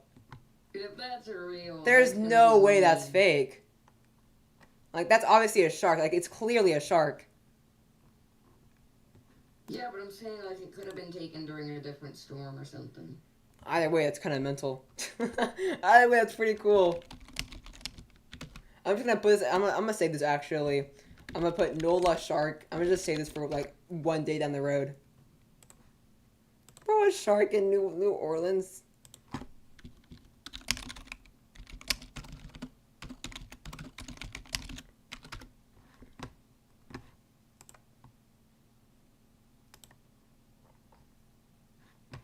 Man, just chilling.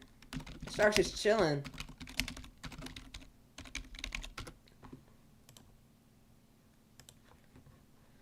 I mean, that's really funny.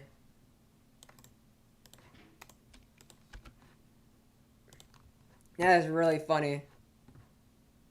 A shark. Bro, that's real. That's hilarious. Okay, I think it's fake. It's like a meme For real? that they post during every hurricane. Dang it!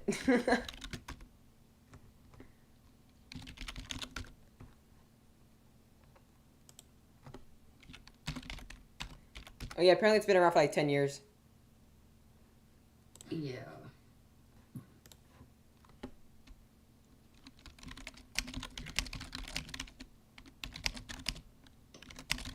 Oh, okay. Either way, there's been a shark in a hurricane, like somewhere from a hurricane. So that's so cool.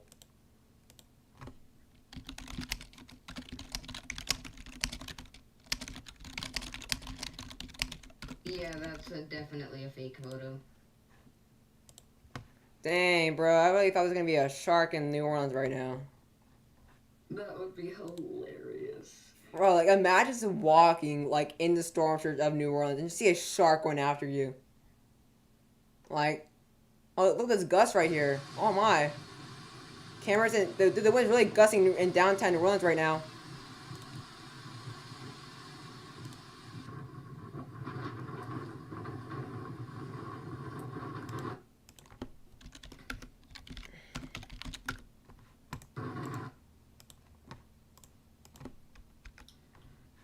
Yeah, it's getting really gusty in New Orleans right now. Seeing the choppy waters, like I did mention a while ago, that the water's going to become more choppy in Lake Pontchartrain here. So again, it's going to be very, very. Oh, we have a tornado warning in Mississippi. Tornado warning in Mississippi right now, guys, near Harrison. Let's go. The GR2 analysts. Let's get a GR2 actually. I mean, I think it's gonna. I don't think it's gonna hurt to look at GR2 on Gulfport. But yeah, we have a. That thing is a template. Let me look at that. So let's see here. Mississippi. Let's see here. Let's use Jackson. Bro, CC is down. You can't. Really? Yeah, we gotta use Jackson. Actually, let's just use New Orleans. Maybe on the ground. That looks like that's probably on the ground. That's some decent rotation right there, specifically centered across that central portion. Some overall. Correlation coefficient is down on KLAX. Go to KMOB and look at CC. Looks like it's on the ground. It's not down for me when I'm using New Orleans. It's not. No, it's working for me. I'm literally streaming coalition coefficient. Oh, it's down for me. That's so weird. Yeah, coalition coefficient has nothing on that, but the rotation is really good actually. Yeah, some really good rotation there to the. No, there does. No, normal correlation coefficient works on New Orleans. I was looking at like the advanced one. But, oh, you're using radar scope. Definitely looking like a CC drop. Just play it and look. There's definitely something. You're using radar scope. Yeah. I'm using a GR2. Oh my God! Look at that damage right there. So one thing I'm gonna show you guys right here off topic is look at that right there. That is absolutely crazy. I believe that's from Retimmer's stream there. Yeah, that's from Retimmer's stream. So Retimmer just captured that there in Huma, Louisiana, I believe so. That's how you pronounce it. So this is from Retimmer's stream. There is some damage there in Huma, which I believe is rather inland. I believe so. So thank you, Retimmer, for that.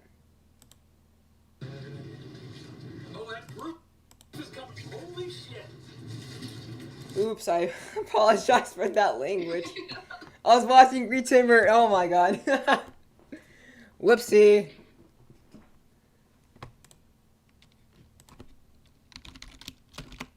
If you guys did not hear that. Well, I'm just gonna save that anyways. I download that video. More family friendly. Oh, I almost just played it again. Oh my god. I almost just played it again on accident. Come on, Reed. You almost just got me demonetized. Yeah, we're seeing more people join the server, thankfully, from this channel. Yay. Alright, but again, guys, we do have a tornado warning here for, let's see, it's this is for, Harrison County in southern Mississippi, northeastern Hancock County, and southeastern Pearl River County. This is as of 2:15 Central Time, and it's moving northwest at 50 miles an hour. So again, it is moving northwest as a part of the outer banding from the counterclockwise flow from Ida. So it's moving rather quickly because of that. But again, it does have a decent amount of rotation there. Not shabby at all. But yeah, we're just going to keep a very close eye on it though. But I'm going to go back to...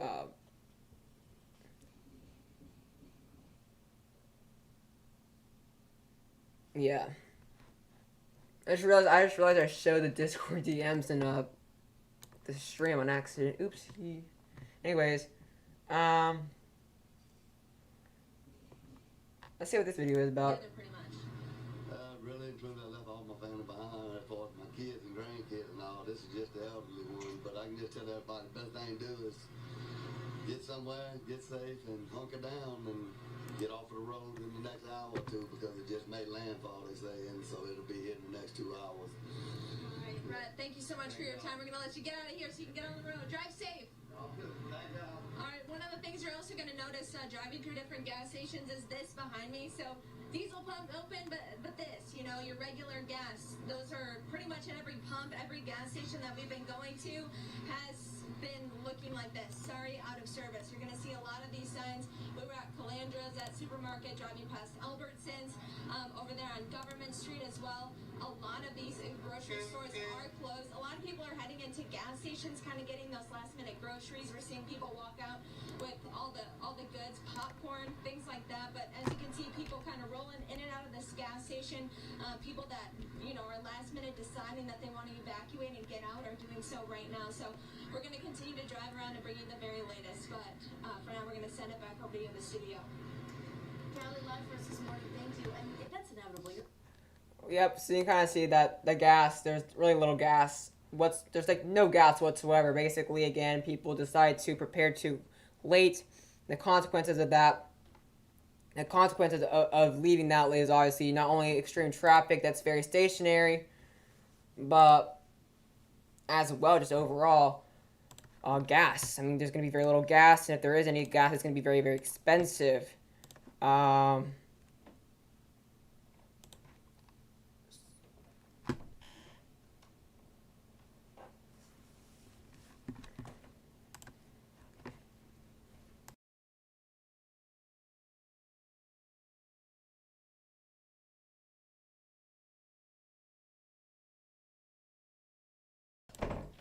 Alright, so let's get a look here now what we're seeing here. So again, looks like we see some power poles on the ground here in LaPlace, Louisiana. Looks like they're getting hit pretty hard right now.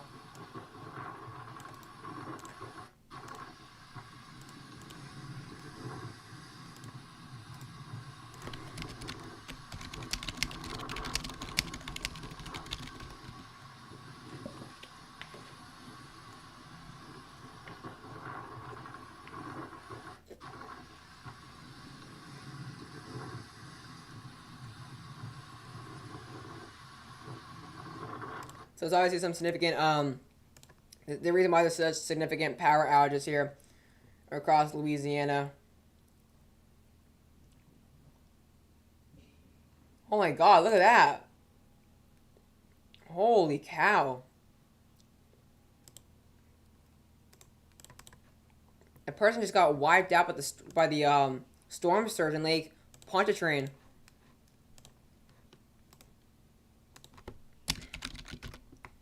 Oh my gosh. That's something you should not do. Please do not do that.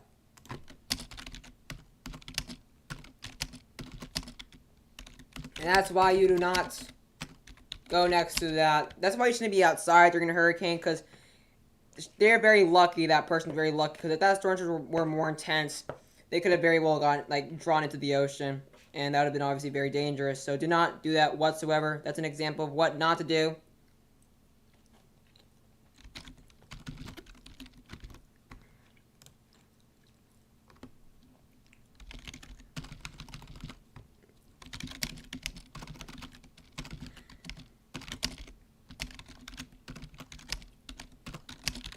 So I think we've been streaming here for like over 4 hours now. That's actually crazy. Yeah, we've been streaming here for 4 hours and 6 minutes here. One of my longest streams in a while, actually.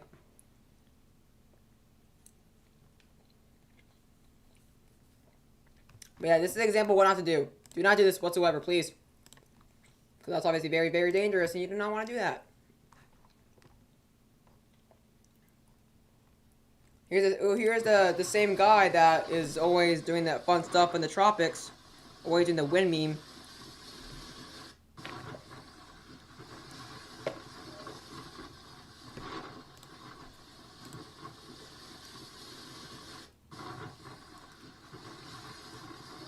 This is the, it's just a little rain meme guy.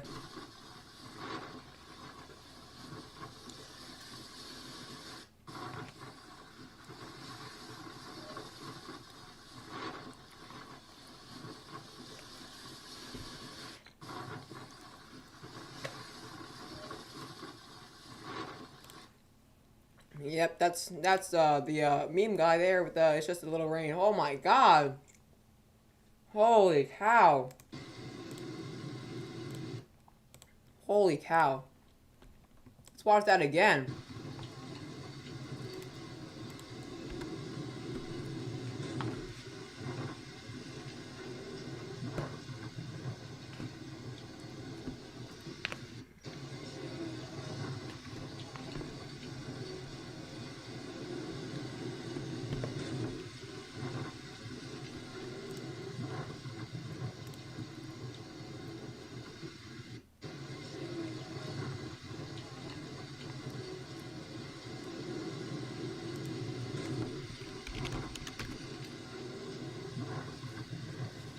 That is extreme damage there in New Orleans, there in the French Quarter there, and the worst of it has yet to even come for Louisiana.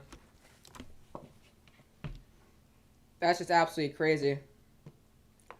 That's absolutely crazy. We're going to be seeing widespread damage like that across New Orleans Metro as the storm moves further north, and then it does this east-northeast turn.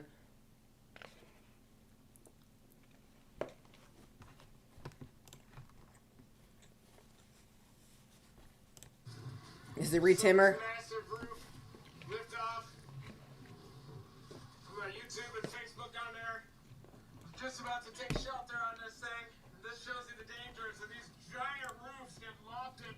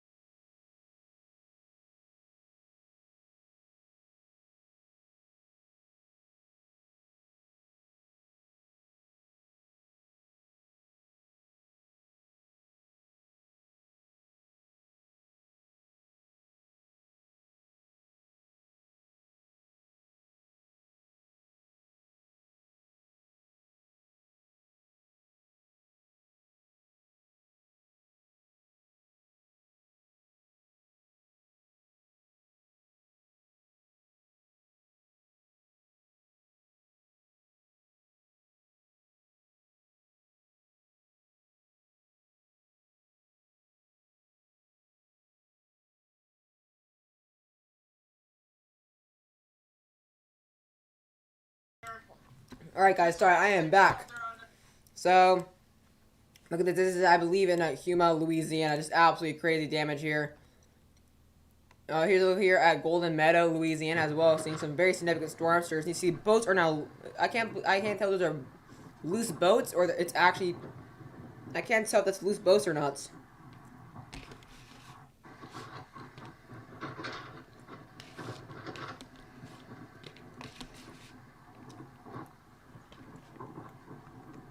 I'm guessing it's loose boats because I doubt they're gonna have people out like that.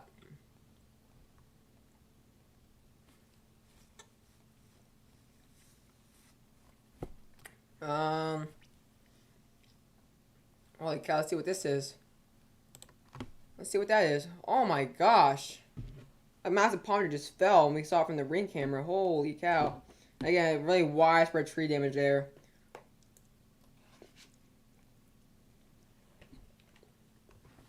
Just mentioning, we're continuing to see Eyewall lightning. Yeah.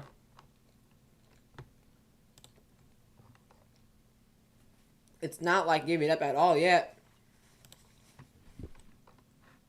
It's looking really good. But we just see a palm tree. Look at that palm tree just fall. Captured by the ring camera. That's a... Thankfully it wasn't like a massive oak tree, because that would have been a lot more severe. I mean, like, that would have been a lot worse if it was a big oak tree like we saw earlier today.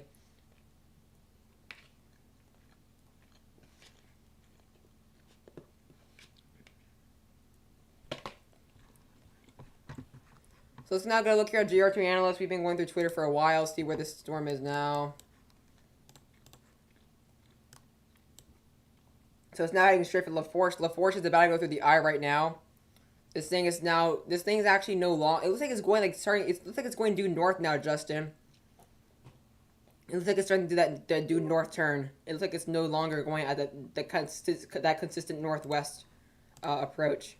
It looks to me like it's continuing practically the same path. Based on what I'm looking at, it's like that northwest turn is starting to like gradually become more of a northern turn based on the latest few runs here, unless it's just that shift in the eye and it's wobbling all over the place. On radar, it looks like it's continuing that northwest. However, on infrared, it looks like it is taking a turn. Yeah, because I'm looking at GR2, so it looks like it's like slowly starting, gradually doing that shift to the north. Plus, that would make sense because it looks like it was supposed to do that anyways and go turn right before it goes past New Orleans, which is exactly what it's predicted to do.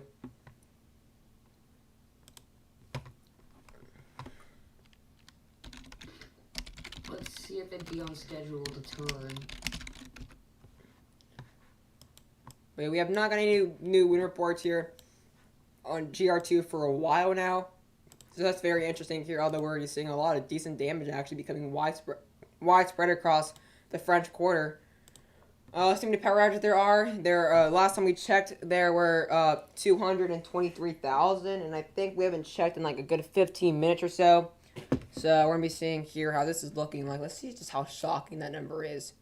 Oh my god, it went up 100,000 in power outages in like 15 minutes. We now have 329,000 without power in Louisiana. Holy cow. Bad. That is, dude, like, I didn't check for like 15 minutes and it just went up 100,000. That is absolutely crazy. It went over 100,000. What was it? 223,000? So, yeah, let's see here. Oh my god. In Plaquemines, 86% are out without power. Oh my gosh. That's in Plaquemine County, which I believe is where Grand Isle is. Yeah, Grand Isle's in that county. No, Grand Isle's not in that county. I think Grand Isle is in LaForge County. Yeah, it is.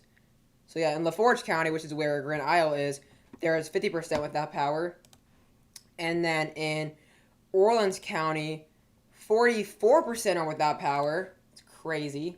In St. John the Baptist County, there are 69% without power. And in Terrebonne County, there are 85% without power. That's absolutely crazy.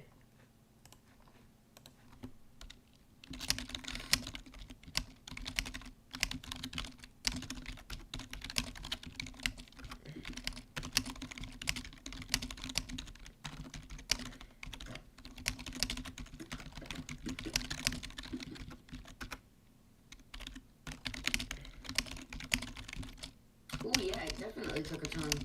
Yeah.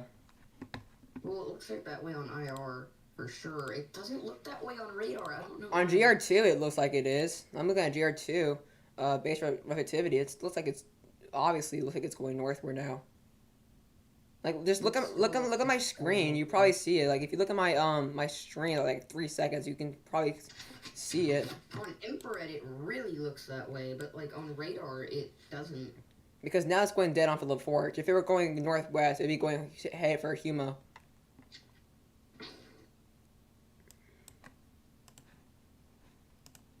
Let me refresh IR here on Weather Nerds. Hello, Weather Central. Thank you for the live information. It's very much appreciated. Thank you so much. I am so glad you appreciate it. Yeah, and IR is obviously going northward. Like, it's obviously going northward in IR. And, like, within, like, 5 or 10 minutes, the whole eye will be over land. Yeah, the whole eye is about to go over land. Officially. Just a little part of it's not over land.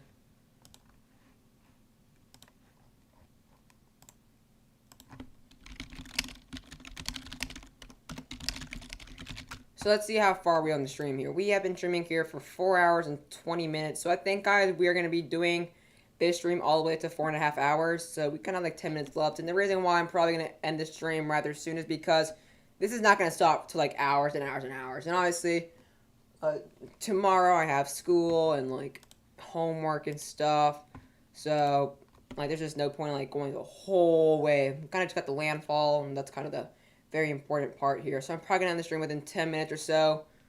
But I'll be back. I'm actually going to go to the bathroom, so I'll be back in like 5 minutes. Or like 5 seconds, sorry, 5 seconds.